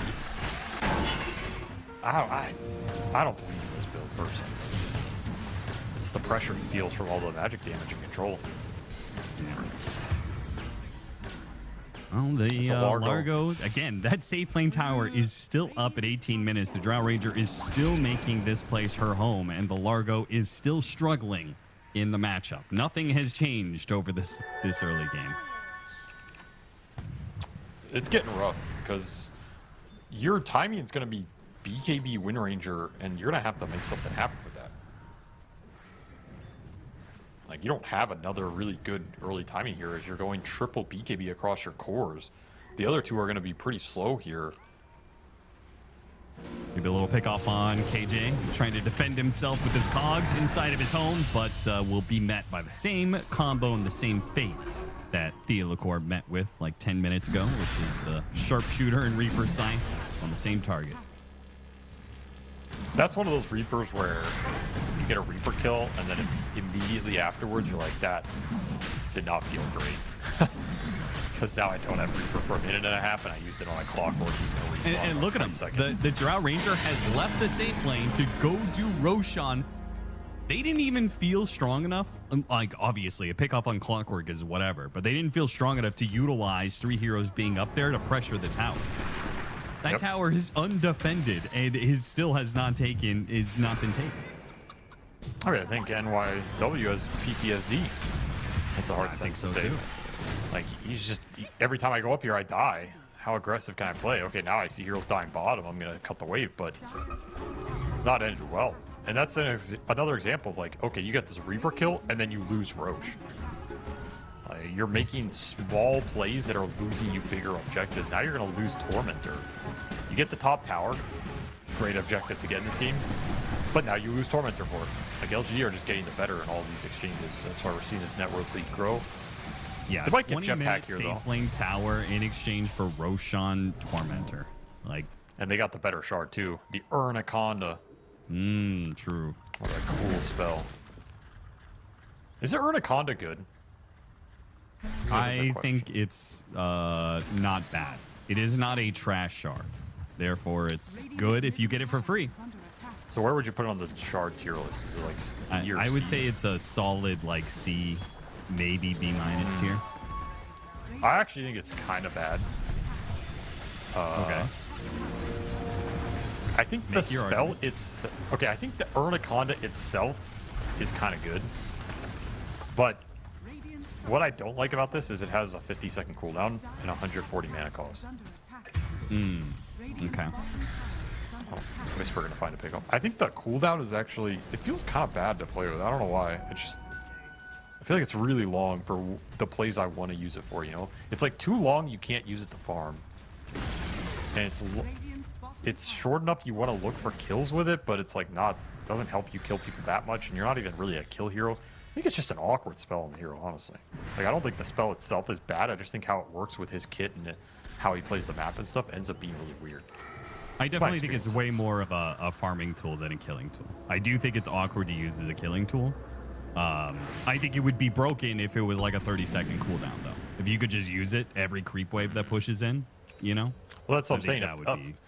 A farming tool with a 50-second cooldown for me is like, that's a C minus tier spell. middle tower Like, it just doesn't end up actually doing much on the map. But hey, you get it for free.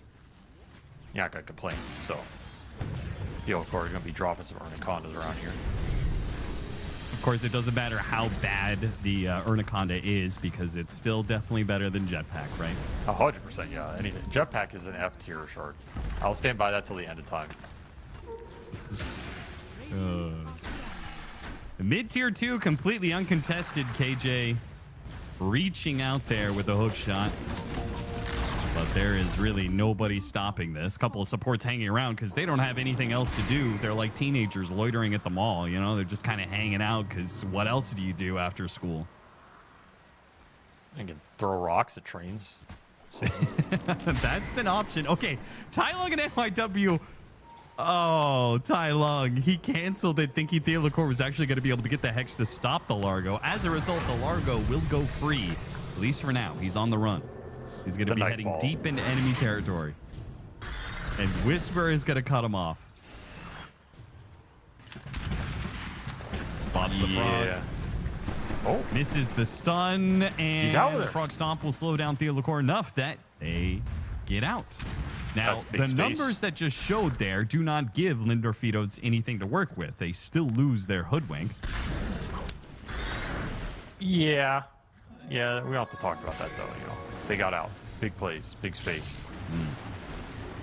Space for the Necrophos to finish BKB, and then you will have a triple BKB timing. And what can LGD do against triple BKB, Austin? What can they do? Nothing. Shoot them. With If the we gun. take Drow out of the equation, what can they do? Well, they can just not die and then keep going after the BKBs are done. Impossible. It's not I possible. think that's very possible. You've got a 2,000 HP Snapfire and a almost 3k HP Timber Saw. Radiant's top tower has fallen. I'm also probably not buying this triple BKB timing. Maybe they'll get some crazy fight out of it, but it seems unlikely. I also just am not sure if they have the damage to kill all the cores. I believe in them killing one core. You know, you get this bushwhack into Shackle, Focus Fire, Reaper. I think you can kill anybody in this game, including Drow. But then, do you win the fight? That's the bigger question. I don't know if you do. I think you might still lose the fight. Yeah. Shadowblade going to be the next option for Yuma, so he can join in constricting in a map that is already heavily constricted and hunting down heroes that are already being hunted down. We are going to have a smoke out. 3-man smoke, Necrophos, Hoodwink, Wind Ranger. A lot of single target focus, so if they do run into any one hero that is not Timbersaw, they can kill it. Too hard to Unfortunately, find they a target. seemingly don't run into anything. It's tough out here. Not a lot of vision to work with. Your lanes are in super deep. Very easy for LGD to read these moves. And just throw Timber on these lanes. Like, what are you going to do to Tai Lung here? I mean, if you can't find a hero when you've got a Treant Protector on your team, then you got problems. I mean, why are you hating on your Treant Protector? Come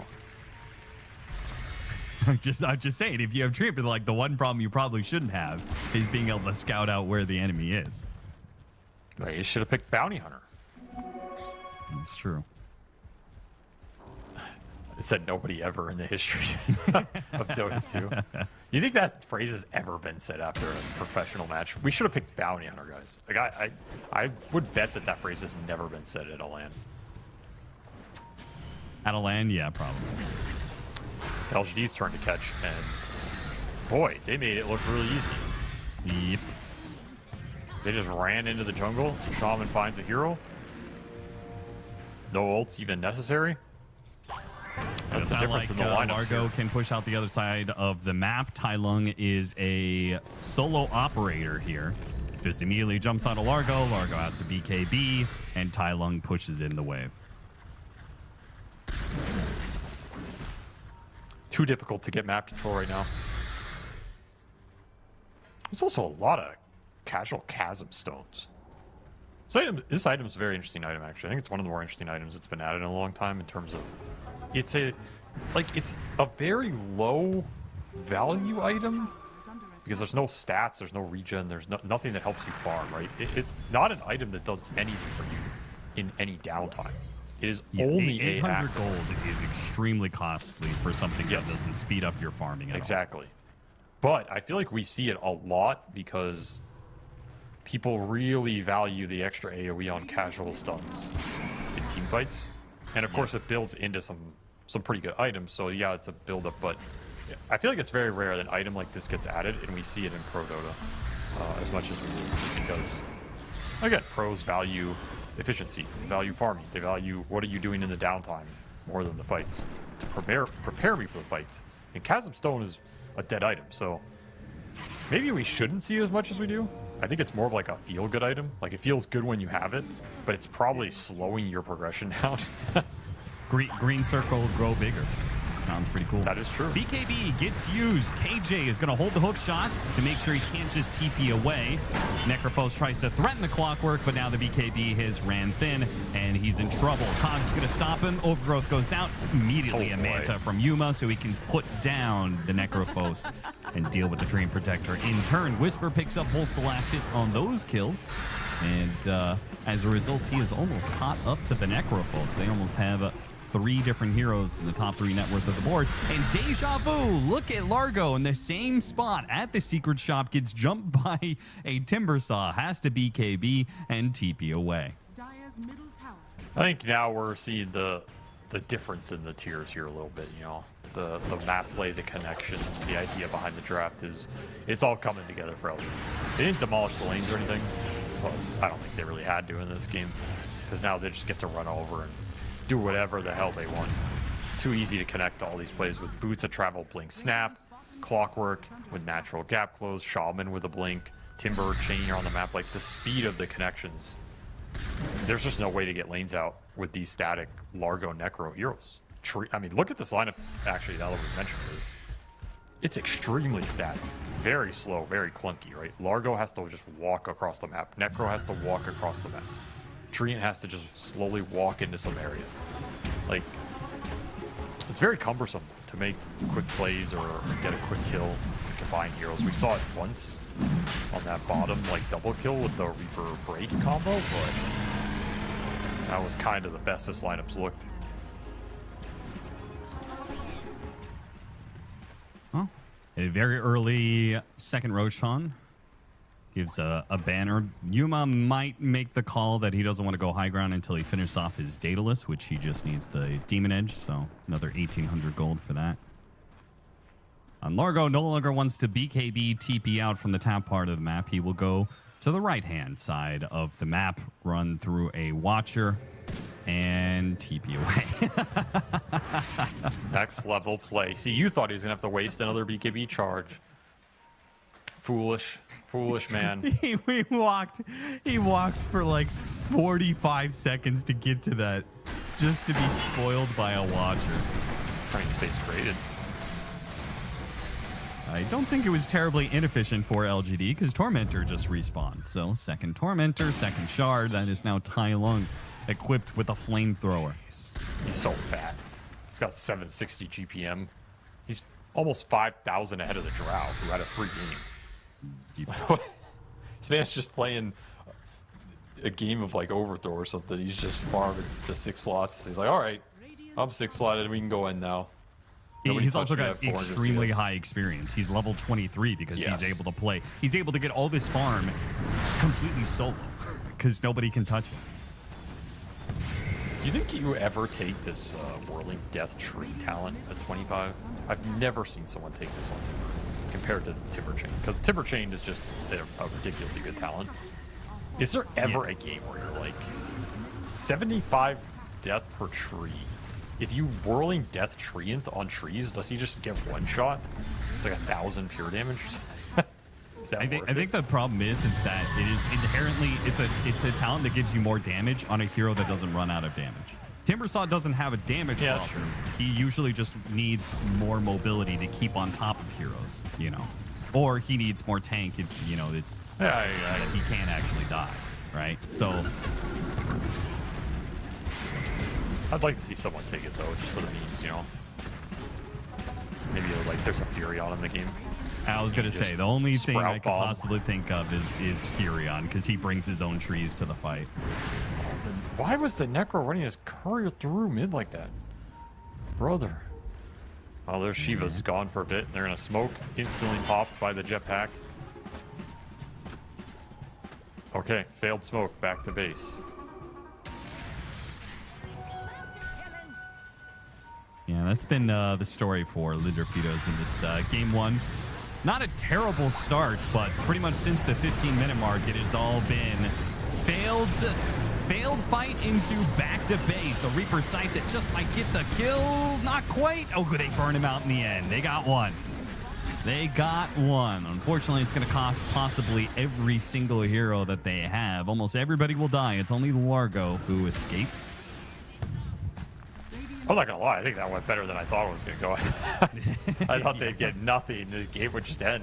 That fight kind of, there was some hopium in that fight a little bit, with like a big overgrowth. This Necro outputting some heals, decent shackle connection.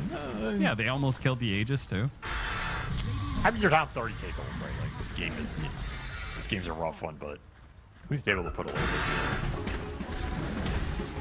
It is like so painfully obvious that this draft just couldn't do anything, right? It's not like they were just like giga outskilled and like, oh man, these guys just ruined us on lanes and they were so far ahead we couldn't do anything. Like, no, they were only like down 3k at some point. That is enough for you to be able to play the game, but just inherently the matchups, they couldn't do anything. Yeah, it was an out draft for sure. It was like a 75-25, maybe even more out draft. Like I would take LG's draft every time because there's just not a natural way to pressure any of these lanes other than you just chain kill the Necro lane like 5 times and he just gets it out of control or something. But even then, out of control Necro, what does he transition that into? It's hard to go to the Drow lane. It's hard to go to a Timber lane and transfer this into kills. I guess where this draft went wrong, like, I don't think the last pick is necessarily bad because I think by that point the draft is already kind of set. Like, I don't think there's a hero you can really pick that's going to do more than Necro there, given the setup. I think you just needed to get some more jump or, like, some more easy kill threat in this game. Because I think, as we're going to see in a lot of these highlights, it's very easy for LGD to just set some plays up and create natural pressure on the lanes. And whenever that happens, Dota's just very easy to play. And that's kind of the power of, like, a Clockwork Shaman here with very high damage cores. They have effectively 3 carries, but it does not feel like their lineup is slow or cumbersome to play, right? Yeah. I mean, in a way, they both have a similar kind of lineup where their offlaner does not provide initiation, but they do have 2 supports that can do it. It's not like Hoodwink and Treant Protector are incapable of doing that. It's just that it is so much easier, I think, to play with a Snapfire than it is to play with a Largo. Yeah, 100%. And that's where this Largo's win rate, I think, is not good because I think it's a very difficult hero to execute. He makes your lineup very strong at certain points, but you need to bounce him out perfectly because he's taking that offlane slot. And the offlane slot right now is really important because almost all of the 1 and 2s are just damage dealers. Like, there's almost no utility or stun initiating 1 and 2s. I can't really think of one other than maybe the Storm in, like, certain games. I mean, Invoker's Invoker, I guess. But, like, no one's playing, you know, some mid Bat Rider or, like, some I don't even know what a utility carry is anymore. We haven't really seen that in a while, but I'm sure there's some out there like Chaos Knight or Dragon Knight carry going we back used to to see. different metas, it was the Durachio-esque, Mickey-esque, Yeah, etc. Monkey King. Yeah, Monkey King. I think even Furion can kind of fill that role because he can like create tempo and take towers and go on people. Like that kind of hero can balance out the Largo because then you at least have some playmaking from another core. But in this meta, it seems like every 1 and 2 is just I do damage. I do lots of damage. And so you need stuns, you need setup, you need initiation. And if your offlaner's a Largo, who doesn't give you any of that, he just buffs your damage. I think games can look like this, where it's just very static, there's not obvious moves, and you just get stuck farming against a team with better scale, better lanes. And LG are not going to give you openings. They're too disciplined, too good. Another perfect game for Yuma, as he might not die in this series after that, looking at that game. Like, we could see a repeat in game 2. So, scary to give this guy that level of free farm on a hero like this. Yeah, absolutely. I just, going back to what went wrong in the draft, you said it wasn't the last pick, and I was thinking in my head, yeah, I mean, it was the first 3 picks of the game. They picked up Snapfire, and Linderfido said Largo is a good hero. So, like, they gave up a great hero in Snapfire, took a trash hero in Largo, then gave up a great hero in Draw Ranger. Like, it already felt the tempo was out the window, you know? I wouldn't say Largo is a trash hero. He's a... I mean, you wouldn't say a highly picked hero with a 40% win rate is not a trash hero. That's pretty proven at that point in time. I mean, there's some really trash heroes. Like, I think Visage is pretty trash. I think Bounty Hunter is a trash hero. They didn't pick but Bounty Hunter. if we're operating in the world of reality where no team is going to be possibly picking that up as their first hero. Yes, I agree. Like, I think if you give a team Snapfire, Drow, Clock, you better have something good for it, because those are some pretty A-tier heroes just as a baseline. You're right in that. And they did not get enough power in exchange, to justify that exchange. So you got to look for some better trades in the early draft. All right. Well, we will see whether or not a second draft will do Linderfido some good. We are going to take a break and come back with that second draft.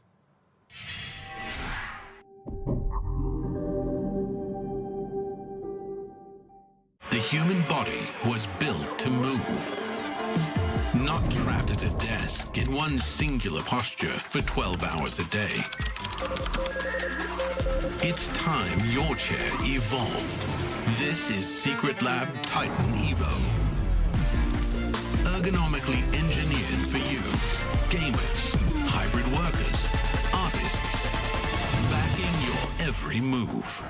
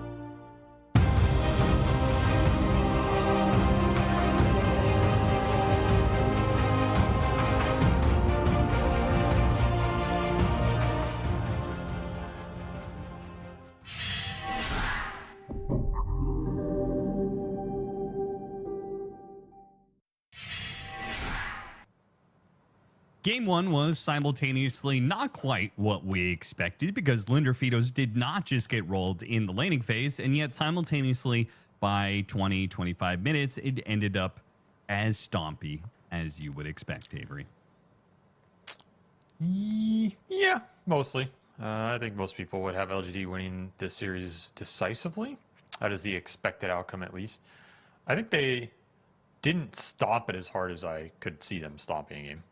So yeah. I think Linderfitos can at least hold their head high on that. And like we said, I think if they had some more just easy kill connections and stuff, they could have made some moves in that game. It wasn't as if LGD played a perfect game or just gave 0 openings or anything. Like, there were openings. They found abilities to kill some cores. They made some smoke moves. It's just really difficult in that style of game after a certain point. So I think if they give themselves more easy skirmish power, lower cooldown kill threat, some better playmaking, we'll see a better fight. We'll see a better fight, man. Basically, it comes down to a better draft could give us a better game. And that is the hope going into our draft for Game 2. Hopefully, they're not going to give up Snapfire and Drow Ranger in exchange for a Largo. I didn't hate the rest of their draft. I just hated that opener. It felt really lackluster. It almost felt like an oversight. I don't think you can trade Largo in the first phase and then give Drow in second. Yeah, that's particularly an egregious matchup. That is unacceptable. So there has to be a better game plan there. Maybe you can... I don't know. It's like, what do you even... That's the issue with Drow. What do you even want to trade for Drow? What do you feel good giving up Drow for? And I don't think there is a good answer to that. There are counters to Drow, like the Lycan we've seen, some carry matchups later on. But in the early exchange, if someone first picks Drow, what do you take that you're like, yeah, we got the better pick? I think it's pretty hard to come up with an answer, honestly. Even if you get something that's good against the Drow, it's not going to be as strong a hero. And that's the issue that the hero presents, and it's why people just ban it. So perhaps we will see it banned out here in Game 2. I would not mind that, and go from there.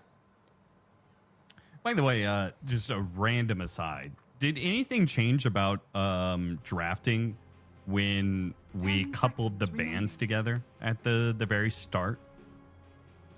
5 seconds. Now both sides ban 2 heroes instead of just going back and forth, 1-1-1-1. Information changed in terms of it's better for second pick because you get more information.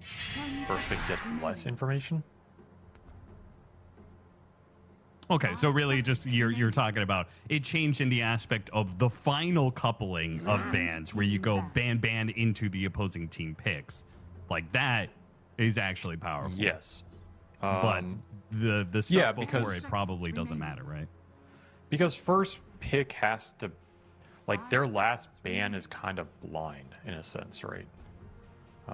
They have to ban on the assumption of knowledge in terms of what are your 2 bans going to be going into their pick.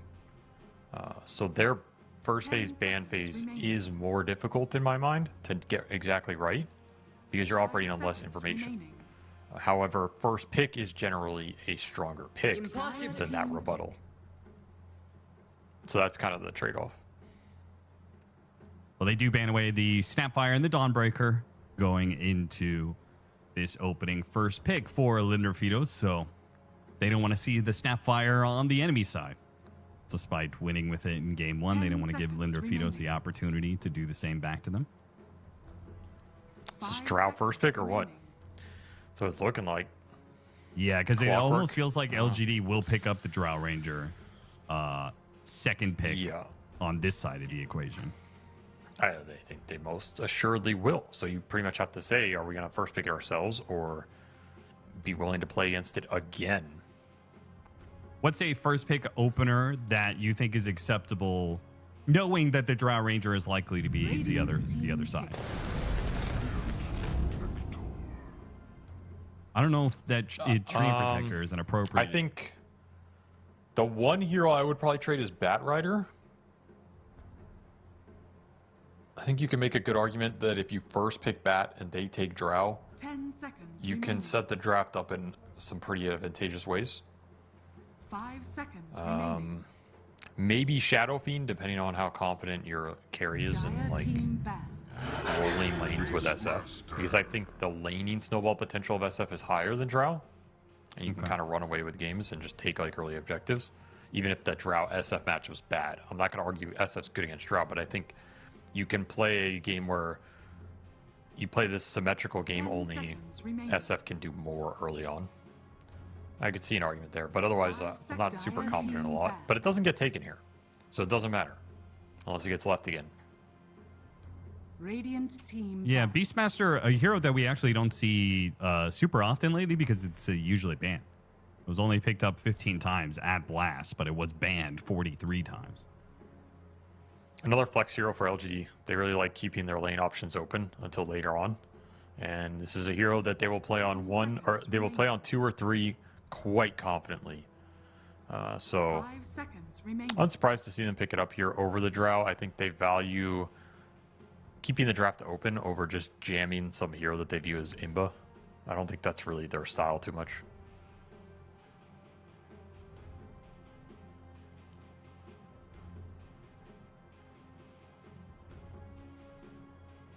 See what gets left in the pool here. You do have to think about this mid beast potential. Radiant team pick.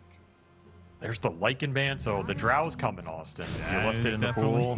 Sure, if you're banning a Lycan of all heroes, you're definitely picking Drow.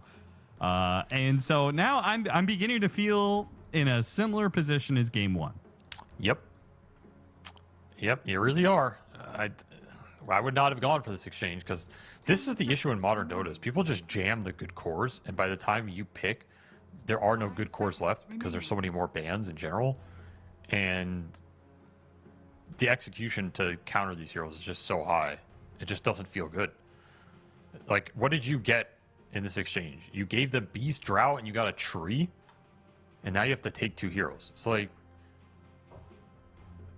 what would you want to take here? I probably want to take Drow +1, right? So you're just beaten to the punch, and that's why it kind of sucks. Like, that's why jamming early cores is completely fine in modern Dota, because you just have so many bans, people run out of heroes. So I think you got to get creative again. Like, again, you got to bust out some really creative picks. No, That is not a creative. No, That is not a creative pick at all. Brother, That how did you pick Largo into Drow Ranger? What? I think they're going to run it back too. I think they're going to take the Hoodwink here as well. Why? 10 seconds remaining. I don't know. This is baffling to me. This just... I feel like you're just throwing the frog into a boiling pit of lava and expecting him to swim. Yeah, what part of game 1 said that, oh, we misplayed the lane, and we'll do better in game 2 and actually win or draw, you know? Okay, you know what I want to see here? Just jam Darkseer. That's not Darkseer. It's literally the same draft. Okay, we're going to get a run back. They're just that confident, Austin. You don't understand what should have happened in this game 1. I think Darkseer would have, like, given this double melee opener or something, and you could have played, like, Largo Darkseer, just 2 threes effectively, you know, just go Chaos up there against the Drow, push the lane in, Diver. Drow's really bad against Darkseer in the early game. I think that could have been interesting. You got to get really creative in that kind of way. This is just slamming your head against a brick wall, it feels like. Yeah. Radiant team pick. Well, if you're LGD, do you just keep running it back? They can't pick up the Clockwork. Instead, they pick a very different kind of hero, the Coddle. I don't think you want Shaman here. You want something else that goes in. You want a kind of Clockwork replacement if you can get it. 10 seconds remaining. I assume Bane, this I think, Coddle would is also just be okay. enabled Beastmaster. Yeah, I mean, it's just Coddle's a strong hero. Blinding Light's good against the Wind Ranger. The Mana's nice with the Beast. Good stacking hero. And there's the Bane. I think that was the best choice there. I think LGD's drafting well today. Like, they're just finding the super value heroes here, rounding out their lineup, keeping the flexibility open, and now you can still send this Beast to either lane. He's going to get powered up by this Coddle. You have the BKB Pierce in the Roar and the Grip.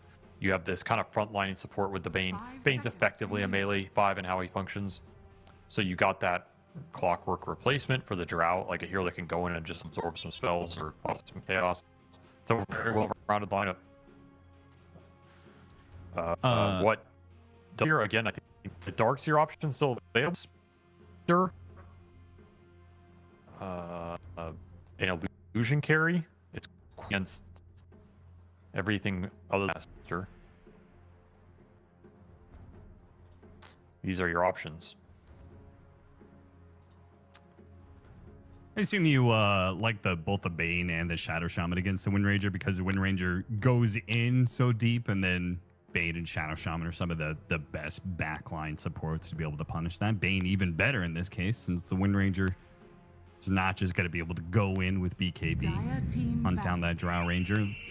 Next pickup is going to be the Kez for Lindorfitos, and this is a hero that definitely shakes up a draft a bit. While Kez is not the same as he was 6 months ago when he was just absolutely killing it in the meta, had a very high win rate, I still like whenever I see this hero, as long as it's not matched up against some of those really hard lockdown heroes. I think Slardar is particularly annoying. Legion Commander is pretty rough. This matchup against the Drow Ranger, I mean, it's a pretty good matchup to get on top of the Drow at some point in time and dice her up. So, and what they did last game, so they got that going for him. Like at least Kez can always win a game if you just Kez your opponents. He gets out of control. He is up against Roar and Grip, so that's a little scary. Like you're going against this Drow, but you're gonna have to gap close the Drow, and then you're up against these two really strong BKB piercing stuns. So that's the only scary part for him here. But otherwise, their lineup looks like it's going to play a lot faster. They have more setup with the Kez Wind Ranger going in. I like this more. See what they get the last pick. I still think that Darkseer is an option. Like I really don't want to rule that out. I think it could be pretty spooky for LG if you execute it well. You can also play Wind Ranger support and take another mid here if you really want to. I guess that's then a player question. I feel like it's not that common for 4 positions to be comfortable with playing Wind Ranger. Like if you're going to be playing Wind Ranger support, you really have to be a specialist on it, like Save, you know. And I don't know if Lindorfitos is capable of having that kind of skill expression and confidence, but I guess we'll have to see. 10 seconds. LG is banning mids though. They ban Ember, so they're kind of prepping for that. 5 seconds remaining. You could still Storm too. Again, I still think part of the Largo value is Croak of Genius and having a good hero for it, which they don't really have right now. So I wouldn't mind just seeing a Storm pickup, or I mean, is there any other? Like I don't think I believe in the Void Spirit here. Invoker is quite good with Kez. If you want to play Alacrity Kez, 5 seconds. turn him into a monster. I do like It's a lot Invoker of against Beastmaster a lot of times. Like he's so disruptive to Beastmaster going in. True. It's a long range grip cancel. Your Kez would have Alacrity, Croak of Genius, Treant Armor, plus a Largo Song. Like that's a lot for a Kez to get pumped up by. I could kind of see him going ham. One ban for LGD. What do they want to ban? Potentially banning your own hero as well, because you're still looking at this mid off lane flex. Yeah, you That's also kind have of the downside here. a Coddle, which is another hero which you could run with Storm Spirit, but they're going to take they're not going to take the risk. Rather, they're going to ban away the Storm Spirit, even though I think it could have fit into their lineup. They obviously have the all-around last pick, so they don't want to give up something Lindorfitos is going to take away from them first. I think it's also a more important type of hero for Lindorfitos compared to LGD. You can just stick the beast mid against almost anything, and there's still a decent amount of offlaners in the pool, especially Whisper with his hero flexibility. They'd rather just take it out. Earth Spirit, Really? holy base! That is a hella base pick. That has to be Earth Spirit mid. If it's not, this is a complete joke. But mid Earth Spirit is actually a scary hero. We don't see it a lot, but when this hero gets going, 10 seconds he goes. He gets really tanky. It is a natural gap closer, 5 a seconds pretty good remaining. disruptor against these two supports. I kind of like the pick. Again, I think you need to just get creative and, you know, throw stuff at the wall and hope it works because you're big underdogs here. It doesn't mean it won't fall flat, but it's a very creative pick. And I think it's kind of cool. Like, he's really tanky here. Good Croca Genius hero. Good Tree and Armor hero. And it guarantees you have initiation and low cooldown stun, which is something they were missing from game 1. So, I'm for it. I'm for it. You may now select. They got punished. But what can you do? I mean, they always had that option. Pick a real hero, man. This is particularly interesting because Alone does not play a ton of Earth Spirit. He's only played it 14 games, and he hasn't played it in over a year. So it's a specialist hero, that's for sure. Yeah. Hopefully he knows what he's doing. The Pango matchup's pretty rough for him. Not a hero you interact with at all. Pango can also kind of just counteract your plays. Like, you want to be active on the map with Earth Spirit, you want to be able to go to the Drow lane, roll in this Drow, and kill him with early Urn/Vessel in this game. And if every time you do that, Pango just TPs and goes on you, it's rough. This is also Coddle Pango. But it will be offlane Pango mid-beast, so maybe that gives you a little more freedom here to not get matched as hard. It's still a strong Pango pick. Because you have the Coddle backing you up, it's going to be a good lane. Diffusal does a lot of work in this game. There's only Overgrowth for the Rolling Thunder, which is something. But, yeah, scary draft, again, from LG with the Drow. Just all these frontliners creating space for Drow. A lot of pressure on Alone. And probably Monty with this Wind Ranger to, like, find some stun connections between these two heroes. I feel like a lot of this game is on the Earth Spirit Wind Ranger, connecting on heroes, speeding this game up, having a good laning phase. If those two fall flat, I think it's going to look like last game where you just have a bunch of meaty boys getting their bones picked apart here. Yeah. I think I would appreciate I think the Overgrowth is a good answer to Pango if you have a range damage dealer. The problem is that the Overgrowth doesn't work nearly as well when you have these melee heroes, because you're less likely to immediately take advantage of the time the Overgrowth is happening, and it's a melee hero walking into the rolling boulder. You know, it's like that. It isn't the best position to be in a fight. While a ranged hero, you know, if you had the Drow Ranger, you just Overgrowth, focus him down within that Overgrowth timing pretty quickly, and bada bing, bada boom, you're done. But oh, that's fair. It's a fair point. That's why I said they have Overgrowth, but like you said, can you actually use the Overgrowth to kill this Pango? Probably not. You can use it to disrupt him, maybe kill some other people, get a better fight for your Earth Spirit with some sustain. That could come through. But yeah, it's gonna have to be like a collective team effort in the fights. Just get the Largo ball rolling, the Earth Spirit ball rolling, and just rolling together. We got some big rolling boys in this game. What is this stack? We've got 5 heroes on the sides of the map. Yeah, kind of wild. They went top, gated bottom. A crazy smoke. Really fast though with the river. Kind of cool move. Didn't work, unfortunately. You are playing against Bane with the nighttime. Always pretty difficult to go into. Well, it looks like we're going to have an easy 2-2 split. No early fighting. It took a while for First Blood to come through in that game 1. It didn't happen until like 5 or 6 minutes. Might be a similar situation here. A lot of farm-heavy heroes. Mid's going to be a farm exchange. The Pango is going to have resources top, so it's unlikely Kez can find some early aggression. And this offlane is pretty passive for LFT. Again, you're playing a Largo lane. Oh, did he know that the best aggression? Oh, did he know that courier was going to be going down there? That is a crazy. I don't know. I think he was just going to TP out or something. Stinger making some plays here with the early boots treant. Oh, Monty's dead. Okay.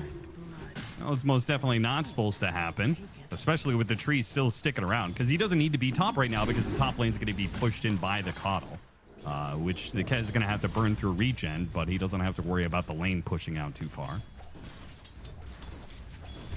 They sniped the Drow Courier with the regen on it, so Yuma is kind of in trouble here. Gonna have to get fed some tangos, but he's low for now. That could have been a kill opportunity with the tree. Kind of surprised they didn't sync it up a little bit better. Did cost you a little bit on that top lane. Aggressive sleep. And trying to kill Monty again, and they got him.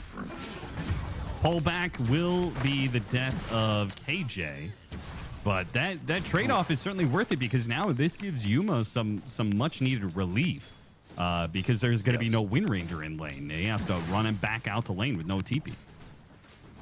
Very rough for the Wind Ranger here, and it's going to end up being rough for the Largo, too, who's just going to get his ass beat in the 2-on-1 now. This Bane can also ferry out items to Yuma, who lost his courier. Right. So that was a very efficient exchange for KJ down here. As they'll swing this lane back in their favor, they get another sleep on the Largo, who's going to get potentially killed here. Yeah. That was way too easy, man. The Nightmare sleepwalk set up into multi-shot so you can get close enough to hit multiple arrows for each wave is pretty rough. Wind Ranger chase back all the way. Is he dead behind again? the tier 1 tower. KJ looking for the brain sap to finish him off. Cuts through the trees. Monty gets off the wind run off the level 2 that he claimed just as the creeps died. Now KJ's in pretty deep, but Largo can't really take advantage of this at all. At least Largo got a decent amount of that CS. So it's actually a solid CS start for the Frog compared to the Drow. The Drow got some kills, but they're going to get the equilibrium back here. Not the worst outcome, as bad as it was in terms of net worth. What's happening mid? Tai Lung just taking it to Alone here, who is not going to win this matchup. I'll tell you that much. This is B's favorite for sure. Might kill him, in fact. It's kind of getting close.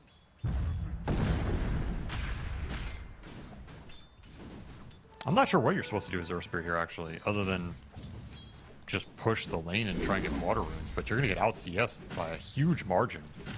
Very hard to beat Beast with these melee heroes. He's going to base. This is a disaster of a lane. You last picked Earth Spirit, and he can't even lane here. He can't go back to base he's not because going Giant to Wave base. is pushing in. He can't afford to miss this. So he's going to come back, play a little football in honor of the World Cup. Gets the Get 0 experience, CS. and that's it. Jeez, that's rough. Ooh, he's going to be poor. He's got 8 CS. I don't want to look at it. I don't want to see it, man. It's not pretty. And this is a matchup like he chose. Like they should have known this was a possibility that it was Beastmaster mid the entire time, and he opted for an Earth Spirit pickup. Fight in bottom once again. KJ battling it out. The brain sap, will it be enough for them to get the kill on the Wind Ranger first? No, but the Wind Ranger still dies all the same. It again leaves this matchup of Drow Ranger solo against Largo, which is rather abusive. Honestly, I think Alone maybe should have just TP bottom there to try and kill the Drow off of some surprise TP roll-in. Because I think going back mid here is... what? I don't like you're doing anything. You have no clear for the boars. You can't walk up to the wave. You gotta just go like full mode tops and run around the map, chain kill Yuma or something. Sack mid. Yeah. I think that's the point we're at. I think this was a mistake going back mid here. I mean, look, he could be diving this drop bottom right now. Right there's an opening here. They go for KJ. Split attention here. KJ with a Nightmare off. Saves himself a little bit of damage. Power shot coming through. Can they do enough? Nope. Now they're going to be blasted underneath tower. They have a blood grenade to try and slow down these heroes chasing after the Largo. Yuma, multi-shot up in 4 seconds. Another blast is up for Thea Lacour as well. The Dream Protector goes in. The blast comes through, and it's a 2-for-1 trade-off. The dive doesn't work for Linder Fitos at all. I think that was your opportunity in this game to get something done with the Earth Spirit.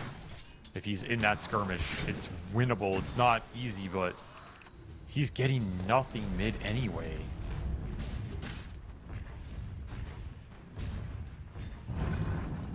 At this rate, it's looking like every lane what am I watching? needs some help. I don't, he's missing free CS under tower. Yeah, I don't know what's happening here. This is suspicious territory in terms of lag or He does something. I not don't look know. like an Earth Spirit specialist. No. It looks like this was like a hero misclick or something at this point. Yeah. Maybe he wanted Earth Like Shaker. they meant to pick. So that could be true. kick away so he can get the roll out. Into what though? Ooh, nightmare dodge on the shackle shot. Not sure if it was going to latch, but either way, KJ doing some good work as he once again gets gone on by the trio here of Linderfitos. While their Earth Spirit is being zoned out of level 6, this is going to be a mid-tower before 7 minutes. I mean, don't even bother using the living armor. It's not going to help.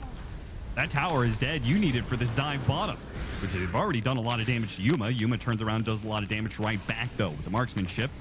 Just picked up level 6. It is dangerous. They have to kill the Drow Ranger, otherwise the Drow Ranger might kill them. They do not get the Drow. They'll get the Bane. Austin, I don't want to be the bringer of bad news, but bottom lane is some action against the Drow. Mid lane's an absolute disaster for Earth Spirit. And guess what? There's another lane in this game, and they've just been turbo stacking the jungle. I see that. I think this game might get out of control pretty quickly here because there's about to be a massive gold injection into this Pangolier. Your Beastmaster's completely out of control. At least you almost have Magnetize. Even as poor as Earth Spirit is, your spells are always powerful. He is really poor, though. I was going to say that Kez at least is free farming, but despite the CS difference between him and the Drow Ranger, he is still behind in net worth, probably because he's had to burn a lot, first of all, for all the coddle harassment, but also because the Drow Ranger has picked up so many kills, as he is 4-0-2 already on Yuma. Largo got a lot, though. Much better game for him this time around. Getting the priority with the supports, and they're going to bring the Earth Spirit down here. With the Magnetize, it's a big move. Double wards behind the tower. They have to find a connection on Yuma. Flying multi-shot behind into the trees, not finding him. Stingers pop out and gets gusted into a bad position. Here comes that Earth Spirit rolling in, doesn't hit the Drow Ranger, gets him with the Magnetize though. Tree Protector, somebody's got to wake up this Earth Spirit here. They do wake get him up. a kill on the Drow Ranger though, and the Tree Protector lives, at least for now. The roar comes out from Tai Lung, goes after the Wind Ranger, an easy burst, but that's just a support.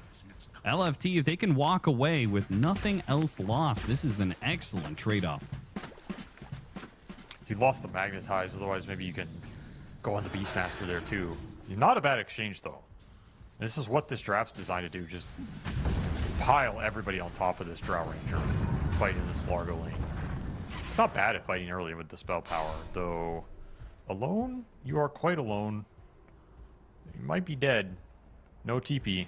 He's going to have to make one of those, block himself in with the tree. That's a clever move. He is going to get the roll out down the side of the map. That looked so stupid. I cannot believe that worked. I think he's still dead here, though.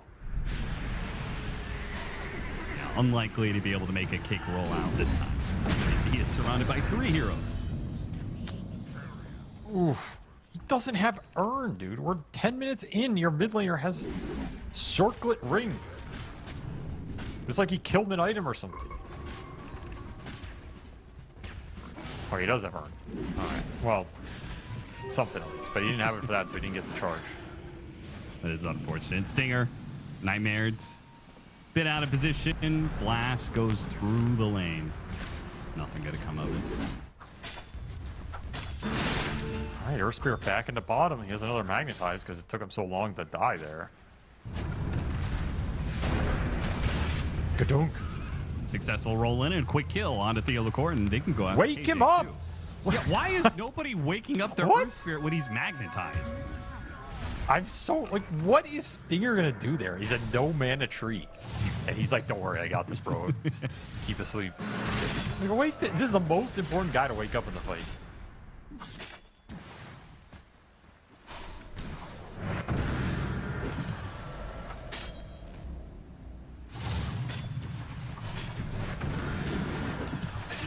Kez in some trouble, parry, but does not save him as Yuma is done playing that bottom lane.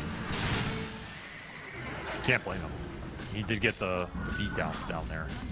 Honestly, this game is kind of close. As rough as it's been for the Earth Spirit, the overall net worth is pretty even somehow. And the Wind Ranger is your 3 now, I guess? We've had a little bit of a role switcheroo.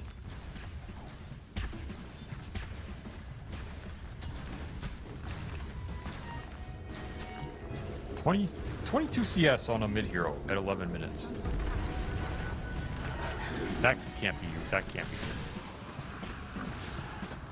Of all the ways to die. Dire's top tower is under attack.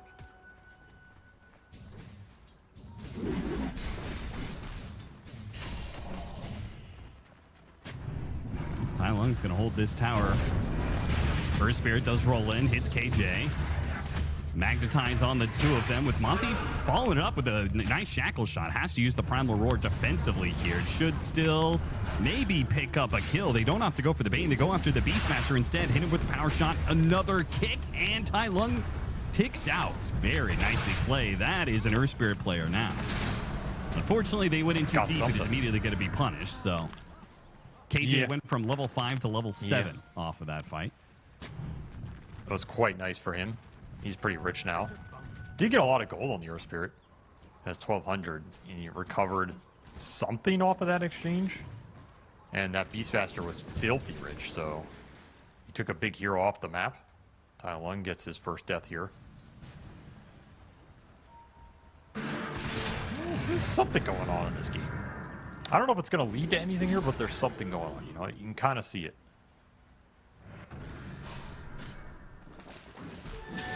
Radiant's bottom tower is under attack. Radiant's bottom tower has fallen.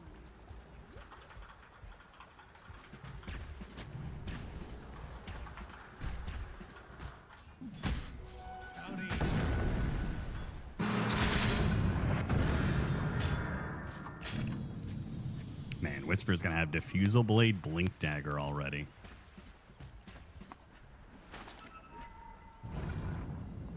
All that stacking. It's the power of the Keeper of the Light. That's what this hero does. Pushes lane in, builds the stacks. If you don't contest it, he turns some hero into an absolute early game juggernaut. And they have to deal with this super early timing. Very difficult to fight into right now. I think the 5-on-5 is stronger for LFT. Finding that 5-on-5 is probably difficult. Oh, what's going on here? Whisper gets off the Rolling Thunder. Bounces back into Monty. And, oh no, the Overgrowth while he's on top of the Wind Ranger. Either way, he finishes off the Wind Ranger, hits Kez on his way out. Now the Dry Ranger comes through. Trade Protector is going to be the first one down. Earth Spirit still getting some Magnetize going on to Theolacor, but it is a completely uncontested Drow Ranger. Oof. Yeah, that's not the fight setup you want. Again, I think you are really strong in the 5-on-5, but part of that is you're fighting around Largo, who's your most farmed hero. Largo's not in that fight at all, so you're missing your strongest component. And then you just take it in a place that gives Yuma a free entry on the backside of the fight, and you don't burst that first target down. So kind of a disaster in terms of what can go wrong went wrong. And now you've given LGD a significant lead here. How will the Overlord's done for the Beast? He's going to start taking away map control. You have all the Chakra magic to buff the Pango up to stay on the map. It is a very quick lineup at recovering, re-exerting pressure. Gadunk. Dire's courier has been killed.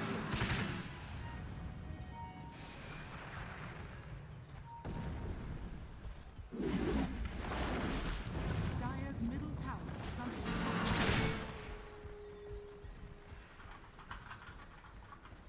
Radiant are scanning.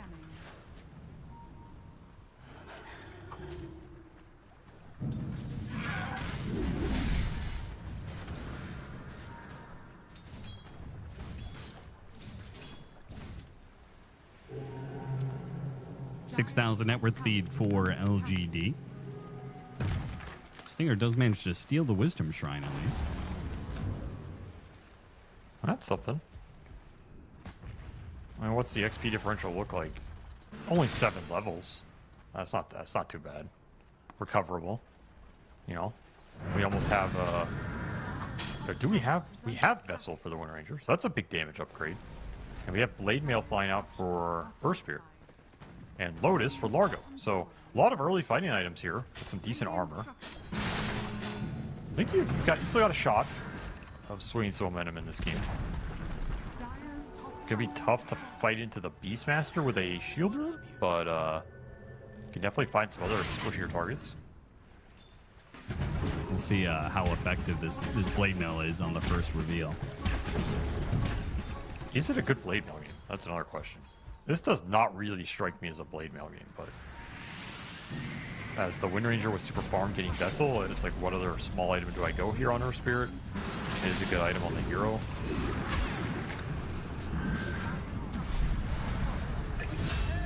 Oh man. Dire's middle tower is under attack.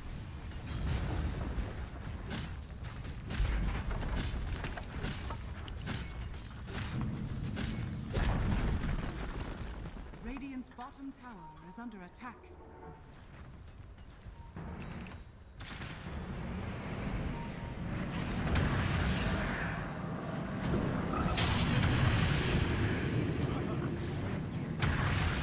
Dire's middle tower. Well, looks like the Largo's fate hasn't really changed too much. Radiant are scanning. Different game, same story, perhaps. He's more farm though. Which maybe that's not good, because then when he dies he gives more gold. Bottom tower is under attack. Maybe he should be poorer. For the 500 gold kill. Yeah, not great when he's your highest net worth hero. Dire's bottom tower has fallen. Which is also just weird, because I feel like they put all the attention into this Largo on that Drow lane. And they said, you know, hey, we're going to run this idea back. We're going to play through the Largo. And they played through him, and then they just abandoned in like the last 7 minutes. They did nothing and fought away from the Largo. That part's just really confusing. Yeah, also going Blade Mail and Mage Slayer, like Blade Mail, Earth Spirit, Mage Slayer on Kez, having the Largo, and none of this is like, they're not actually trying to utilize these early game items to fight. I agree. You're missing a lot of windows here. I'm also not even sure these are the early game items. Like, I'm not sure this is the Blade Mail game. Is this a Mage Slayer game? Who are you hitting with Mage Slayer here? Eh, it's good I against don't see it. Beastmaster, right? This is a Helma Overlord, so. KJ in deep, and he's probably going to die for it, but it's going to be yet another easy fight for LGD. And rolling in, really Whisper pressuring. will find the third kill for them. The Train Protector dies as well. So even though the tier 2 is still up, they're going to mass buyback to try and help out the Kez, who got off an ultimate and did some damage. If they do not get kills off of this one, this game may be over. And Overgrowth does manage to catch the Coddle. He goes down. Both supports buy back to kill one of the opposing supports. Are they going to get out, though? Nope, that is going to be a dieback for the Wind Ranger. So ultimately, 2 buybacks and still trading 1 for 1. Too much sustain. Early Aegis on the Drow, you can't focus him. He's getting lizarded up as well. You have this Arcane Rune Pango for that entire fight. Plus the Chakra Magic. Just insane spell cooldowns here for Whisper. And then the Beast is just sitting there, getting Coddle blasted, healing everybody up. Like, too much HP to get through. Too many good stuns for the Kez to stick in the fight long. It's all coming up LGD. There's an Axe for Whisper already done. He is an absolute beast. Yeah, this game is becoming more one-sided than game 1. Lotus Orb plus Shard for Largo. So maybe they get a really sick bounce back on the Primal Roar while also dealing with the Silence or a Nightmare or something. It is a good Encore Lotus game. Like, you get rid of the Solar Binds, you get back the grip, you can return the Roar, remove some silences. Like, there's a lot to dispel here or flip back into LGD. It's just all 3 of their cores are out of control. And it's kind of hard to deal with that as a single entity here. Do have Deso on the Kez, so he has some damage to play with now. Will he get a Deso charge? That's the question here.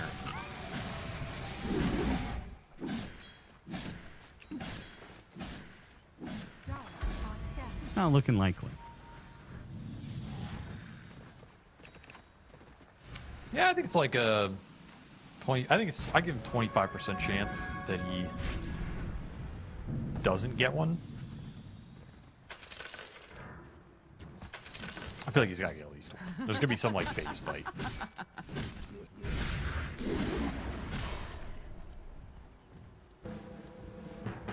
Nice little Coddle shard too. Extra Solar Bind charge. Maybe they kill Theo. Extra Illuminate heal.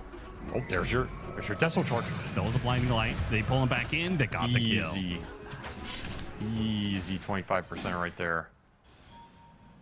We're on the board. We're cooking now.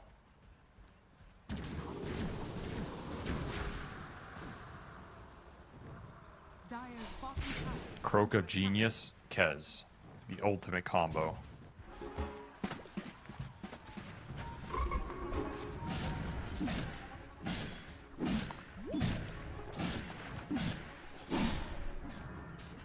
Nothing says spell damage amplification like a bird samurai with a sword. Fits the lore perfectly. What? Lore?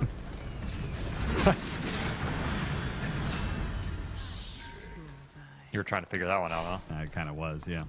AC almost Still done for the disages. Beastmaster. This may still be an opportunity to hit high ground a little bit if you're Yuma. You still have 30 seconds left on Aegis. That's the crazy part. I felt like this thing expired a while ago, and they still have it. Yeah. This Aegis got picked up so early, and it's lasted the full duration, and it has built a significant net worth lead. Second Deso charge. Easy clap. It's building it up. Now get the hell out. Will he die for it? Slowed down to a crawl, though. 100 movement speed off of both the Solar Bind and the Frost Arrows. 2 for 1. You got a support. You got another Deso charge. You lost 2 cores. Damn. Just Goomba stomped him, dude. Did you see that? Yeah, I saw it. That was a literal Goomba stomp animation. Largo is basically a giant Goomba. Pretty big.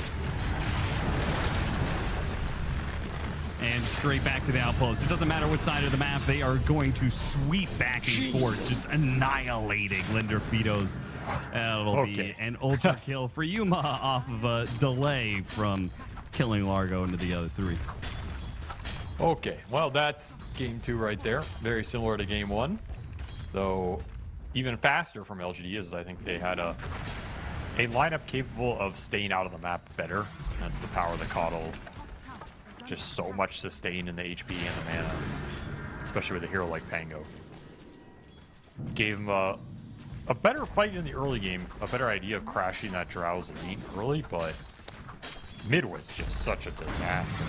I don't know how these games ever going to be winnable. Effectively had no mid laner.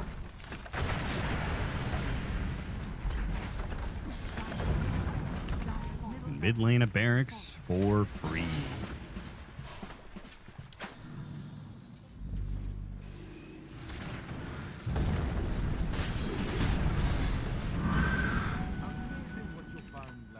Ags done for Bane. That has to be one of the earliest Ags on this hero. Dude, that is That's crazy insanely timing. He had 24 minutes. Like, what the hell? I mean, he bought nothing else, but Like if you're That's Kaz or disgusting. Spirit, how do you go in? You just know you're instantly gonna get Can't. Fiends with it. there's nothing you can do. Trying to catch the Kaz, pull him back Damn, in. he's They just got the going. Fiend's grip on him. There he goes. And See ya. the Rolling Thunder to follow it through. Her Spirit's gonna roll in, seeing Yuma did not hit him with the roll in, couldn't get the kickback as a result, and now he's in trouble as Yuma has gotten his positioning, starts laying into them. I mean, the moment you can't kick in Yuma there, the fight is done, because he's It's gonna done. Hurricane Yeah, Pike it's and he's gonna Glacier, and it's done.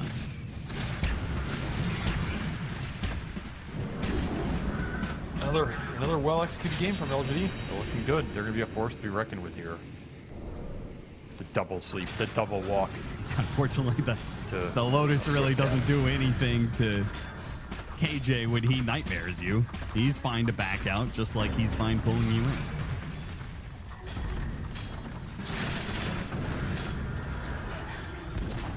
Well, they did kill Yuma. They got him once. That's something. He's not 16-0. So they ruined his KDA a lot. I guess I shouldn't say a lot, but they ruined it a little bit. Dire's middle tower is under attack.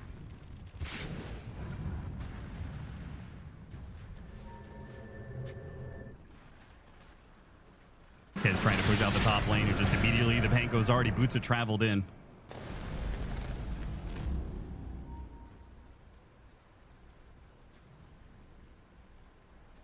Just waiting for next Roche. Almost up here. Fast spawn. Why not? Amp damage in the river as well. Nice little pickup for somebody.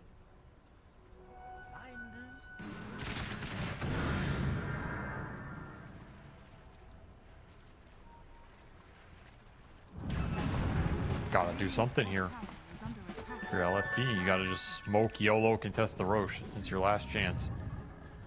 You get some crazy roll and magnetized silence on a bunch of heroes. Anything's possible. Unfortunately, it feels like they are having a hard. Okay. Singer's just dead. Okay. What the hell was that, dude? He almost died to an Ancient Thunderhide and double boars and had to overgrowth to save himself. And he may still die, blinks past the axes, trying to make his way to the Roshan pit to get some sort of vision down. And by God, he gets some. It's a pretty good ward. It's a courier too. There goes the pipe. All right, they got the Rolling Thunder with the amp damage on cooldown. Could smoke. Could look for something now. You got a little bit of an opening. You got a good ward out. LG do not know this ward's here because it got placed by that flanking Treant. This is your best chance to do something. Radiant This Roche died. Here comes that smoke, and they're going to do a big wrap around through the mid lane. Unfortunately, Whisper is already there with a haste rune. He's broken it, blinked back, not going to get caught. Shackle does manage to hit him, though. A little silence there from the Earth Spirit, but they have lost their initiation. They're going to roll into Tai Lung, and they're actually going to go for it. There's no Drow Ranger here. Drow's trying to finish up the Roshan. It finally does go down. The Lotus Orb trying to bounce back, but the Fiend's Grip comes through all the same, and it's the Earth Spirit dead. Now the Kez is up next. The Drow Ranger is going to rejoin the fight with a fresh Aegis. And that should be it. With 2 lanes of barracks and a team wipe just outside of the base and Aegis in tow, there is really nothing that is going to stop LGD from claiming the rest of the barracks and finishing off tier 4s. Eventually, the Ancient Air Spirit still looking for the kickbacks and is still missing the roll-in. Well, he's going to sleepwalk his way into an L here as this series is done. Extremely one-sided. I think this is kind of the outcome we expected. LGD are just on another level, so there's no shame in this loss, but damn, it's a little frustrating to see them run the exact same draft back and just have it get beat up in a very similar way, if not worse. I think that's the only frustrating part. And I think there were opportunities in those drafts to pick some like fight initiators or some jumpers versus the Drow, and I feel like they gave this Drow just... They gave it in the second phase twice, and it had a free game, basically. It has an easy lane matchup against Largo, and then you're against lineups that don't really have that good a gap close. At least they went for like Kez Earth Spirit here, but the Earth Spirit just couldn't even lane. You can't even play the game. So you're down in. Just kind of a disaster. This game 2 off the mid lane alone. And that is what we're going to see through the highlights. A lot of disaster. A lot of Drow Ranger. Saw a lot of it in game 1, killing heroes, and nothing changed in game 2. All that really changed was how the fights were started, which in this case was a lot of Linder Fidos actually trying to start fights, which they didn't really do in game 1. Felt like they were just kind of running around dodging. In game 2, they actually tried to start fights, but a lot of it unsuccessfully, largely with the Earth Spirit. Just outnumbered and outgunned most of the time. 100%. Just too far and too fast. That's the scary thing about Coddle. He accelerates the game a lot, and then when you accelerate and you get fat, you can just go high ground super early. And he gives you the sustain to make those plays. And just a very scary hero to play against right now. We saw the power of it in this game.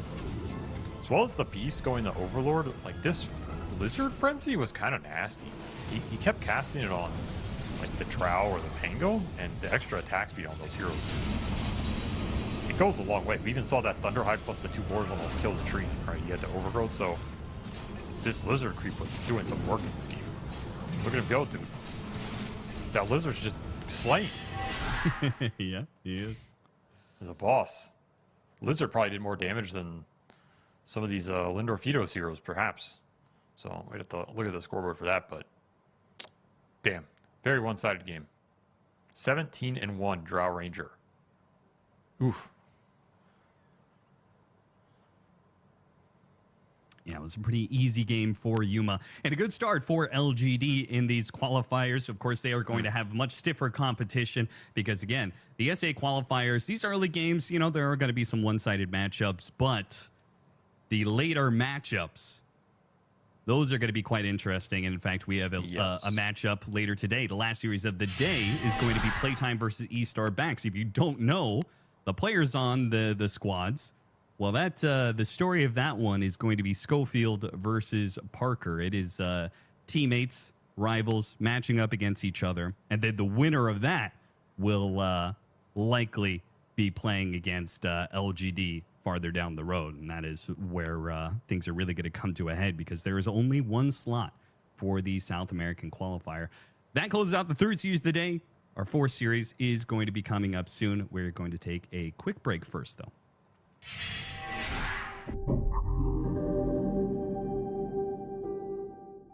The human body was built to move. Not trapped at a desk in one singular posture for 12 hours a day. It's time your chair evolved. This is Secret Lab Titan Evo. Ergonomically engineered for you. Gamers, hybrid workers, artists, backing your every move.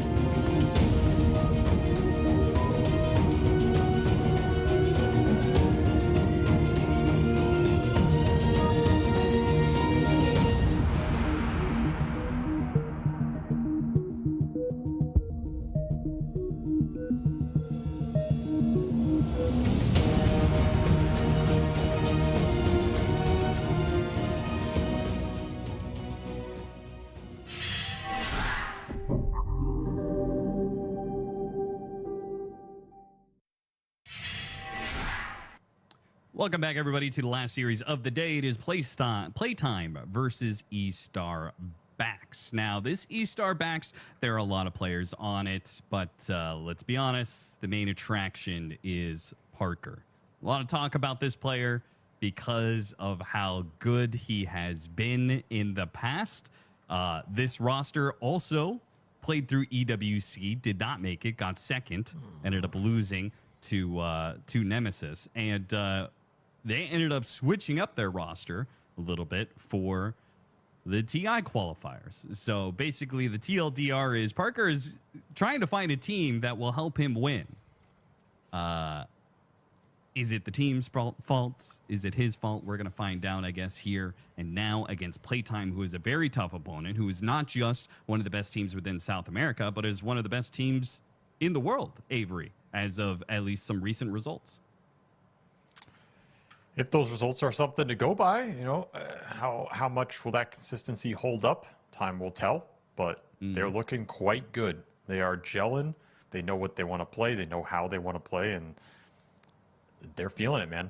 They're feeling it.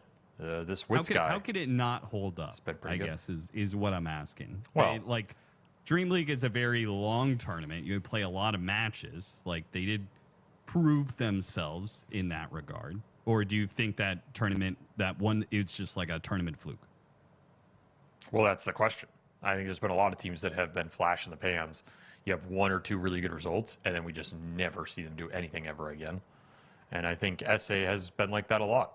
Like a lot of these SA squads over time, you know, Thunder Awaken at TI or something, like you have this one good run where it's like, damn, they're a real team. They're looking good. And then 2 months later, they're disbanded.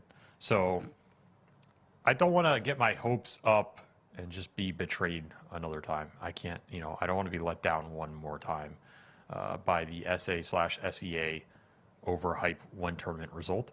However, I do believe in them. I believe in this squad. I believe in their players. They look stable. They have some real showstoppers, especially a good mix of veteranship plus some young blood. I think that's the right recipe. I believe in Schofield. I believe in Wits. I think those are the two players that need to pop off for this team. And then between Dark Mago, El Micho, and Frank, that's where your consistency and like your backbone comes in. So I think they have a good setup and a good mix, and it's shown. They had a good result. So hopefully they can continue that momentum. But only one team is going to TI from this qualifier, so you better step it the hell up. Now's the time to do so. Radiant team ban. Yeah, I've been very impressed by Wits. It seems like the new talent coming out of South America, Wits 10 and Tai seconds Lung. remaining. There was a lot of hype about both of these players. Way more hype about Tai 5 Lung, that's for seconds sure. remaining. But I think they have both proven that they're at least deserving of the hype from their performance so far this season. Again, you might be right. Maybe one of these teams or both of these teams might fall off. One of them is going to go to TI. We'll see how their performance is at TI. But Team so back. far, it's been very promising against some stiff Radiant international team back. competition. I agree. Deserved for sure. We see here Schofield in his natural position. A true classic for him. 10 seconds. As he often decides to just that. he often decides to just sleep 5 in the draft seconds and remaining. reset his mind, clear it of all obfuscations as he enters pure Wasn't mode. one of the complaints from zone. Heroic about Schofield was that he was not the hardest working 10 player on the team? seconds remaining. The thing is, someone's always the least hardest 5 working seconds player, right? remaining. Like, Yeah, you can maybe, always but say that about I'm someone just on anything. saying, like, you laying down during the draft Dire is totally acceptable by me. If you have no input on the draft, that is totally fine. I'm just saying the optics of that are not doing him any favors. I'll tell you, there's some players I play with. I wish they had just slept through the draft. I'll tell you that much. There's some guys out there that are just yapping, calling all this random bullshit, and then when you look back on it, you're like, none of that really did anything. It was just useless. So I actually don't mind it if it's a team decision and understood. What you don't want is expectations from someone and they don't deliver. That's where you get into Team trouble. ban. Anyway, Let me see. we're gonna have an Enchantress for Snap exchange. Radiant team Pretty ban. interesting exchange. I think Snap is the more powerful, more flexible hero draft-wise, but Enchantress can be a very tempo driving hero where you're just setting the pace and you're really ruining someone's game 10 plan. seconds remaining. This could also be a hero that you just roam to Parker's lane and tilt him early, 5 right? seconds remaining. Just trialing him with Enchantress through the gate or whatever, and Radiant team Parker's crying. If Parker's crying, you're probably winning the game. That's all I know. Although they got 2 people sleeping. All right, this might be a little too much. This might be. This is a little extreme. Oh, I mean, he's we doing can't this. have- He's getting on his side even. He's got the hand down the pants. Yeah, this is way too relaxed. You gotta. This is too far down the rabbit 10 hole. seconds remaining. Mode chill. All right, well, 5 Snapfire seconds pickup for remaining. E-Star Banks. We already talked about how strong of a hero this is. They will not feature a Drow Ranger follow-up here. They're actually going to go for the Clockwork. Drow is still open for the taking. It seems like perhaps, at least for the South American qualifiers, maybe a little bit of faith has been lost in this hero because it was like first phase pick for Blast and some of those tournaments. Whoa, Dark Mago almost lost the camera there. Classic Schofield Nyx right there. You do not want to play against 10 that. seconds remaining. A true nightmare player hero combination, and you got the Viper 5 plus seconds Enchantress to remaining. enable it. So it's not as if you're losing tempo or losing some laning power by picking up this Nyx here. I think it's very well balanced. Very, very classic playtime draft right here. Very scary one to pick a carry into as well, because you have to think about the carapace interactions for spellcasters. You have to think about the Viper anti-carry potential for a lot of melee heroes. You have to think about the Enchantress roam, either on your safe lane or your mid. There's a lot that E-Star backs need to think about here in terms of how they're setting their draft up and who they're setting where. Not easy heroes to pick into. They are abusable, but damn, is it hard. It's scary to pick into, let alone try and execute. So I like the opening 3 here. Yeah, it's definitely a weird looking draft from Playtime. Very lane dominant, that is for sure. Good lord. Enchantress, Viper, Nyx Assassin. If you don't win lanes, if you don't win your 2 side lanes here, then something has probably gone wrong. Techies pick up for E-Star Backs. I mean, the team fight that E-Star Backs is putting forward, it looks fantastic. Oh, yeah. And I like that they made the snap core just quickly here and not mess around with it, because you 10 need some seconds fast remaining. cores in this game. Like, you don't want to play a bunch of slow cores that are going to get run over on the map, get roamed 5 on, seconds get kicked out of lane by Viper. You need some fighting power. Snap guarantees you have that no matter what your other 2 cores are. So I think that's already a good decision. Probably one they were looking at anyway, but it makes sense. Yeah, you have to play into Nyx, but everybody has to play into Nyx Assassin. It's just never fun. They could go for a summons threat like a Beastmaster's lane here, but then you're in the Enchantress lane. That's a little weird. Maybe they will just take a standard Dire stunner. team pick. Nope. It's going to be Parker's Furion as the choice of matchup against the Viper lane, potentially. Which I don't mind. I mean, you're limiting the lane potential here, but then the Beast gets taken by playtime. Radiant team back. Yeah, it's a little awkward now. I feel like you wanted to be able to take that Beast, but you're too afraid to take it. And then at the same time, they get it, and now the Beast against the Furion's pretty nice, because you have this long duration roar when he joins the fight that it's pretty hard for him to itemize against. He's not a hero that ever really buys Lincolns or Lotus or 10 anything. seconds remaining. Very fast lineups for both teams, though. 5 A lot of seconds tempo remaining. potential in this game, both directions. And a lot of execution to be had with this Furion pick. Dire team ban. I will say this is looking like a matchup where if Viper really takes off in this game, he is Radiant going to be a team huge ban. problem. There's so much magic damage coming out of the first 3 pickup of E-Star Backs, and Nature's Prophet doesn't add like a hefty physical damage threat. Even his Sprout is not particularly good against Viper if he gets an Aghanim Scepter at some point in time. So 10 seconds. I agree. The remaining. attack speed slows are annoying for Furion. You can kind of get it like Silver Edge Satanic 5 later and seconds just remaining. beat him to a pulp, but it's not really fun. It's not a hero you like Dire sitting there hitting in general. I like Playtime's draft a little better right now. I give it like a 60-40. We'll see what gets delivered in these last picks, but I also think it's going to be hard for E-Star backs to find a good offlane pick here, because you want one of these meaty, fatty offlane dudes, and 10 you're doing it seconds into remaining. Viper. Nyx Enchantress, it just doesn't sound easy. Like, you know, imagine picking Mars here or something, right? That's the kind of hero your lineup wants, and there's no way you're taking Mars here if you're E-Star backs. It just looks so terrible. So I think they're going to be challenged to find that last pick. Underlord is the one hero I think could be interesting. I think Underlord does look pretty solid.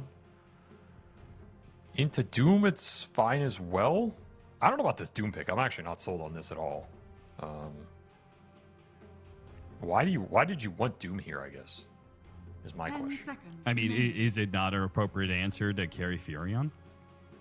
5 seconds. Not remaining. really. You don't really ever Doom Furion. Even if you do Doom Furion, he doesn't care most of the time.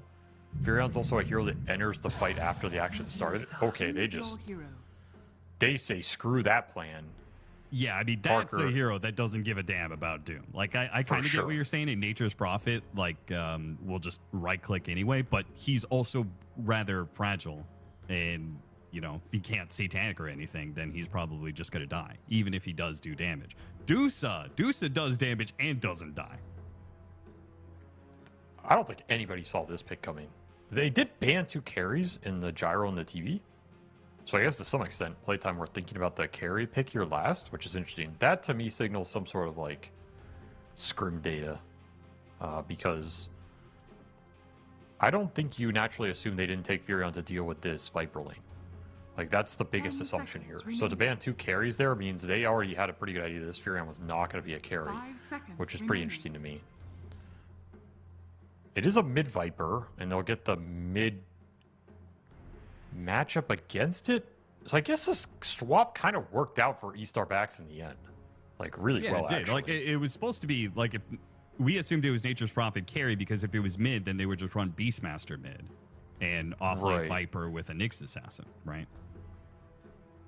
This draft got really weird at the end, but I think ultimately E-Star backs got what they wanted, and they won the lane matchup, Swaparoo, you know, Switcheroo, Electric Boogaloo. You dodge putting a bad hero into a Viper matchup, that's always good.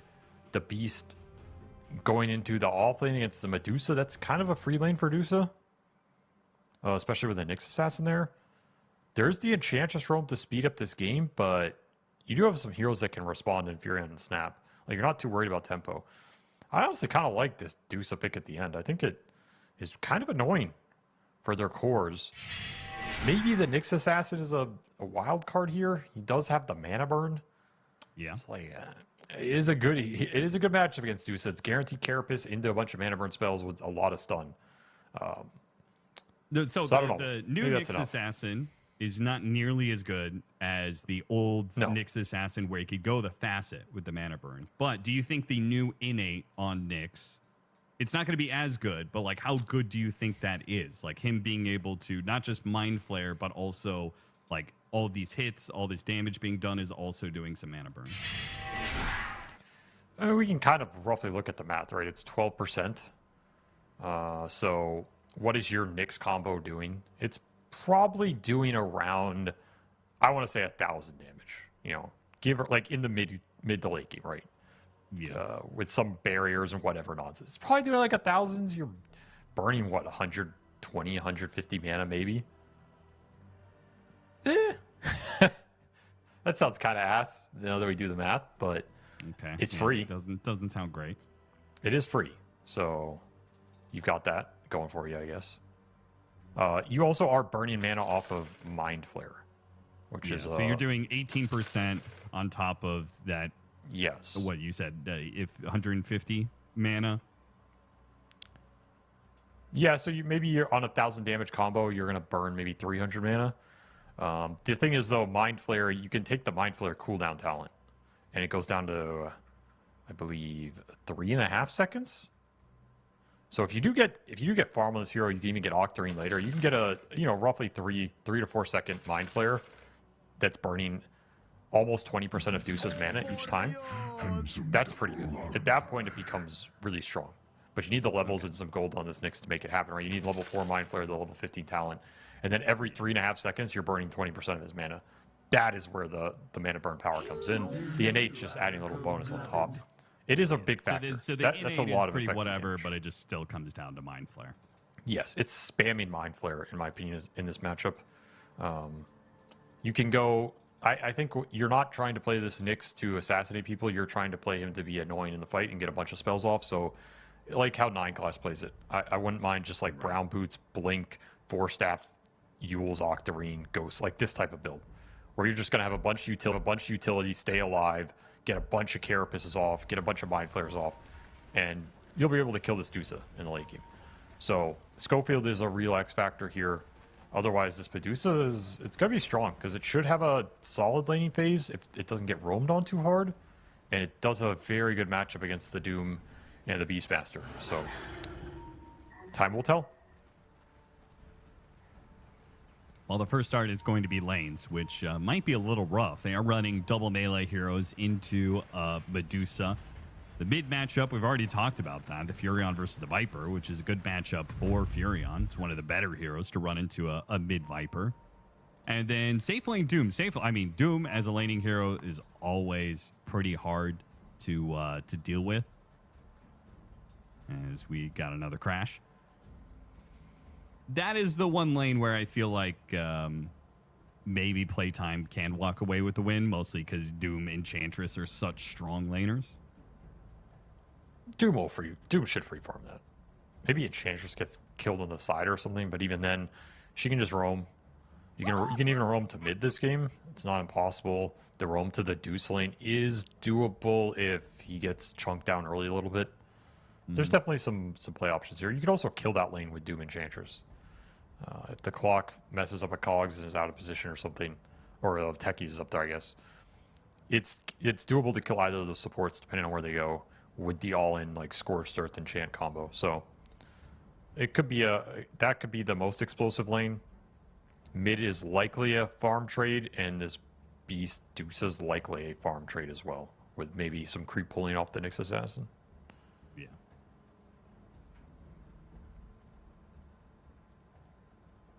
They do have the roam potential against the Beast, though, which is always nice to have. Whenever you play against a soft lane Beast, if you have some hero that can globally go into his lane or TP there and kill a lot early and slow him down, I think that feels really good. So that is something else they can look for. And simultaneously, that could be met by an Enchantress coming through gate, though, right?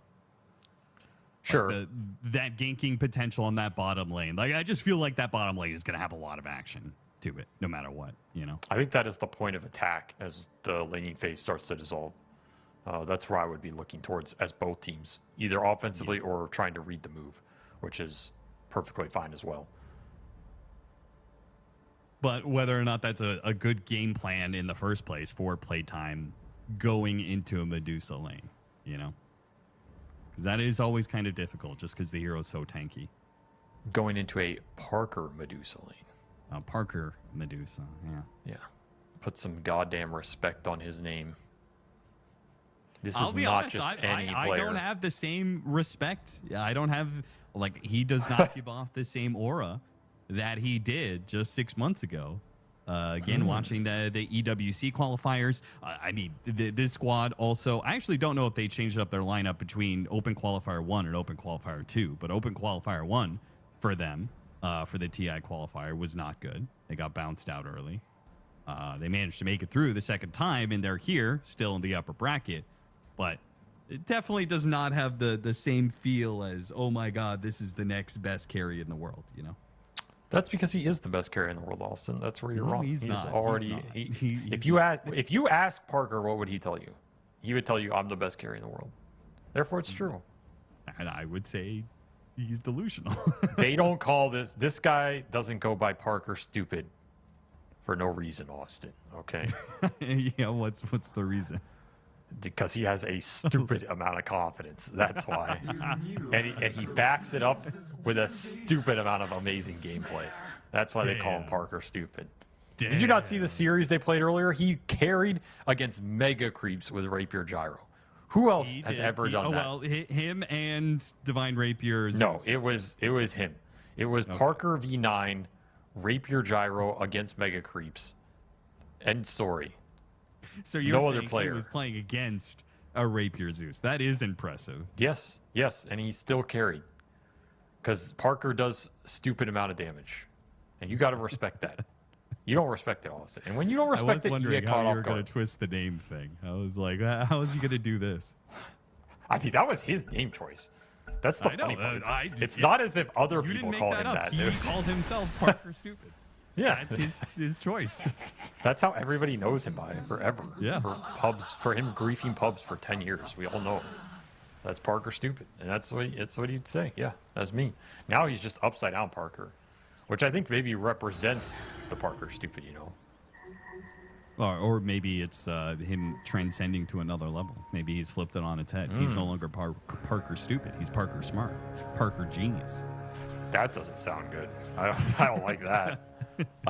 I want Parker Stupid back. I don't want Parker Smart. That sounds like he's maybe overthinking. that's why his carry performances haven't been the absolute best lately, because he's thinking about it too much. I agree. He just needs to. He's a feel player. He's an intuition player. Yeah. They did get 3 runes on the side of playtime. Very happy about that. We got some sort of serial crashing, which is unsurprising, Austin, because there's a lot of crashes going around these days in Dota. Are you Yeah. talking about car crashes or submarine No. crashes? No, the GPU driver crashes as a potential issue. Valve might want to look into that if they're listening. That's all I'm saying. I've seen and experienced a lot of people having driver issues after some of the latest updates. Now, some of that blame could be placed on the GPU companies, NVIDIA/AMD. But some of that Yeah. blame could maybe be placed on a Valve Dota 2 update. Who's responsible? We'll never know. That is quite the face. Look at that Viper. I had a dog who used to look like that. Yeah, with the underbite. Yeah, that's like literally what he looked like. You just eat food all the time. Yeah, that's what dogs do. No, but I'm saying like that was all he wanted to do. he was like a cow. He just grazed nonstop. I'm not 16 kidding. hours a That day. dog literally, you let him outside, he just eat grass and rocks. Like you had to stop him eating grass and rocks. It's like sometimes you wonder how animals would survive in the wild. It's like there's no way. Yeah, I've we always survive been in the thankful wild? that I don't of the many pets that I've had, I've never had one that is self-sabotages. Like I've heard plenty of stories from other people about. Oh yeah. I feel like most of mine have. You know what I feel like is a pet you can't go wrong with, because we're looking at all these weird animals, and that this A Doom set tortoise. reminds me. That's exactly what I was going to say, a tortoise. I feel like you cannot go wrong with a tortoise. You just put them It's true. in an outside space, and they're just there. Like, even if you are a terrible person and you don't feed I'm not saying you shouldn't feed the tortoise. You should feed the tortoise. There's a tortoise, right? That's probably a turtle. But even if you don't, they can just go into like hibernation and live for like Yeah, 10 yeah. years. Like they just burrow and live for 10 years. They're It's like, like "Oh, shit, impossible. there's no food. It's time to conk Exactly. out for a little bit. Let things grow back. They're insane animals. I respect the hell out of them. I kind of want one. I want one just like roaming around in my yard, you know? I feel like that'd be dope as hell. But then you have I to, would but they also live want a forever too. tortoise. Like that thing I feel like would also outlive me. I feel like that tortoise would live to be like if it's 80 a and I'm relatively dead. young tortoise, if you get some tortoise that's only 30, 40 years old, Yeah. it's definitely outliving your ass. Yeah, that's I think kind of sad, because what's it going to do once I'm gone? It's going to be bored. I you don't know? think it gives a shit. Okay, well that's a dark way of looking And so at in a it. way, that's the perfect, because you don't have to experience the heartbreak of losing your pet, which that's you true. do with every other animal. Yeah, that's and true. when you pass, it doesn't give a shit that you died. Who cares? It is So actually the perfect pet. There's no heartbreak. There's no emotional loss there. But does a tortoise care about having a lot of space? Like, is it one of these animals where if you put it in a yard, it's like, damn, I'm in a prison, you know? Because I feel like a lot of pets are like that. Oh yeah, I mean, tortoise has got to be one of the ones that care less about it. Let's say compared to a dog or a cat. Yeah, because I don't think dogs or cats care, because they're like, this is my house now, and I'm gonna defend it. They view it as like their well, turf. no, You know? I mean dogs definitely. You can't just like hold up a dog. It wants to. well, no, I'm not saying that. Dude. Run I'm not saying around. I'm not saying like that, but I'm saying like, okay, there's some animals. I think it's like wrong to put them in a cage or even like a zoo. because they just need a shit, who huge you amount going of after? space. You going after the bird owners? I'm not gonna go after anybody because there's probably a lot of people that are gonna give me shit for this. But like, I don't know, what's an animal with like a huge range? I mean, I think a lot of birds are like that. I think like, oh, you know what's one I actually think is the literal worst that humans do is fucking SeaWorld. That shit. Agreed. That is there is no nobody, justification. Nobody likes SeaWorld, man. Nobody likes SeaWorld. There is. What are you talking about? Literally, there's like one in every country, and millions of people go over here. And I think it's one of the most unhinged things. For sure. But like, all my homies hate SeaWorld, you know? Oh, of course. Like they're literally putting killer whales and orcas and shit in these like boxes, and they're clearly distressed, and they're incredibly intelligent creatures, and just they need those are animals that clearly need a huge amount of roaming space to be happy. It's like, what the fuck are we doing here? You know, like what's And happening? that's why occasionally one of them goes on a rampage, you know? Good. Like I support that. I support orca on human violence. Like they need to stand up for themselves because who else is doing it? You know. That's true. Anyway, I should get all I'm learning from this is I should get a tortoise and name it something after Dota. What would you name your tortoise after? Are there turtle heroes in Dota? I don't think there are, right? No, not really. Like the closest thing, what are the heroes that have a shell of some kind? That's what I'm saying. Kinda Oh, like it's Pango, Tidehunter. Bristleback, Tide. Oh yeah, Tide does. He has he has the turtle set. Yeah. Yeah, he has the literal turtle shell back, right? Yeah. Yeah. It's a literally called Kraken shell. And it's a little turtle shell. All right. Wait, does Tidehunter have a name? From Dota yes, 1? he does. What's his name from Dota 1? It's something about his deep sea god or something, right? Something like yeah, Kraken I mean, god. you're talking about the Mal, whatever, the Kraken-esque Yeah. creature in Dota lore. Malware. Mal. Oh, it was Leviathan. His name was literally just Leviathan. Okay, there you go.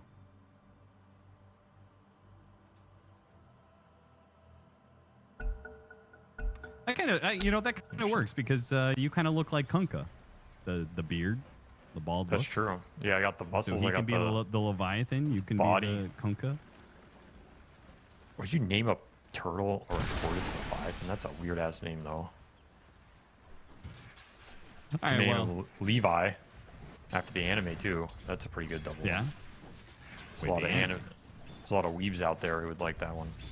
Why are you naming? I know you don't watch anime, so why are you naming your tortoise for other people? I don't even have a tortoise, so it doesn't fucking matter. I'm just saying somebody out there could do this. Anyway, let's get back in the game. We filled that enough. I'm sure somebody enjoyed that discussion, or they didn't. Whatever. Back to Dota. Thank God. Thank God, indeed. All right. I mean, I'm definitely going to be watching a good amount of this top lane because I think it is going to be a clash. As much as I'm expecting the rotations to go to bottom lane, these heroes are going to be battling back and forth. It's an Enchantress in lane. It's a Doom in lane. Snapfire techies. Like, these are killers on both sides. Okay, I can buy that. I think there's going to be some action up here for sure.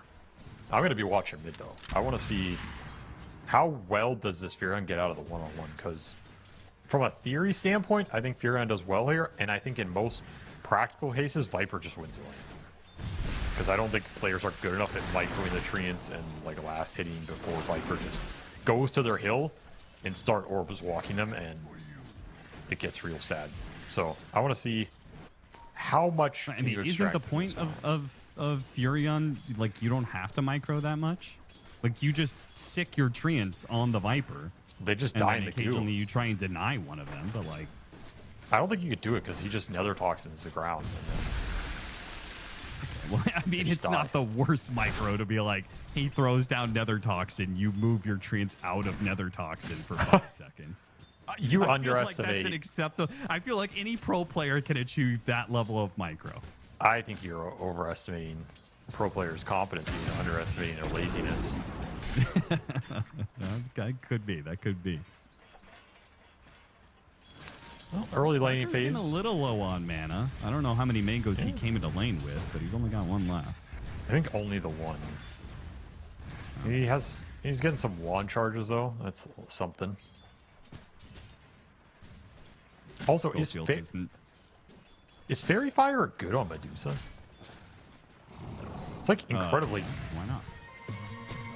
Well, isn't for the same amount of gold, Mango is way more EHP, right? Yeah, but Mango does not give you damage. Fairy Fire gives you 2 damage. I mean, but that's what I'm saying. Is 2 damage worth like half the EHP? I don't know. Okay, Schofield just slays Clockwork. I don't know if that should happen, but he got his ass. Okay, let me finish this argument here. If your carry is thinking more about survivability than getting last hits, like you mess something up draft wise or something, you know? Like if he's like, I need as much survivability as possible, and not like, what's the prime starting build to give me as much attack damage as possible to get all these last hits, then like you screwed up. That's reasonable. I will counter it with Mango gives you extra snakes, which also translate into guaranteed range creep / last hits. A range creep last hit, but not all the last hits. You're going to get more last hits out of your right clicks than you are snake. Dyer's courier And not how I play this year. I'll tell you how much I'm terrible. So I'm behind the Mangos, brother. I'm spamming the snakes. You're getting 1 or 2 CS every wave that comes in. Here comes the first rotation from the Enchantress. Oh, Through boy. the gate with the Warpine Raider ready to rock. What the the techies hell? will TP to match it, and nothing really happens here. has been killed. Yeah, that was worthless. Kind of a weird time to rotate because the Dusa was super far back in the lane. Normally you want this lane up, so when you come in, he's in no man's land.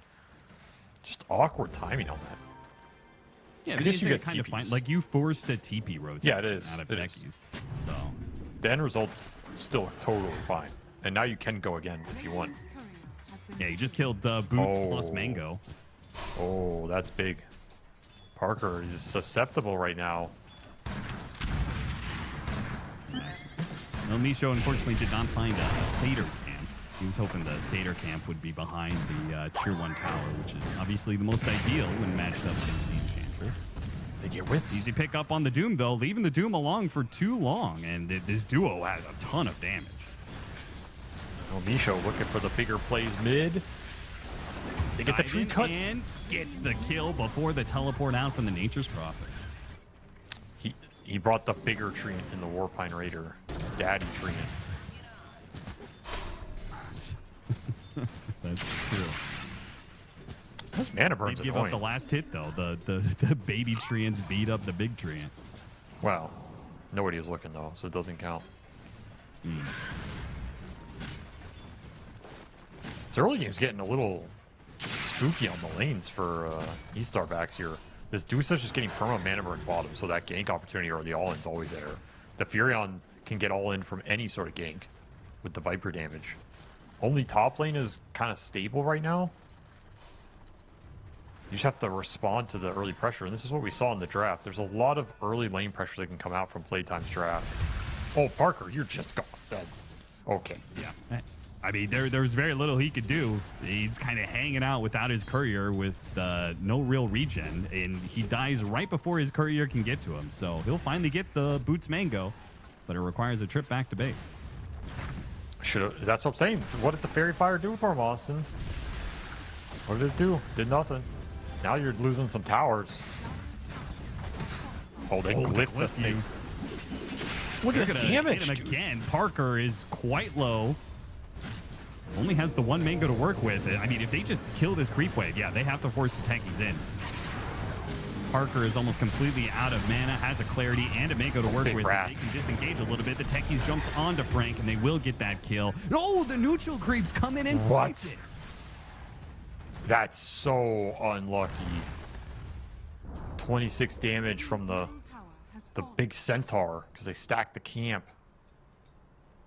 Ooh, they needed that kill with the Wrath of Nature coming through. Yeah, and I'm with Excel. I'm out of this one. After that, I'm like, okay, good luck, boys. I'm abandoning this game. It's looking rough. We've all been there, you know? Yeah. A 4-hero rotation.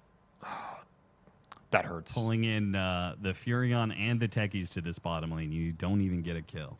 And you lost all your Deuce's resources. That's the bigger thing is this beast gets to come back. And what does Parker have to sit on this lane? Like, look at him. He's crying right now. It's like, guys. If you've taken the mid tower already, Do you think Tark Mago goes boots of travel?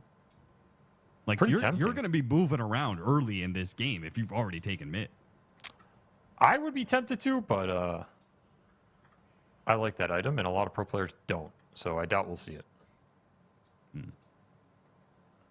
Well, he is sitting on 2,000 gold, so He's jacked. 60 CS, tier 1, and a kill at 7 minutes. Like, let's put that into perspective. It's pretty disgusting. That is also disgusting. I don't know what that is. It's like some sort of weird. this is It's like a chemtrail or something. proboscis.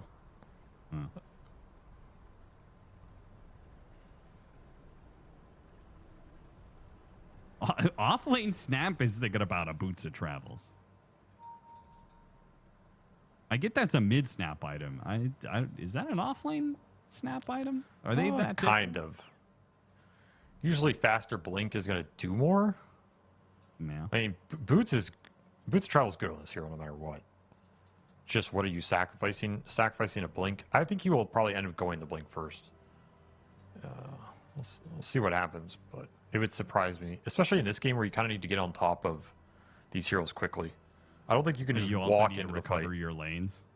Yes, that too, but I don't think you can walk in the fight against Viper, Enchantress, Beast Boars. Like, that sounds miserable. Some games you can get away with the extra move speed, giving you initiations and stuff. This game is not one of those games.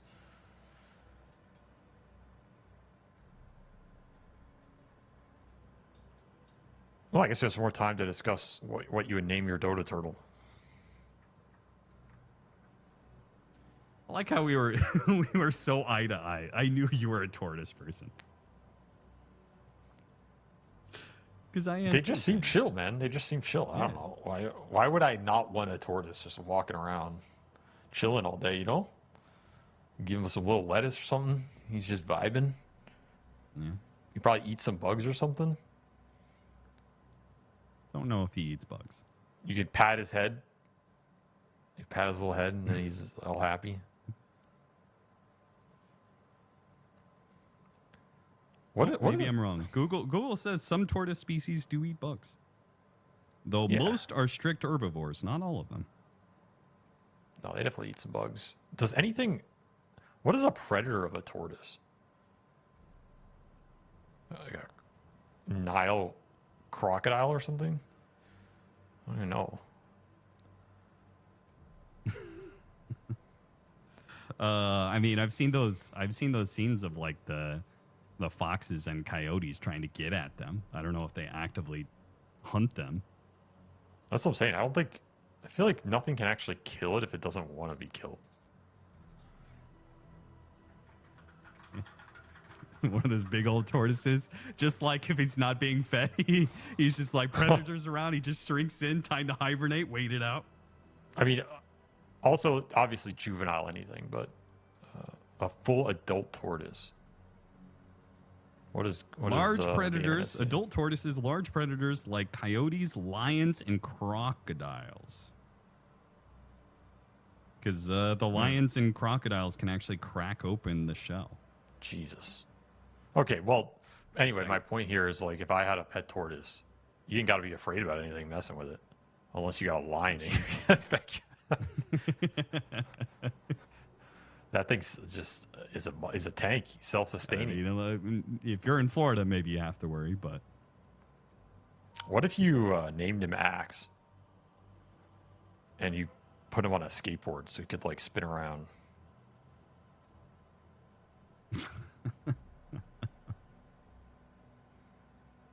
yeah, you tape a bunch of knives to him. Yeah, that's some good home defense right there. It's like those spikes that those truckers put on their wheels. Well, that's the original. Watch out, the tortoise is coming through. The Ankylosaurus was like the original hard-shelled defense animal, right? Yeah. That's Swinging nature's that way. big old tail, slamming.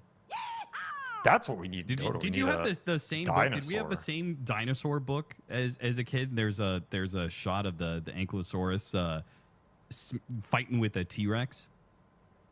I mean, that sounds vaguely familiar, but that could just be a lot of different stuff, right? I'm sure that existed in a lot of media. I bet we have the same dinosaur book.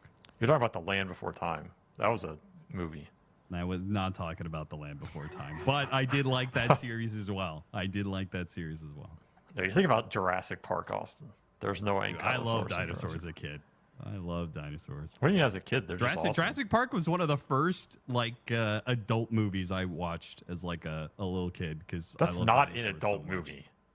It kind okay that scene That is not an one of adult movie. the Velociraptor gets the guy in one of the early scenes. They don't even show it. When There's it's in the nothing. cage. It's just his Yeah, arm but in the there's a lot of bars. tension. That's scary when you're like 5 years old. Oh, right? come on, dude. Come on. That's Dude, that it's scene not. actually is more tense than the T-Rex just eating the guy in the bathroom. Like that one's just Well, kinda that's fun. well, yeah, because he's a lawyer. I mean, nobody cares. Nobody cares about a lawyer being eaten. Like that, the world lost one more lawyer. Nobody's ever cared about that in their life. You know. I think that scene is literally from the book exactly too. I think that's how his character in the book dies. Yeah, it doesn't surprise me. I haven't read the book in a long time though. It's a great book though. I don't think Spielberg really created adult movies. I feel like every Spielberg film, like all of his classics at least. Obviously, there's Schindler's List. I'm not gonna say he didn't do more darker themes, but I feel like all of his big Hollywood classic action hits were pretty. They were geared towards adolescents. Like it was like a true of course. PG. I mean, that's film, definitely you know? his vibe. Like he's Yeah. gone back to the ET vibe. Yeah, multiple exactly. times. Like Indiana Jones too. Indiana Jones could have been some real like grim dark shit, you know. But he wanted to create a nice family environment. Same with Jaws. You know, Jaws is a very, very. I was about to say I was thinking about Jaws, and I was like, that's not really the family-friendly summertime. funny film, thing unless is- you want to scar your child with forever fearing sharks. Which Okay, is we'll get back to the what game. happened to my wife, by the way. She watched Oh, Jaws early, and to date is terrified of Yeah, that being is a in scary movie. any water that has sharks in it. I will say, last thing on this before we get back in the game is they took a lot out of the book, and a lot of the stuff they took out of the book was not PG. So he did PG-ify the book quite considerably. Ah, I see. Yeah, so we'll say that. Anyway, we'll get back in the game. We got some sharks in here floating around. Parker lost his courier again. He's really not happy about that. I don't think this Deuce has gotten an item from base in the first 7 minutes of this game other than when he died and went there himself. He's currently being hunted right now. This is what I'm We saying. need a bigger boat. This is the greatest way to play against Parker, is you just annoy him. Like now he has to TP to base again. He's fighting wolves. He's getting mana burn. This guy is tilted off the face of planet Earth right now. There is no way you're going to tell me this guy is not tilted. And if you tilt him, I don't think you can which lose. means Schofield is his worst matchup Yes. possible because this Yes. is Schofield to a T. Like he has played this way for a decade. That's why you shouldn't have split these guys up. Because Parker can't play against Schofield. But if Schofield's on his team, then he doesn't have to play against him. That's the secret weapon that was them united. That's why they won a LAN, Austin. And now they're brothers that are divided. Brothers divide. That's quite the quote. Well, in this civil war that is the South American TI qualifier, it is currently Playtime taking the lead, though a strike back there from E-Star Backs, who managed to kill the Wits free farming Doom. Still doesn't put much of a damper in this 4,000 net worth lead that Playtime has, and they'll keep that 4,000 net worth lead. In fact, might even be able to get more if they kill this Nature's Prophet. They do. Now it's going to be perhaps the Snapfire. Dark Mongo, can he fight through all of this? Can he kill the Snapfire? Can he also kill the Clockwork? He's going to make a run for it, but Tenki's there on the other side. Ultimately, it is a 2 for 3? Because the Doom died at the start? Not a bad trade for E-Star Backs. I mean, they win the golden experience. So it can't be bad for them. Doesn't feel great, though. In the end, in a weird way. They do have boots of travel on the His snap. courier again. Dude, no way. El Micho's just camping it. He's been down here the whole time. This is disgusting. I don't think I've ever seen someone lose their courier 3 times in a row and not be able to use it for 10 minutes. In the first 10 minutes of the game. He's pretty poor anyway, so I don't know if it'd be doing him a lot of good, but geez, that's all. That's a mental setback right there. And we just see the lanes collapse. Look at the map all of a sudden. It's like Viper pushing him in with Boots of Travel, Beast farming your jungle, Enchantress farming your back jungle. Where is this Deuce supposed to go? What camps does he have available? He's about to go in here and see nothing. Because it got blocked. This is the part that I don't like about Boots of Travel Snapfire. Like, you do not have much of a map to play in the first place. The map is rather small for you. So did you really need this global pressure? Especially when you already have a Furion? Like, I feel like you just need some playmaking. That's where the Blink would have done it. Could have gone and fought around this Blink a little bit more, bring the Blink snap to mid. Just go on somebody. You have Vessel Furion right now, too. This map feels very constricted. Playtime getting a lot out of the situation right now. Parker still getting harassed. Okay, they've had enough of this. They're like, no more. We must protect her. El Micho, punish him, and Parker is the one to claim the last hit. So some gold back in his coffers as he finally gets his courier to him and completes his treads. That courier suffered so much in this game. I feel for it. He did. I don't know what the hell it is. It's like some cotton candy donkey, but it did its job. Oh, yeah. What even is I that, haven't dude? seen that courier. What is that from? It's a fluffy unicorn. Okay. Yeah, it's a donkey cosplaying as a unicorn. Some of these sets, I have no idea what they were, like, what event they were from, or what chest. They're just in the game. That's cool, I guess. Well, the Deuce can always recover. We've seen Deuce recover, so I'm not too worried about Parker. It's just a matter of if they lose all the map. That was out the window. So you gotta hold something here. If you are E-Star backs. There's the bots. Comes that Boots of Travel. Oh, no, he enchants the creep. He can't get far enough away, though. They surrounded with mines, and boom. You're not surviving that if this Techie Snap combo lands. You're gone. That is probably 2,000 magic damage this early in the game, and no one's looking. Playtime just farming, though. They're just farming. Waiting to get their first set of items online. They can let the Nyx run the map, be annoying. EB are mega grouped up. Gonna have to smoke out of here and look for something. Protect their Medusa. Look for the Beastmaster. Try and slow down that Helmet Overlord timing if they can find it. This is a tough connection, though. Might just gate top and go for Doom. Yeah, here comes this the fails. Well, gate top or gate bottom, because before they can make that move, in fact, the smoke is going to break as Schofield spots the Snapfire immediately, and No they detection. actually call it quits. Wits does not want to go through. And Who's instead, going on? he might catch the Snapfire the other side. It's just like, oh crap, I got a cookie out of here as he Boots and travels almost directly into the Doom. Who is trying to find who here? That's what I want to It's know. A bit of a cat and mouse and cat. I think it's mouse and mouse. I don't think anybody wants to find anybody. It's just a bunch of mice. Maybe a tortoise, I guess. There's some cog hits doing nothing. This game is bizarre. Now he's going to go back in. Now they're going to go after the Doom. What? They're going to sandwich him with the Sapphire. They've got kisses. Or is the Doom going to kill the Clockwork? Who's getting... What is happening? Oh my. Doom, finally a move is made and a kill is had. That is not a kill you would have bet on coming out of that entire scenario. I guess it'll secure Wisdom Shrine here, because now Schofield doesn't have time to get there. Or does he? Or does he? Get there. And Sapphire does not have... Oh. Look at it.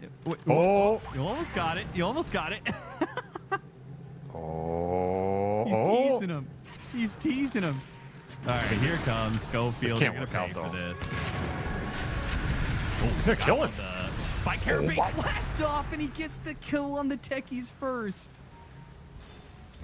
That is not what you want to see here. If you're E-Star backs. I guess the one upside is Parker has some time where he's not getting harassed here. He's probably saying, good job, guys. And they did get the Wisdom Shrine, so it's not Not a total disaster. Radiant's top tower is under attack. Big Doom space will though. finish off Radiance here at 15 minutes. So It's a big boy. not the best timing, but also not the worst. Radiant's bottom tower. He's gonna have to be fat this game because this Dusa matchup does suck for him.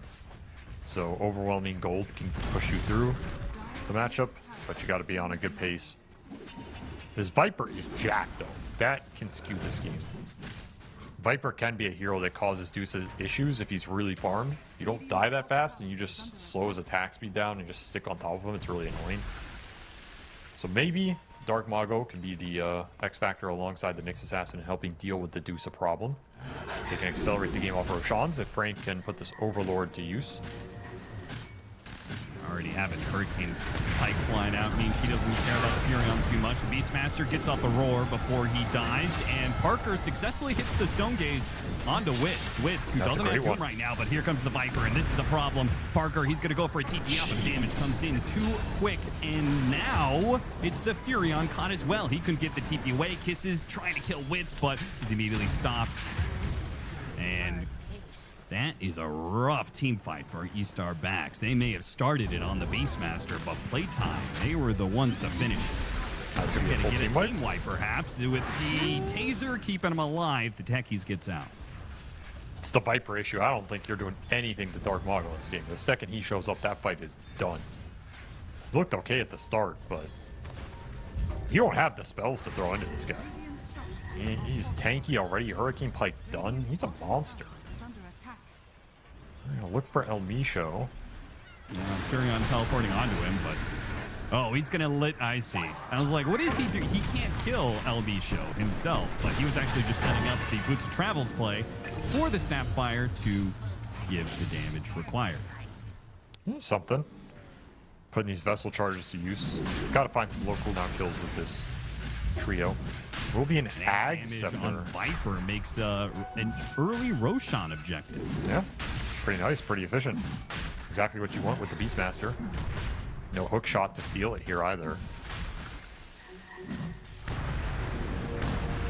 Schofield, managed to get the mind bounce back there. And Wits will take a free kill on Excel because at this point, with them doing Roshan, any pick-off kind of ensures there's going to be no contest whatsoever. For sure. You're just farming gold on the map right now. That's all you want to do if you're playtime. You have control of this game. You're going to hit a really strong timing against this Dusa before Parker's ready to fight.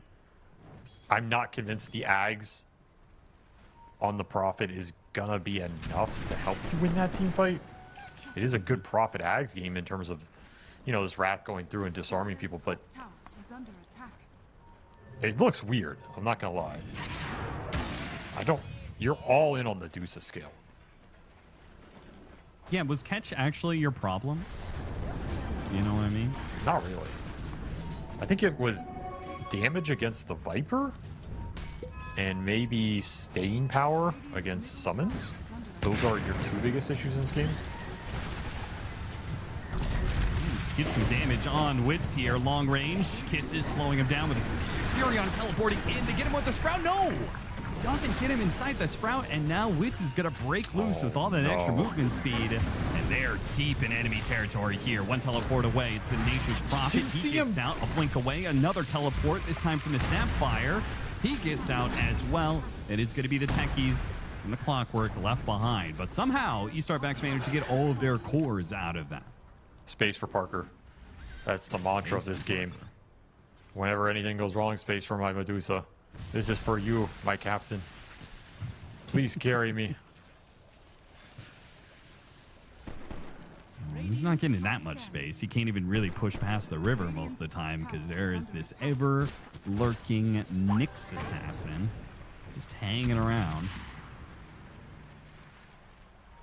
Radiant's top tower is under attack. Just so hard to get the lanes out. You have a Furion and you can't get the lanes out. That tells you how much map pressure playtime are exerting with this lineup. Has fallen. Kind of wild. Are you gonna doom this Clockwork again? No, you don't have it up. You don't need it. Certainly not necessary. You're just farming everything. You either got to make a decisive move here as E-Star Backs or believe in your Medusa pick so much you're okay conceding a 20k net worth lead when it gets to it? That sounds dubious. Radiant's bottom tower is under attack. Not impossible, but very dubious. Yeah, when you're already down at 20 minutes doing these kind of shenanigans as the Furion, spotting treants deep on the enemy side of the map so you can cut waves, that is a rough sign. Well, there's the Furion Ags. Maybe we'll be able to see EV accomplish something more with the extra entangle going through for some catch and lockdown.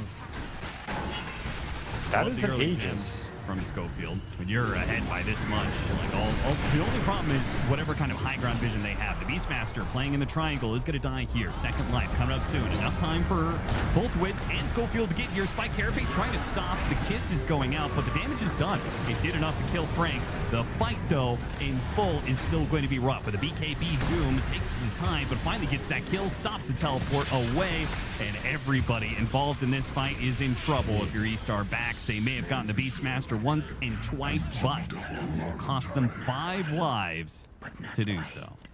Committed too much to take this guy down on the first Aegis. And it's just not the target you want to go on. Because he has the 2 lives. The bots in from Dark Mago got killed, so he had to walk all the way to that fight. And by the time he gets there, nobody else has even died. The damage is just so slow. It's just not convincing. I think when you get the bots kill on the Viper and you get him here, you're like, oh, there's not going to be a Viper in this fight. We can commit. But you don't have the damage. And the kiss is pretty canceled pretty fast by Schofield here with a nice double impale. The Snapfire gets taken out. If Snapfire lives here, it could be a different situation. But man, Wits is just running a rampage over this fight. And again, nobody dies by the time Dark Mago gets to show up anyway. So just a bad play call there going into this Aegis. And now playtimes are very far ahead. It's interesting. Wits, he gets his 15 talent. There's not much value in the Infernal Blade max HP, which I feel like is usually a very valued talent, but against Medusa, not so much. Schofield does die to that Aghanim Scepter from the Wrath of Nature setup. The return kill is not available, which is going to be TP away. No stuns as Dark Mago is operating alone here. They do ping the Viper In fact, they out. want to go back onto him, perhaps with kisses. It's doable here with the spell power. Clockwork can get him. They don't have hookshot yet, so it's going to require a blast off to land, and it doesn't quite yet. He gets a quick Hurricane Pike away. Excel's still looking for it, still hoping to hit. Now that the hookshot's off cooldown, Manta goes off. Here comes the kisses, the blast off. A lot of this, all magic damage. He deals with one of the mines, starts so running away, close. juking some of the kisses. Michael, he can't quite finish him off. Okay, maybe he does. It's just enough. The Nature's Prophet is able to finish him off. Again, they get the kill. What is it going to cost them? So far, it's just the one. Nature's Prophet got the Doom on him, got the Roar on him, got the Impale on him. All 3 ways to stop that TP out from the Furion. So again, was it worth it for you? Well, what do we say in these situations? Space Well, what's for the Parker? mantra? That's right. Space for Parker, everybody.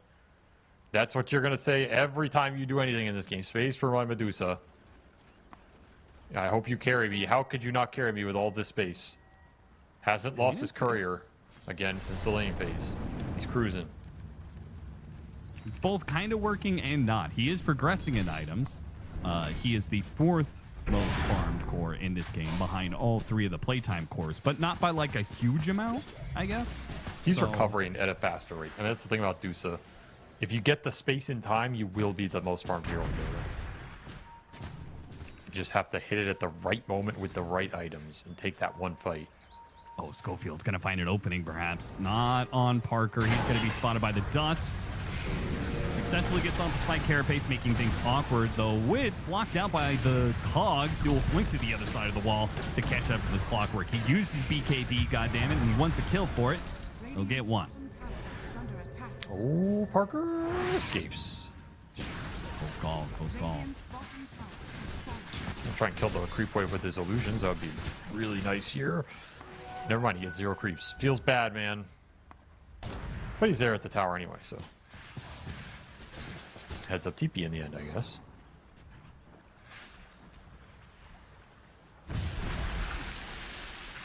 Parker will always collect. going to be Scotty next for the Viper. What is our Doom going to get next? A Shiva, so kind of standard Doom build. Wasn't sure if in this matchup against Medusa, if you would go something like AC. Go Heaven's Halberd. Blink for blink, Wits gets out of there before the shotgun blast of the Sapphire can land. And the Furion, who teleported in, was in an awkward position, helped out by a Cookie. It's an important blink out. He did not have BKB on that jump because he used it on that bottom exchange. That's why they're going for him. So he's dead there if you don't get the blink out. Instead, he lives, and they get the hunt. Oh, they're going to find Parker, though. Parker is so isolated. Parker, he's done. He is so done. He is doomed. He is dead. I'll delay the butterfly. Oh, get the Croaker creep. He got it, plus 43. Even in defeat, Parker finds the win, Austin. You cannot stop the man from farming. Yeah, little W sitting on top of that big fat L. I mean, who really won? Playtime killed the Dusa, so what? You got your Croaker. Cookie lands on a 2, but one spike carapace and the other BKB still managed to kill the Nyx assassin. The Oh my! Almost dies as well. That damage was insane. I think he would have had him. If Excel just force-staffed in and hookshot him point blank, he cancels that. Instead, he hookshotted into the mosh pit. I'm still surprised they had that much damage going in it. That was impressive. We'll lose Roshan. Did he have the plate mail at that time? I think felt like so. he was just melting to physical Or he damage. might have had Chasm Stone slotted in. He did get pretty melted. They're going to go on him again. No BKB this time. Oh, El Micho puts himself in the sprout. Fortunately, Wood still had a way out to break through the trees. Michael, with the mines going off, they're going to kill the Clockwork, then go after the techies. Get both of those kills. The Kiss is raining in from the high ground. They're going to chase after her, see if they could suss out where the Snapfire is, but she is already out of there. Blink back, Cookie over the cliff, and away she goes. Space for Parker. Easy space. Easy space for Parker right now. It's all you fools. We're not even trying to fight you. We know the MO of this game. Well, okay, so there's another percentage-based ability, which is Predator on Viper. The innate that does more damage the more health they're missing. So that one is also not good against the Medusa. Pretty terrible, yeah. Oh no, Wits missed his opportunity there going after the Furion. Somebody's going to have to carry detection. That isn't just the supports. Butterfly done for Parker. One of his timings in this game. No evasion pierce right now, so he's kind of strong if he gets the right fight.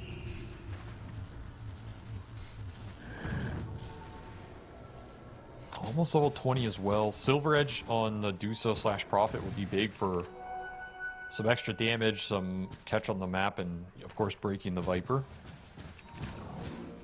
I don't think they're in that bad of a spot for how far behind they are. Yes. This will be the next true test, though. Like, if they can finish up the Scotty on the Viper and the Blink Dagger on the Beastmaster, they'll have, like, a really big time on playtime. A lot of very effective late game items all being put together around the same time. They can weather through that, then I'll start with 3-star backs. Uh-oh. But unfortunately, Parker has been picked off trying to defend his tier 2 tower, and not much of a save. There is only the techies behind him with a Glimmer Cape and a Taser, neither of which stops playtime at all. Well, there's your butterfly time. You died right outside your base. Age is still on the menu for 2 minutes. And there's a Carapace Snapfire ulti, so not a lot going right for E-Star backs right now, as the question of is Parker the best carry in the world? It's looking a little suspicious right here. Blast off lands on several heroes. Cookie to follow it up, and the Viper goes down. Trying to kill the Beastmaster as well here. Beast still has his BKB to work with. Pops it in retreat. Now the second life of the Viper. Playing 5 versus 3 with fresh resources on the Viper with a shard to make it easier. The Scotty gets delivered. Get sprouted, nerds. Well, unfortunately, they have a Beastmaster, a Lumberjack, to take down the trees. He's so tanky. 3,500 HP with that Scotty completed. They didn't even use the banner for the minimum. Oh, got Schofield. Or did they get Schofield? Gets through the trees Oh, quickly my. with the quelling blade and gets out. Cookie on 2. Gonna be roared up, trying to set up Parker to do some damage here. With the Stone Gaze, it does not protect the Snapfire in time. They get the kill, turn their backs against Parker, and now ready to go back in, with Parker being a bit low on mana. He just looks It'll be useless. a second lane of barracks. There is a tier 2 still atop, so Playtime is going to have to back out, but before they leave, they'll get one more kill. One more before you go. Oh, Parker dead again or what? Oh no, that's not the Force Staff. That kept him in range of the Viper. Parker giving some help from Michael. Is that going to be enough? They actually just, the Doom, they just drop the Doom on him. Say, okay, you're going to get back to Fountain, but you're not going to heal for it. Wit's going to chase him in, trying to stop him, but it's actually the Mana Shield keeping him alive. I didn't think about that fact. Yeah, Doom is irrelevant back here. to Fountain does save you because you can heal mana, you can't heal health. It is the one hero that can technically heal against Doom. a very cool interaction. Though, did it do any good here? Not really. You're down 26k. Teleport away from The Dark Viper, Mago. no! Nature's Prophet does not get the pick off he was searching for. And ultimately, he is the one to die instead of the Medusa. Snapfire looking for an opening. Cookie, blink away, does not get caught. Just fell behind in this game. Too much tempo from that opening of the Viper Enchantress, Nyx Assassin. You won the lanes, you pushed the lanes in, you took towers, you took an early Roshan with this Beastmaster, and the Nyx is hunting you around the map. So it's kind of hard to push lanes deep or rat this game. Very nasty combination if they get away with it. Just completely shut down this hard carry pick where, yeah, I'm sure if Dusa gets to full slots in this game, she's going to be a force. Never going to get there at this rate. He needs Daedalus real bad. I'm surprised he's maybe going Daedalus over Divine. This might be one of those games you just have to get a really early Divine Rapier and just YOLO some of these fights.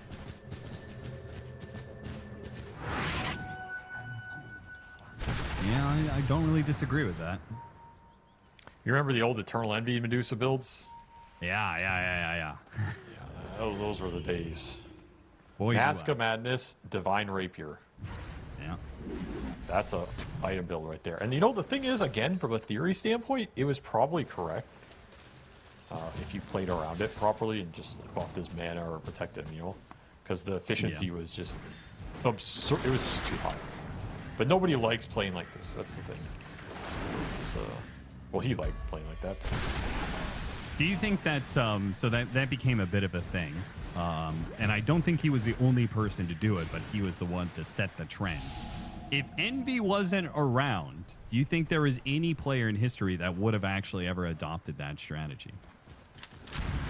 You know, the funny thing is, I think if that build, let's say that build existed with the same power spike / strength it had then in this age of Dota, I think you would see people do it. Right. Because they would understand. People are the way idea. more comfortable playing with Divine Rapiers now. That's one aspect. I think that is true. And I also think they are more comfortable going for a more one-dimensional strategy if they understand it's technically broken. It's a very slow and sad death for the Nature's Prophet, who cannot get away because Schofield picked up a 20-minute gem, and it is still paying out dividends at 33 minutes. He got his signature hero, and he's had himself a game 4-5-22. Did his job. Ags completed on Wits, by the way, so AoE Doom already available with the buffed up Shiva's AoE. That's going to be pretty nasty. So there was a time where Doom would get like 6 slotted and you still wouldn't get an Aghanim Scepter. People really didn't appreciate the AoE. Is it as simple as just this extra AoE from Shiva's or the stone? Or like people think it's more valuable? Definitely helps. Could just be trends as well. I don't honestly think this is a game for it. I don't really like it here. What does AoE Doom really do for you in this game? Compared to just getting tankier or doing more damage, because the spell is just bad against Dusa no matter what. Kind of mediocre against most of the other heroes here. You can run a fight over more. You can effectively doom 4 or 5 people in sequence, which is pretty nice when you're rolling these fights. But I argue if you're rolling the fight, you're probably going to roll the fight anyway. Oh, Sure. It's like a win more item, I guess. Oh, Parker. Not again. Not again. All in.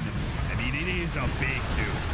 That AoE does add something to that dude. It is pretty massive. They got him. I guess it does prevent anybody from trying to help this Dusa at close range.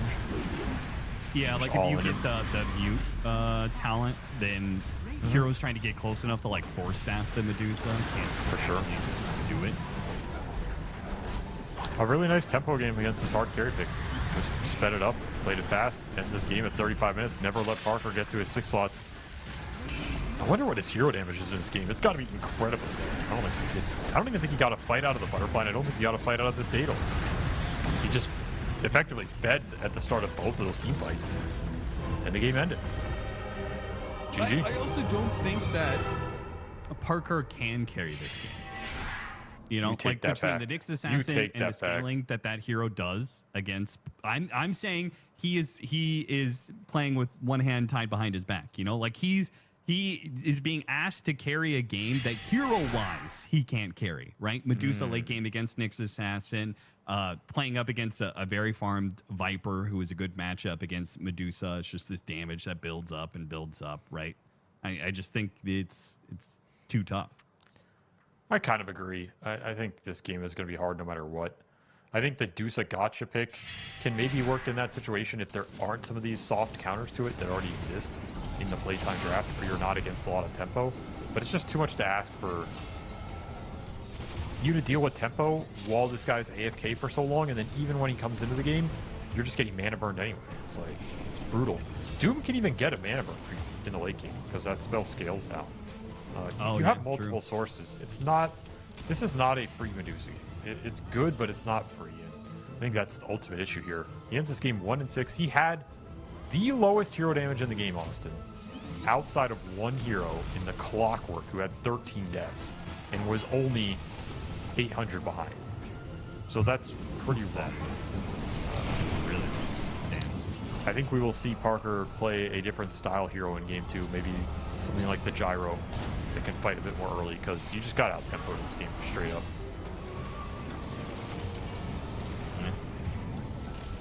Well, it has been a day of stomps, at least from the games we casted, and I didn't really see too many like close games in the first couple of series either. So I think that's been the case with most of these qualifiers in the outer regions. You know, yeah. There's just a lot of open qualifier teams that don't really have a lot of experience, haven't played all year. They come in here, they're just getting it. That's just how it goes. I think E-Star backs, they have more to show here. I don't think this was a great setup for them, and I don't think they had a lot of play options once the early game gets rough. So I think we could see more for them, but they're definitely not favored in this series. So this is somewhat of an expected outcome. Still, I would like to see more from them in game 2. I would like to see them use the speed that I felt they were picking. Like, they had a very fast opening to this draft, and I thought they were just going to play carry profit and pick an offlaner and be like, you know what, we're not afraid of your tempo. We're going to match you there and beat your ass. Instead, they like flipped the script, went for ultra late game Dusa pick, slowed it all down, and then just didn't fight well like around this profit really at all. I feel like that was the piece that did not work for me. And maybe Schofield just disrupted it too much. Schofield and El Micho, I think both, all those courier kills early, the taking away camps from the Dusa, scouting people, restricting how far you can push lanes in, and then they're both scaling pretty well here. Just too much impact from this support duo in the game 1. Yeah, you better be very ready. I don't even necessarily know if their heroes are that bad for it. When it comes to skirmishing early on the E-Star backside, right? Like, if you know all that aggression is going to be coming the way of Parker, they're going to try and play that kind of style. Like, what are better heroes, I guess, to play that style? Stronger heroes in that level 2, level 3 period? That's right. I don't think they picked slow heroes to start this draft. I don't think their heroes are slow. I think they just didn't put them in the right spot on the map, and these little things went Playtime's way. The scouting, the courier kills, the D wards, especially mid. They crashed mid, killed Virion, took his tower at 7 minutes. That was a massive blow in this game. Yeah. So I kind of think we'll see the Viper ban. I think it's just too obnoxious of a hero. And I think Playtime are too good with this hero, honestly. They have 3 cores that can all play Viper extremely well, and it's a hero that enables some of their like cheesy support picks. So I suspect that hero will be gone. All right. Well, we'll have to wait and see if it does get banned in Game 2's draft. But first, we're going to go to a break.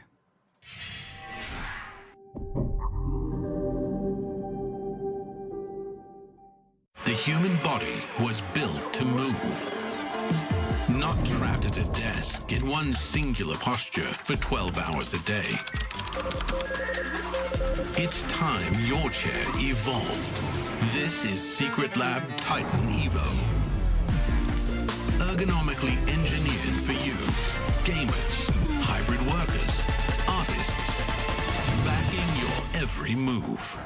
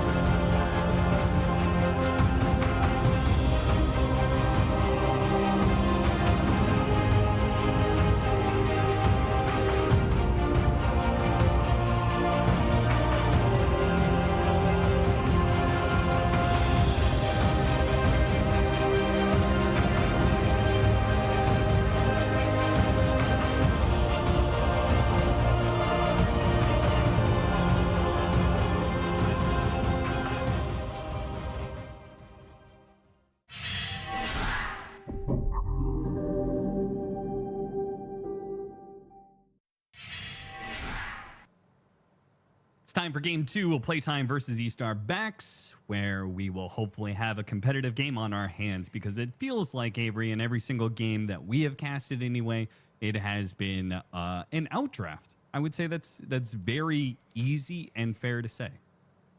I would agree. I think most of the drafts we've looked at, we've gone, yeah, this team seemed to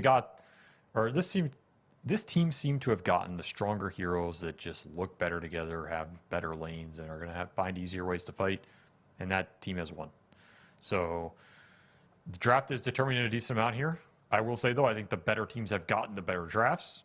That's part of it, right? They know when to prioritize the heroes, when to jam them in the right spots because the bans are appropriate for that hero and are setting it up. So you got to recognize that and try and snag some of these powerhouse heroes before they get their hands on them without conceding too much. Avery, I got a question for you, because it seems like we may have a bit of a delay. If I would Back to the ask tortoise you, conversation. Yes, I was thinking about this. what No, more look. do you have to add on the tortoise question? Nothing. Or That's the nothing. conversation that you haven't already Nothing. stated. I've said my Okay. piece. I want you to rate the players' avatars here, their profile pictures. And the reason why this came up is I noticed Wits has Kung Fu Panda, the main character, was his name, Po or whatever. He's got him as his profile picture because, of course, he's kind of tied to Tai Lung, the other Peruvian breakout young star. Tai Lung, I believe, is the bad guy turned good guy. I think it's the lion or the tiger or whatever. Okay. So that's one of the profile pictures. I want you to rate the rest. I don't even know what half of these are. I'm gonna be honest. Like I have Two of no them are clue. anime. Two of them are anime. There's a lot of anime. There's some girls. I don't even know what the hell Parker's is. It looks like Billie Eilish kissing a dog or something. I don't know. think that I was gonna say. I think that's Billie Eilish. I don't think it is though. Oh, maybe it is. I don't know. Let's see. Schofield is just Mode Philippines with a profile picture that looks like it's. I mean, what even is? Oh, it's Godzilla fighting King Kong with somebody's face imposed on it, but I can't see whose face it is. I mean, these are weird, man. Like, what do you mean? How am I supposed to evaluate these? These are so I mean, strange. whatever it is, it is pretty badass. King Kong versus Godzilla. I don't know if that is actually an imposed face on King Kong or not, but That's what is it looks funny. like. Yeah, there's some weird ones. I will give the edge to. I'll give it to E-Star Backs. I think theirs are slightly better. What does Excel have? Who is this? Is this Mbappe? Who is this? No, this is somebody else. No, that's not Mbappe, but I don't know enough about football. Yeah, I don't know. I don't know who it is. football memes enough to know. I don't know anime. It also doesn't help that he's holding up his finger pointing at the camera, so half of his face is covered up. These are tough ones. I don't know why you asked me this. Profile pictures for Dota professional players it's like a Rorschach test. You're just squinting it long enough until some image comes in your mind, and it's usually deranged. So I don't question them anymore. I just accept them and move on. Fair enough. Well, I thought it was an interesting topic of conversation because we're still waiting for all the slots to be filled.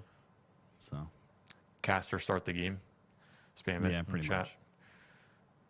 Casters have never been and will never be in charge of starting the game. Otherwise, we would have started it already so we can talk about the draft. But we'll have to wait a little bit longer. Maybe you have a topic of conversation would like to bring to the table, Avery, instead of me always coming up with things and you complaining about what I come up with. How? There is no way that's true. And everybody in chat watching knows that's not true because this game was paused for 30 minutes and it didn't even feel like it. Why? Because I brought up 3 topics of conversation that we talked about for 30 minutes of fill with no pause or interruption or break. And somehow I What do you- never come up with 3? anything.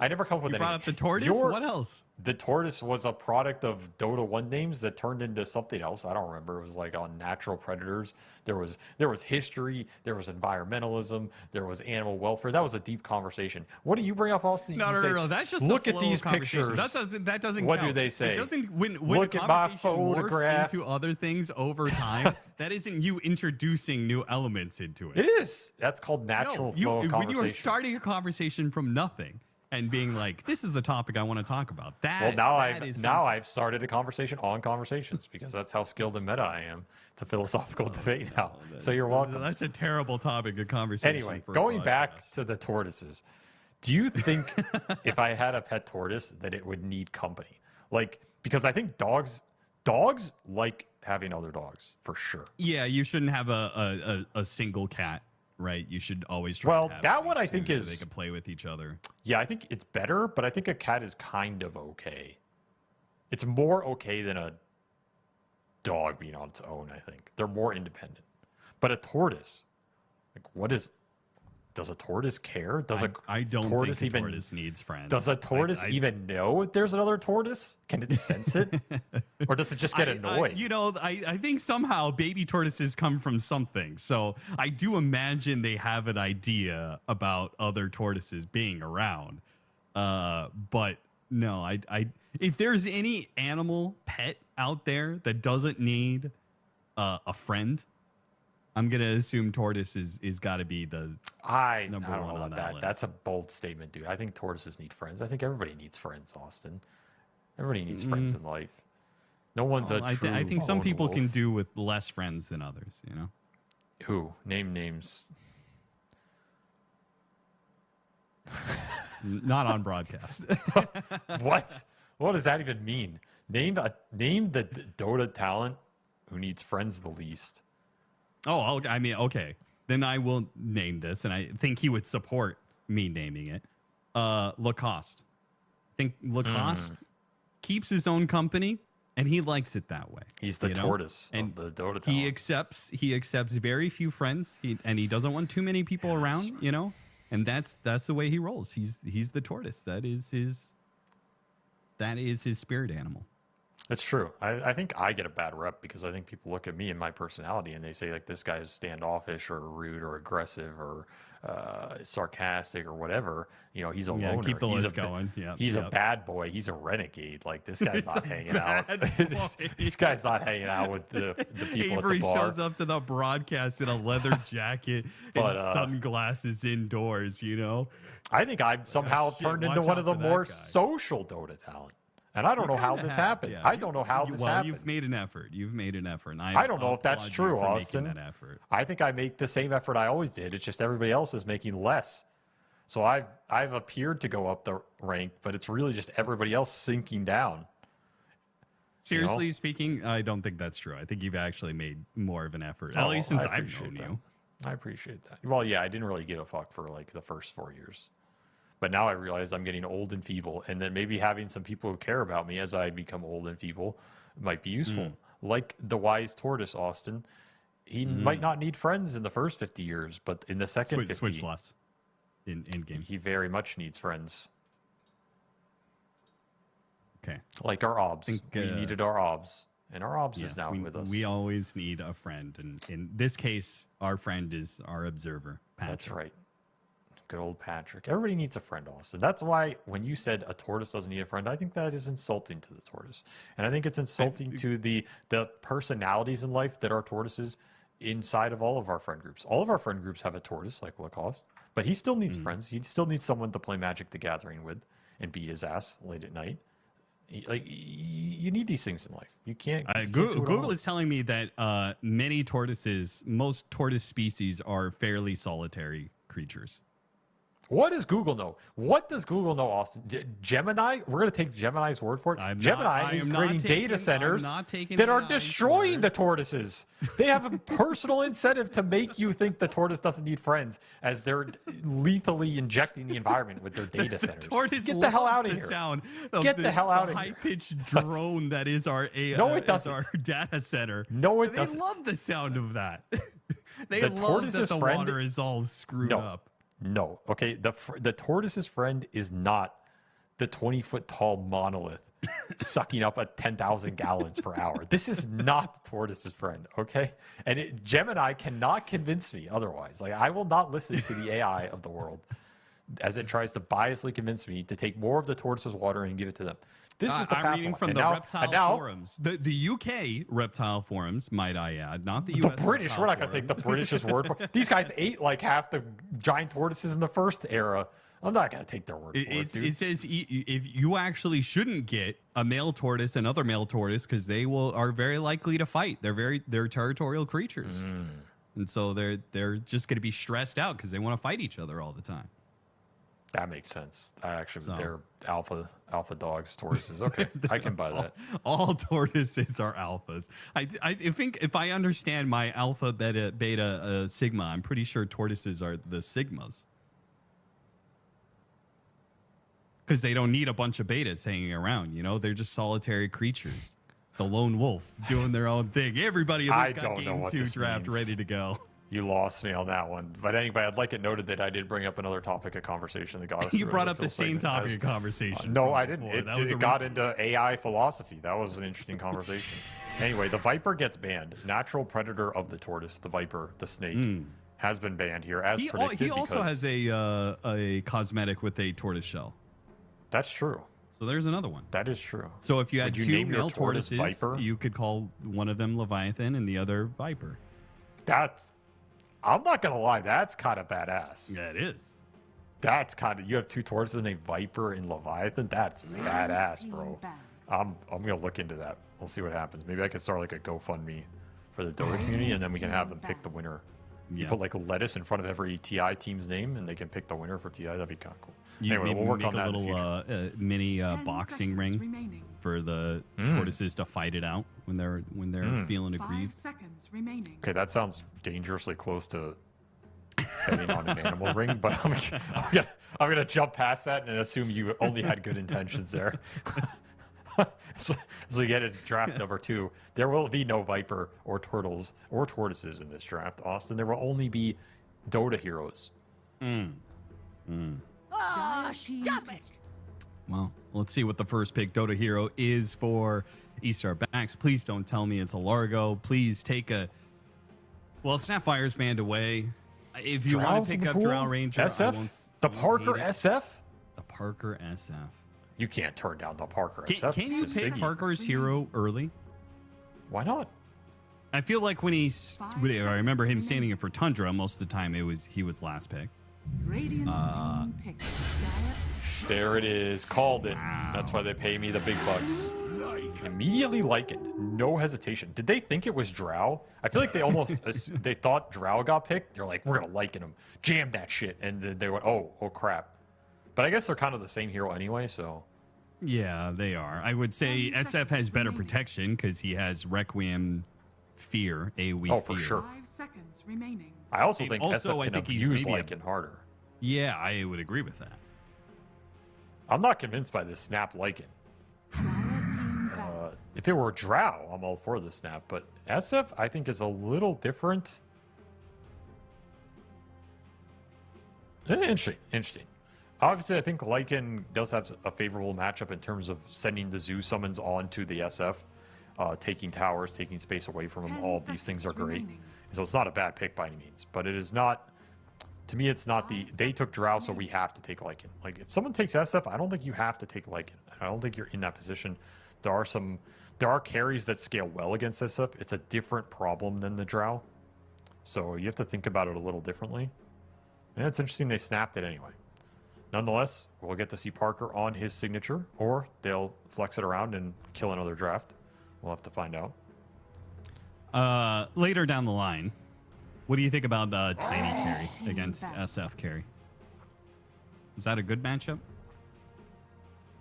In my head, I feel like it's good. I feel like I've seen that matchup, and it looks good for Tiny. Yeah, I think it's fine for the Tiny. I'm not going to feel like I got the SF, but I think it's fine.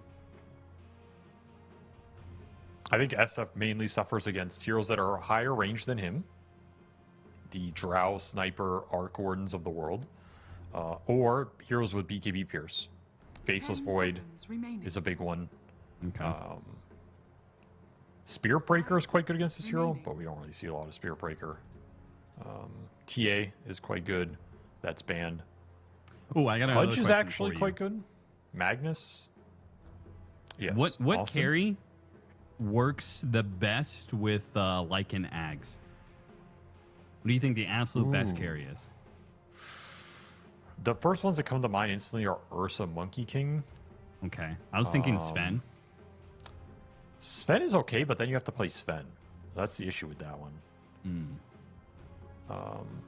I think some of the old versions of Magnus were actually quite disgusting. What else? Terrorblade is a weird one because I think he still gets the bonus range, so he's one of the few ranged wolves, Yeah.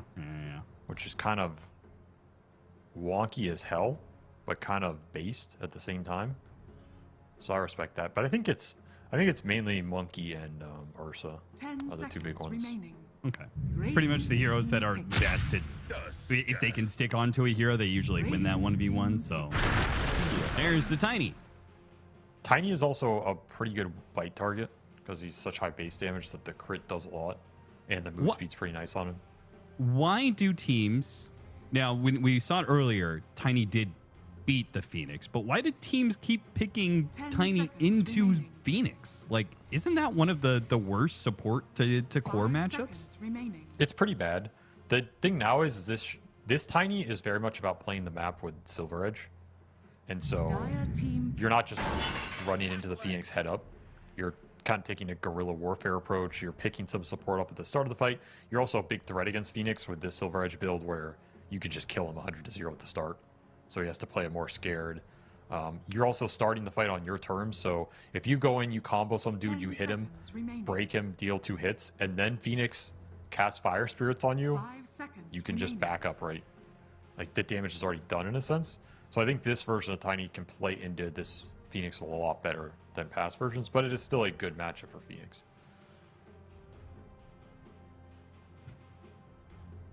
Maybe they just wanted the Lycan Tiny combo. I mean, this is a classic combo going back to TI10, Dire team ban. where it was really terrifying with that old Lycan bite. And that Tiny was unstoppable until it got stopped by a Prime Team Spirit. So, combo is still strong. Still strong. I like this Timber pick, though. Not a lot doing anything to this Timber right now. It looks Yeah, this pretty is juicy. two very bad matchups for Tiny.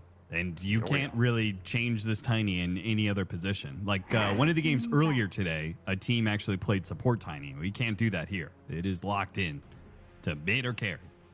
And the lanes look pretty strong for E-Star backs here. I mean, you have an SF Tusk and a Phoenix Timber if you want that, the melee ranged combos. You can play the double melee lane if there's a reason to, but 10 there's some seconds strong remaining. lanes that I don't think Playtime can really outskill. It's kind of hard to outskill 5 seconds these spells right remaining. now. They even banned Terrorblade because they're afraid of the Terrorblade matchup against the Lycan and the Tiny. I don't know if it bounces this E-Star backs lineup too well, but that kind of tells you that Playtime feel they're a bit Radiant one-dimensional team right now. They're very afraid of these bad matchups for their cores, which is generally not a great sign. I think if E-Star backs just get some fighting tempo here with initiation, they're in pretty good shape. Again, I want to go back to this like the Storm Spirit hero or maybe something with control for Lycan could be interesting. Like Mars looks pretty good, but we don't see Yeah. Mars a lot. 10 seconds remaining. Mid Mars, I mean, Underlord? Dark Mago would play that. 5 seconds True. remaining. He's on the enemy team, though. pick. Ember Spirit is Oh, the choice. okay. Of all the spirits, I like that. I like it. It's a great hero against Lycan. There's very few ways to kill Ember in this game. He's really good against the supports. Free Ember game, essentially. And it gives you that low cooldown lockdown for the supports 10 to play around, seconds remaining. as well as a frontliner to go in. Like, It's, you just needed a low cooldown stun. 5 seconds remaining. it also gives you a little bit of anti-tank hero. Because Storm Spirit isn't going to go Vessel, Sure. right? But Ember Spirit can. You may now select your heroes. Tango. I don't know. I kind of like E-Star backs lineup. Yeah, me too. I think they I feel like I'd rather have their lane set up, and I think this SF Timber can just destroy this quad melee lineup. You're playing 4 melee heroes into Phoenix, Tusk, Timber, Ember, SF. Like, I argue all 5 of these E-Star backs heroes punish over melee lineup. So it's kind of scary to run in here. You're basically playing a lineup as playtime that has to run in against an opponent, and their lineup is entirely built around punishing you running in. So I have to feel E-Star backs got the better end of it here. Yeah. Even if the execution is maybe a little higher for them. I do think Playtime's lineup is a lot more straightforward to play, and they have a lot more just straightforward stuns. Hook shot, cogs, roll in, tiny avalanche toss. There's a lot of stun power there. Not a lot through the BKB, though. The BKB SF, Timber with Ags and some HP. I got to go E-Star backs here. I think we got a much more even draft, and I think we got a game where the underdog team did not get out-drafted, where I feel like this game is just over. Yes. I think lane-wise, right, SF is going to punish Lycan. I think Timbersaw can win the matchup against Tiny. It is Tiny Enchantress, so maybe they get a kill early against Timbersaw. But eventually, Timbersaw is going to push Tiny out of that lane. And then all that's left is the Ember Pango matchup, which I think is relatively even. Is that right? It's very even now. I think it's maybe slightly Ember favored, and we see some Ember players pull out more if they're really skilled in this matchup, which, you know, it is a matchup Dark Mago is very familiar with. I'd argue his experience is probably higher in this situation, so maybe he's going to pull it out here with the reverse on his signature. But yeah, I think the lane setup here is fine for E-Star backs. All right, let's get into it. Game 2. E-Star Hell backs yeah. versus Playtime. The hope that E-Star backs can actually contest Playtime somewhere in this series, and now is the time to do it. Otherwise, you're going to be dropped down to the lower bracket. True. You don't get a lot of leeway in these TI quals. You got to figure your shit out or get packing. Wolf. Nobody wants to kill the wolf. A smoke that is just immediately going to be ruined. To battle. Dark Mago is playing right in their face.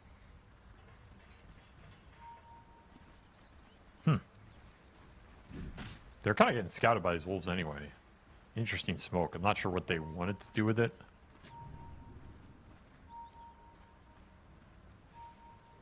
You do have a threat on the runes with the tusk. So there's some first blood potential. They really do not want to kill these wolves. They're just sitting there. Ooh. Cogs action on the top means 3 runes. Yep. Playtime here. That's rough because I think part of the reason I think they smoked was because they have such good level 1 first blood potential with SF Tusk specifically. Yes, Right. I agree. I don't think you should lose 3 runes here with this lineup. I mean, you can go 2-2 always, but I think there's a high chance you kill somebody with how greedy Playtime got there. Maybe Clockwork's a little hard to do it against. Zero's just really hard to smoke into early on.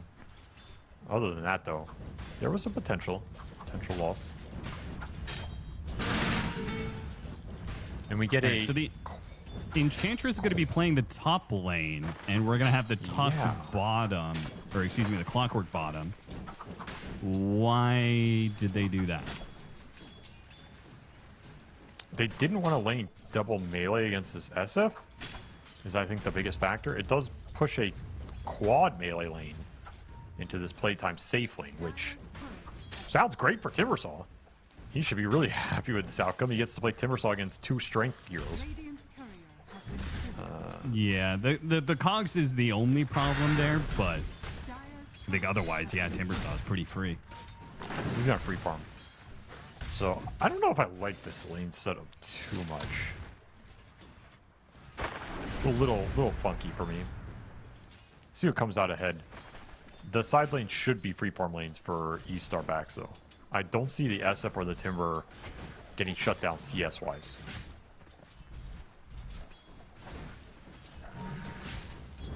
Although Parker's missing a lot here. I don't know if he's just sleepy today or what. Frank's got 3 denies already, which is not bad. We'll see if El Micho decides at any point if he needs to be pulling creeps, which is kind of what I expected him to do with Clockwork up here. I thought it was just going to be Schofield constantly pulling wave after wave behind the tower. Instead, he's playing around with the Timber Saw, trying to use these cogs to burn out the mana. The one upside here is if the Enchantress wants to leave the lane, it's very natural to leave a Lycan who can either jungle or pull waves with wolves or whatever, and just go roam mid or bottom. Yeah. That setup is pretty nice. I always thought playing Enchantress in the off lane is a more natural spot for the hero in terms of roaming across the map. So you do set yourself up for more aggressive potential on other lanes by going for this lane setup, even if the potential isn't there in the SF lane itself. That could come into play. Lotus is coming up in 15 seconds. Let's see who's able to shove the lanes in, who's able to fight for it. Michael's already here in the bottom part. Holy shit, Austin, I just realized something. Huh. This Tiny is literally a tortoise cosmetic. It is. He is the He is the tortoise. He's the tortoise. I didn't even think about this one. Oh, okay. no.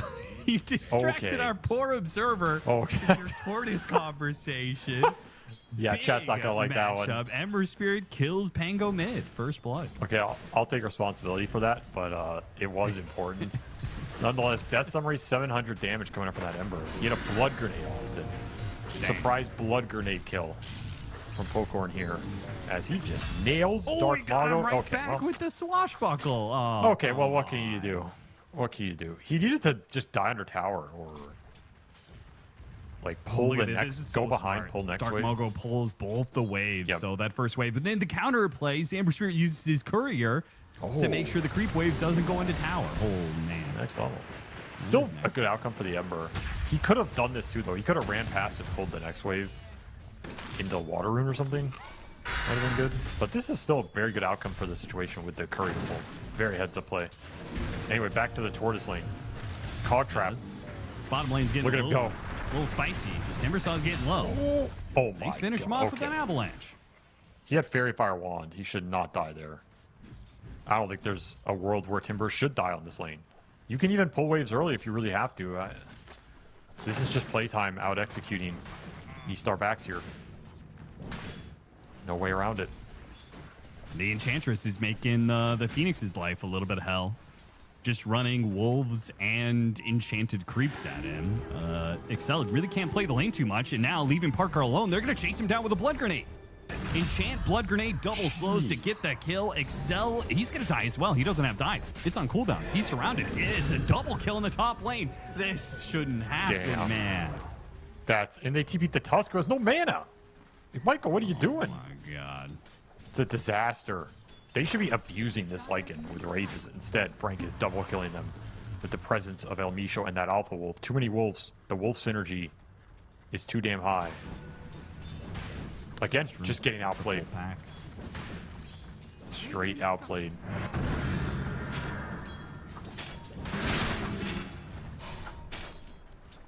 All right, well, you got to make something happen with this Tusk. Frank, the TP away. Okay, that was a big win. Not only do they get that kill, but now the Lycan is going to have to run out the lane, which is rough for Lycan because that hero does not want to go boots. Might just go jungle, honestly. And a little more efficient for him anyway, instead of walking all the way to lane.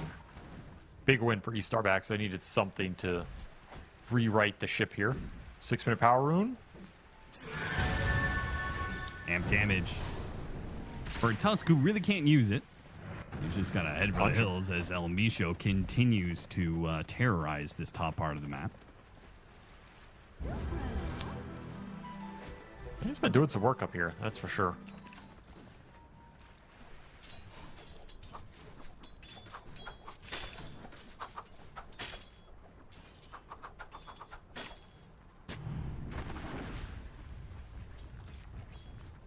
It is nighttime. Something to keep in mind for having a Lycan. Now having Global Howl, which Enchantress is definitely going to put to use. We'll see whether or not the Pango can take advantage. An all physical damage hero with some minus armor. Does do a lot of work. Pops out, swashbuckle. Timbersaw, though, with a Fairy Fire Lotus, shouldn't die, but can he get the wisdom? It's going to be the Ember Spirit jumping in, trying to contest. Schofield's in some trouble. Big swashbuckle hits onto 2 and almost kills both of them here. Meanwhile, Wits tries to take the Wisdom Shrine, unable to do so. Both heroes do manage to limp out. Wits, meanwhile, is battling it out with a Phoenix, who almost dies to the swashbuckle, dives to the tree. He, in turn, will be run down by the Timbersaw, who actually does not keep it going. He sticks around to finish off the Wisdom Shrine, make sure it does not get stolen. And as a result, Wits is able to walk away. So the contest there from Playtime doesn't work to get the Wisdom Shrine, but it does work to get a kill, maybe? 1 for 1? Okay, they get the timber gets the Timbersaw. Never mind. All right, it was definitely worth it. Yeah, now they won that exchange. Lycan Requiem level top. 6 goes after the kill on Parker. There's that ultimate use we were talking about. Requiem, your only defense against the Lycan, pushes away, does a lot of damage. Frank, full commit, makes a run for it. The final raise, the final tower hit. Neither is enough damage. The health regen Parker's and the just going armor ham. is just enough. Parker stands tall against 2. That's where he's begging anybody at a TP, but nobody has a TP because they all went to that wisdom fight. Though Corn might be able to clean up here. Got him in the chains, and Parker gets the kill. Snowball out. right. El Micho's going to be in trouble as well. Pops the Nature's Attendants, but cannot withstand the tag team damage. And even this little stack is going to be farmed. This is looking Embers. quite good for E-Star Backs this last minute. Oh, yeah. Picking up some steam now, making this lineup look good. Getting some aggression of their own going instead of just reacting to plays. Still not a lot of hope for this Timbersaw in terms of how his early game has gone, but at least the SF got a lot back in this exchange. He is now top net worth, and that's what you want to see for Parker on his Siggy. Much different style and situation for him than that game 1.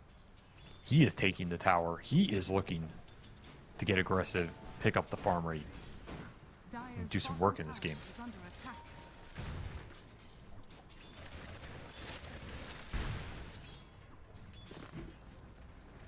It's going to be a fast Mask of Madness.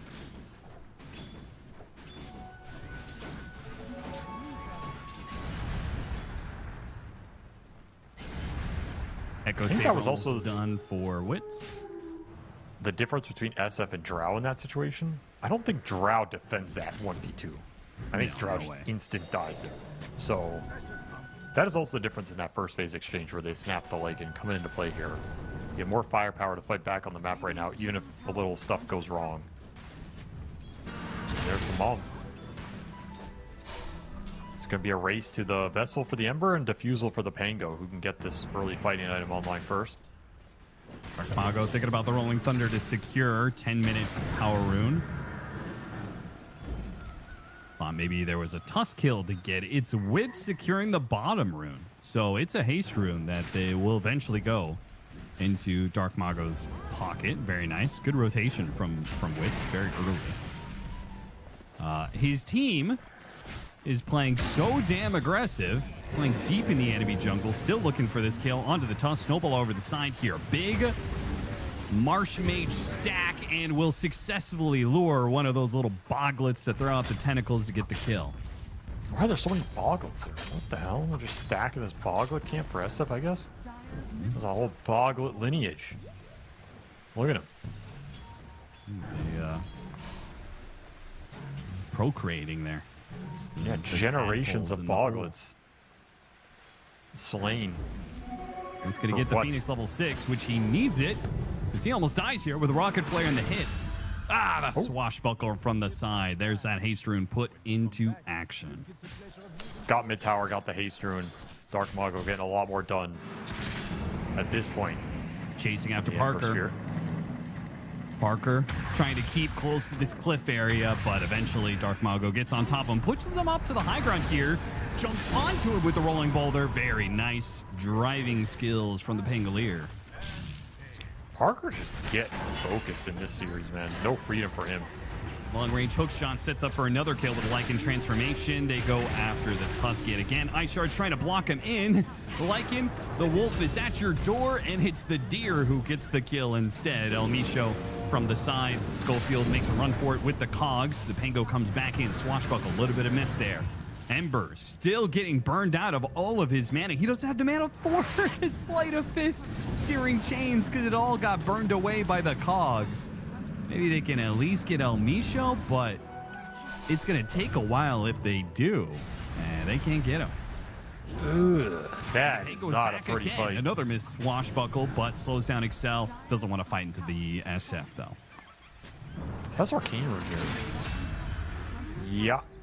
These power runes are doing a lot for playtime right now.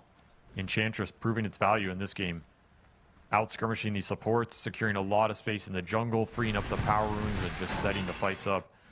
Hookshot in the bottom lane. Timbersaw has been free farming this bottom lane for most of the time, but he's gotten low. They can't quite finish him off, and instead the kill onto Wits. Oh, he missed dodges it. all of the cogs. Now you're trying to lose level 1 battery cell to get the kill. Dark Mago shows up the nick of time again. The Arcane Rune has paid out dividends. Gets the Phoenix kill, gets that kill, kills the SF. I mean, Dark Mago's running this game, running this series, in fact, because his Viper was excellent too. He's popping off. Absolutely MVP right now. And this Timber's been completely shut down. I think this Timber should have had a way better laning phase. Even if they just pull waves, he's full resources at the level 2 or 3. He's going to be okay. Instead, they took the skirmish, lost the skirmish, and now he's in huge trouble. Very far behind. Almost got the kill on the tiny there, but missed the chakram a little bit. And now they're going to have to smoke to his lane to try and get something going for Angel here, because there's nothing going for him. Wits is still very low. The Ember Spirit maybe could catch this. Timber burned out of his mana. The Ember strikes, hits the Slight Chains, and 1 chakram will do the finishing bit of damage required. And Hookshot away from Schofield limits the losses to 1. Exactly who you wanted to find. At least something for the Timber. You finish up your Vessel for the Ember. It's going to be a big item in this game. And a blink But pickup Dark for Mago. Dark Mago allows him to kill the Phoenix again. He is just snowballing through this game. Power rune after power rune, item after item, kill after kill. Too much. He's out of control. He has 100 CS and 7 kills. Somebody stop this Pangolier right now. He's the top net worth in the game, and that may not slow down if he gets even more kills here with the Swashbuckle back. Hits the Tusk and the Ember Spirit in 1 blow. The Ember Spirit had a remnant to get out, but the Tusk doesn't have that same luxury. Just another tower going down. El Micho map pressure. Everywhere he goes, objectives fall. You're bleeding out kills. It's turning more and more into the please Parker carry us game. Yep. I don't know if that's going to happen. This is not the easiest game for the SF to carry. First pick SF.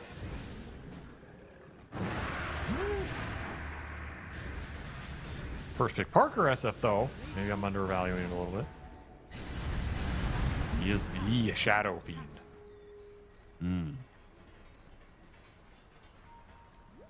Here comes that smoke. Dark Mago and Schofield.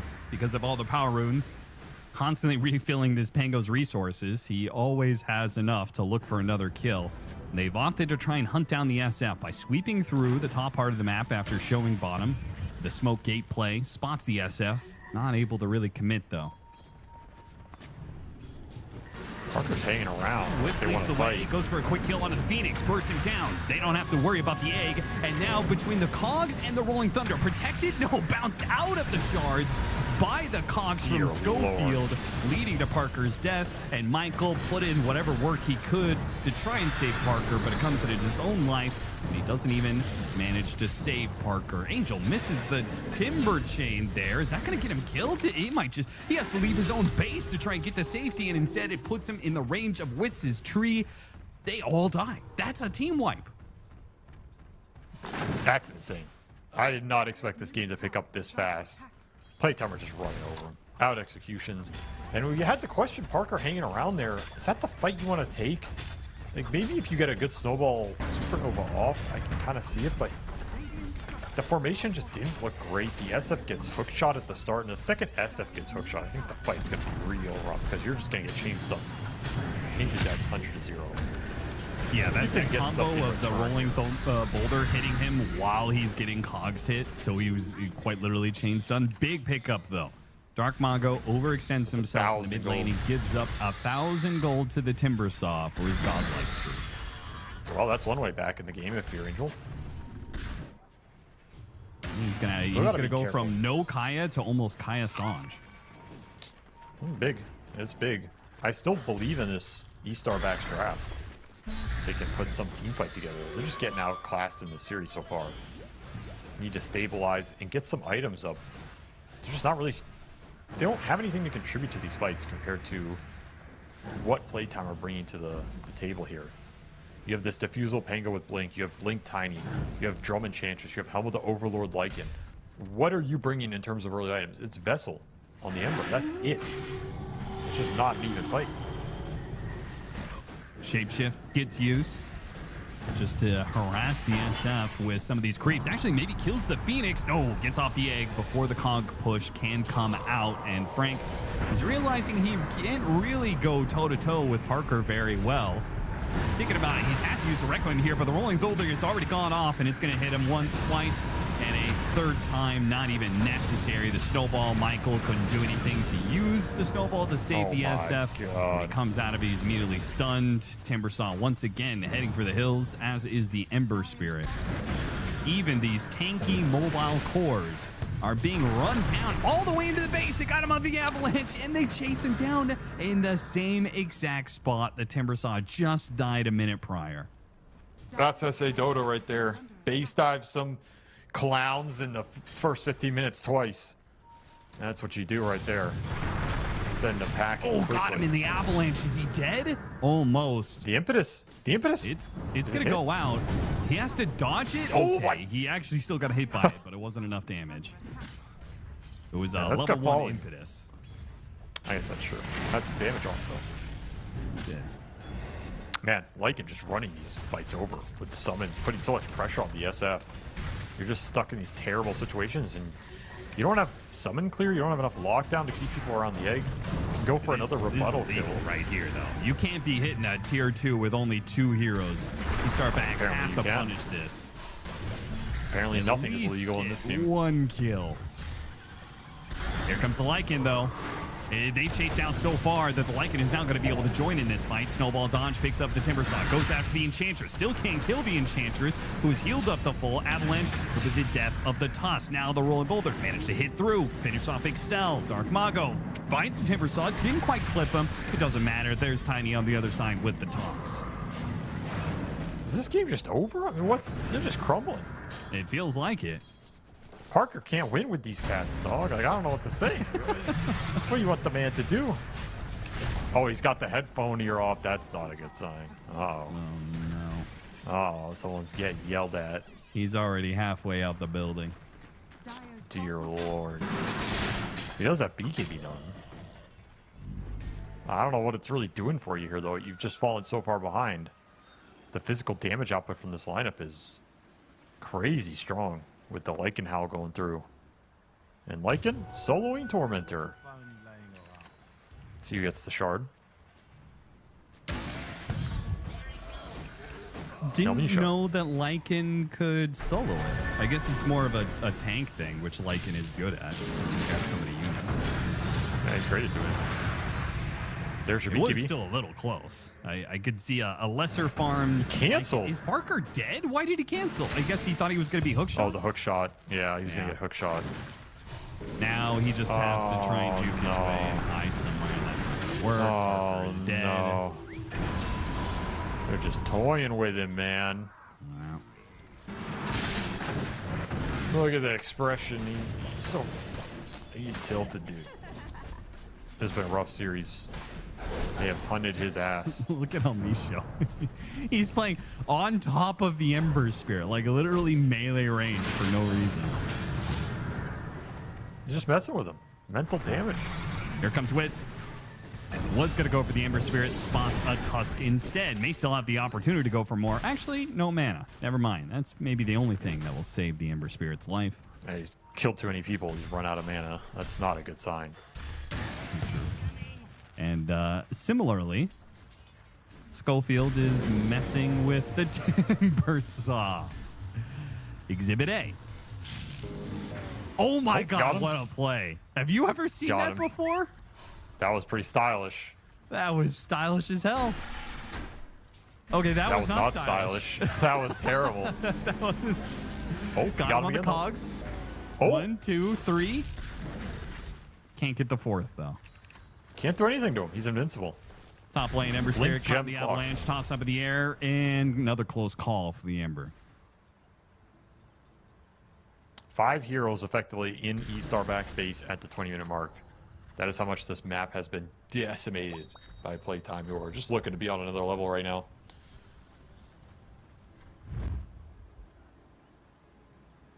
A lot of head scratching on these cams. It's like, damn. What are we supposed to do? I guess you just smoke out and hope for the best. And smoke is going to be broken immediately by Witz, who he takes things into his own Big hands. damage. Now, maybe he went a little bit too far forward. It's giving a free fight for Parker, who's just sitting on top of the high ground, laying into him. Do manage to get that Aegis burned out. Timbersaw's getting out of here, but the Rolling Thunder puts him down. Parker was pushed back by the Lycan Wolves. An Avalanche on 2, catches the Ember Spear, tosses him back into the Rolling Thunder. Beautiful stuff from Witz. And Parker trying to limp back to the fountain. He won't even make it a Schofield. Puts the GG. dagger to the heart, the end of this series. Schofield closes it out, killing Parker. What a poetic way to end it. It was not even close. I thought this was going to be a little bit of a closer series. It was one of the fastest games of the qualifier. 23 minutes, nail in the coffin, dove the base 3 times. Just straight clowning. God damn, what a performance. Playtime looking good, which I think begs the question. We've seen LGD play. Now we've seen Playtime play. And we saw Nemesis play. And these are the 3 teams that by far look the best this qualifier. They're on the next level. Yes. Do you have a favorite out of those as we go into some of these next days and these big boys are going to start matching up? Who do you think has looked the best? It's honestly too hard to tell because this series were such smashes, all 3 of them. Like, I think they stomped their opponents so badly that it's actually, you can't get a judgment of how good they are. It's just, you know, they're a tier above. They are not playing against competition that's testing them. So I think it's literally impossible to make that call. I think I was kind of most impressed by how good Nemesis looked for what I was expecting. But I do think LGD and Playtime looked the most cohesive and intimidating to play against. I think Schofield's in really good form. I think Witz was joining all these early fights. Like, they just steamrolled this game. They could have played it slower. They could have farmed. But, man, they just took this game by storm. And I think LGD looked very disciplined in a different way. Like, they were playing to scale and farm a very different style. Yeah, And Playtime Nemesis was came more into this little game with things. some flair, right? They're showing off. Like Schofield hitting the cogs, blinking and hitting the cogs again, right? Witz, like that was a sick avalanche toss back into the Phoenix, tossing him into the Rolling Thunder of Dark Mago, right? That was a cool play. Like, they were definitely coming into this with more skill expression, I would say. I think that's cool. I think we had a little bit of different styles between these top 3 big bruisers, and this qualifier could come down to how those styles match up, or who's maybe willing to adjust and lean into something a little different in order to beat their opponent, who is a true top performer. So I think it's kind of cool after watching all these series that we're seeing so many different looks. And ultimately, these star backs there are just not on the same level. That was clear in this series. Again, I don't think the drafts are all there. You said 3 teams, but there are 4 teams in the upper bracket. Is E-Star Backs on the same level as Amaro? Because Amaro is going to be playing LGD. Is that a contest in your minds, or is that another free LGD straight to the upper bracket final, and then we'll see if you can actually go toe to toe with whoever makes it through Playtime versus Nemesis? I don't think it's as free. I think Amaru is definitely above E-Star Backs. I think K1 is K1 is a player you can always build and play around, and you're going to have like pretty consistent results. You know, you have a strategy, you have an idea, he's going to deliver. That can always beat an opponent who's off their game. I think LGD is favored. I think LGD should win that series, but it might look as one-sided, but I think Amaru would beat E-Star backs like maybe 7 or 8 out of 10 times. You know, so I think those are the levels in this qualifier that we're seeing, and. I'll tell you, if Dark Mago has more games like this, his team's going to be hard to beat because he will always get his heroes, and you always know what hero he's going to play. And then when he beats you with them, it's even more demoralizing. So you got to find a way to shut this guy's momentum down. Yeah, don't look now, Quinn. And Dark Mago is the MVP of this game, and I would say of this series. Had a very standout performance. Both on his Viper and his Pango. Pango's obviously a flasher hero, so it looked even cooler in this game too. Oh, yeah. And it was an even more one-sided stomp that puts E-Star backs in the lower bracket, where they are going to match up against Hikori. And Lindor Fitos is going to be matched up against RHCP, which we can check out the bracket at some point. But yeah, this is SA qualifier, one-sided series. But pretty much every regional qualifier is going to have these at the very start. But now we're going to start heating up. You know, day 1, day 2, all right, a lot of 2-0s, all 2-0s, in fact, today. There was actually some interesting matches yesterday at the start where you actually had the Lindor Fitos 2-1 against X5, and then E-Star Backs had that 2 60-minute games, which was pretty cool. But today it's just been 20-minute stomps for the most part. But those upper brackets will be more interesting, for sure. Particularly, I think I would say even the lower bracket, these teams are on a similar tier to each other. Oh yeah. We'll start to get some 2-1s. We've only had 1 2-1, but we're building up to them. You know, you got to save the good dishes for later on in the 10-course meal here, and I think we're building to it. I still think the games are at least fun to watch from a style standpoint. Yeah. Like, I'd rather watch some team get stomped in 20 minutes because these guys are just running over with Lycan and styling on with some clockwork than like, well, they out-farmed them for 80 and then pushed higher. You know, like, no one wants to watch that. So at least if they're going to be a very one-sided series, we're seeing some of these teams executed at a high level, and they look good. This isn't like, there's been some qualifiers in the past, let's be honest, especially for NA and SA in some of the years for TI, where it's just a lot of stomps and nobody looks good. You're like, these are just two garbage teams going up against each other, and one garbage team is beating the hell out of the other garbage team. And I'm like, why am I watching this? At least here, I'm like, Playtime, LGD for sure. They are international level teams. And this Nemesis might give them a run for their money. K1's in here doing his thing. Like, there's some real Dota being played here. We just haven't gotten to the spicy matchups yet, but we're on our way. Well, we're going to start with a spicy matchup with RH Chile Pibble in the first matchup against Lindor Fitos.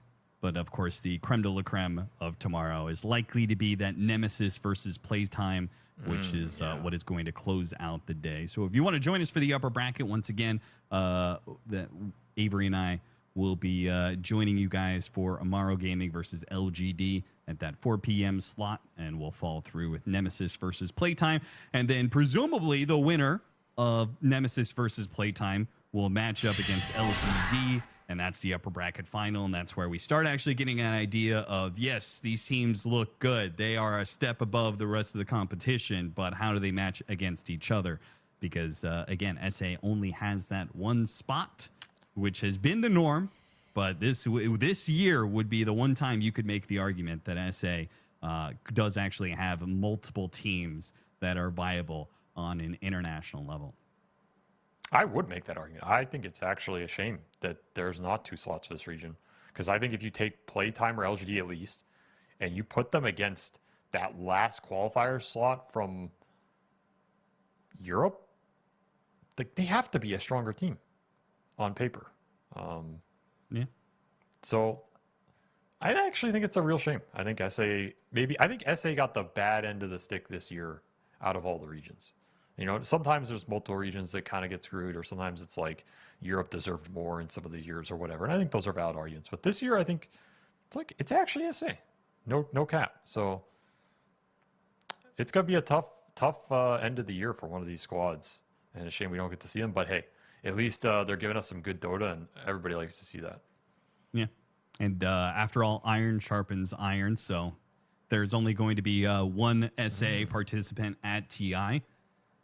Put your best foot forward. We'll see who manages to get through this this qualifier, and we'll represent South America at the International. That is all to come, though. But today, day 2 of the South American qualifier is over. Thank you so much for watching, for joining us. And please join us tomorrow as SA qualifier day number 3 will happen then.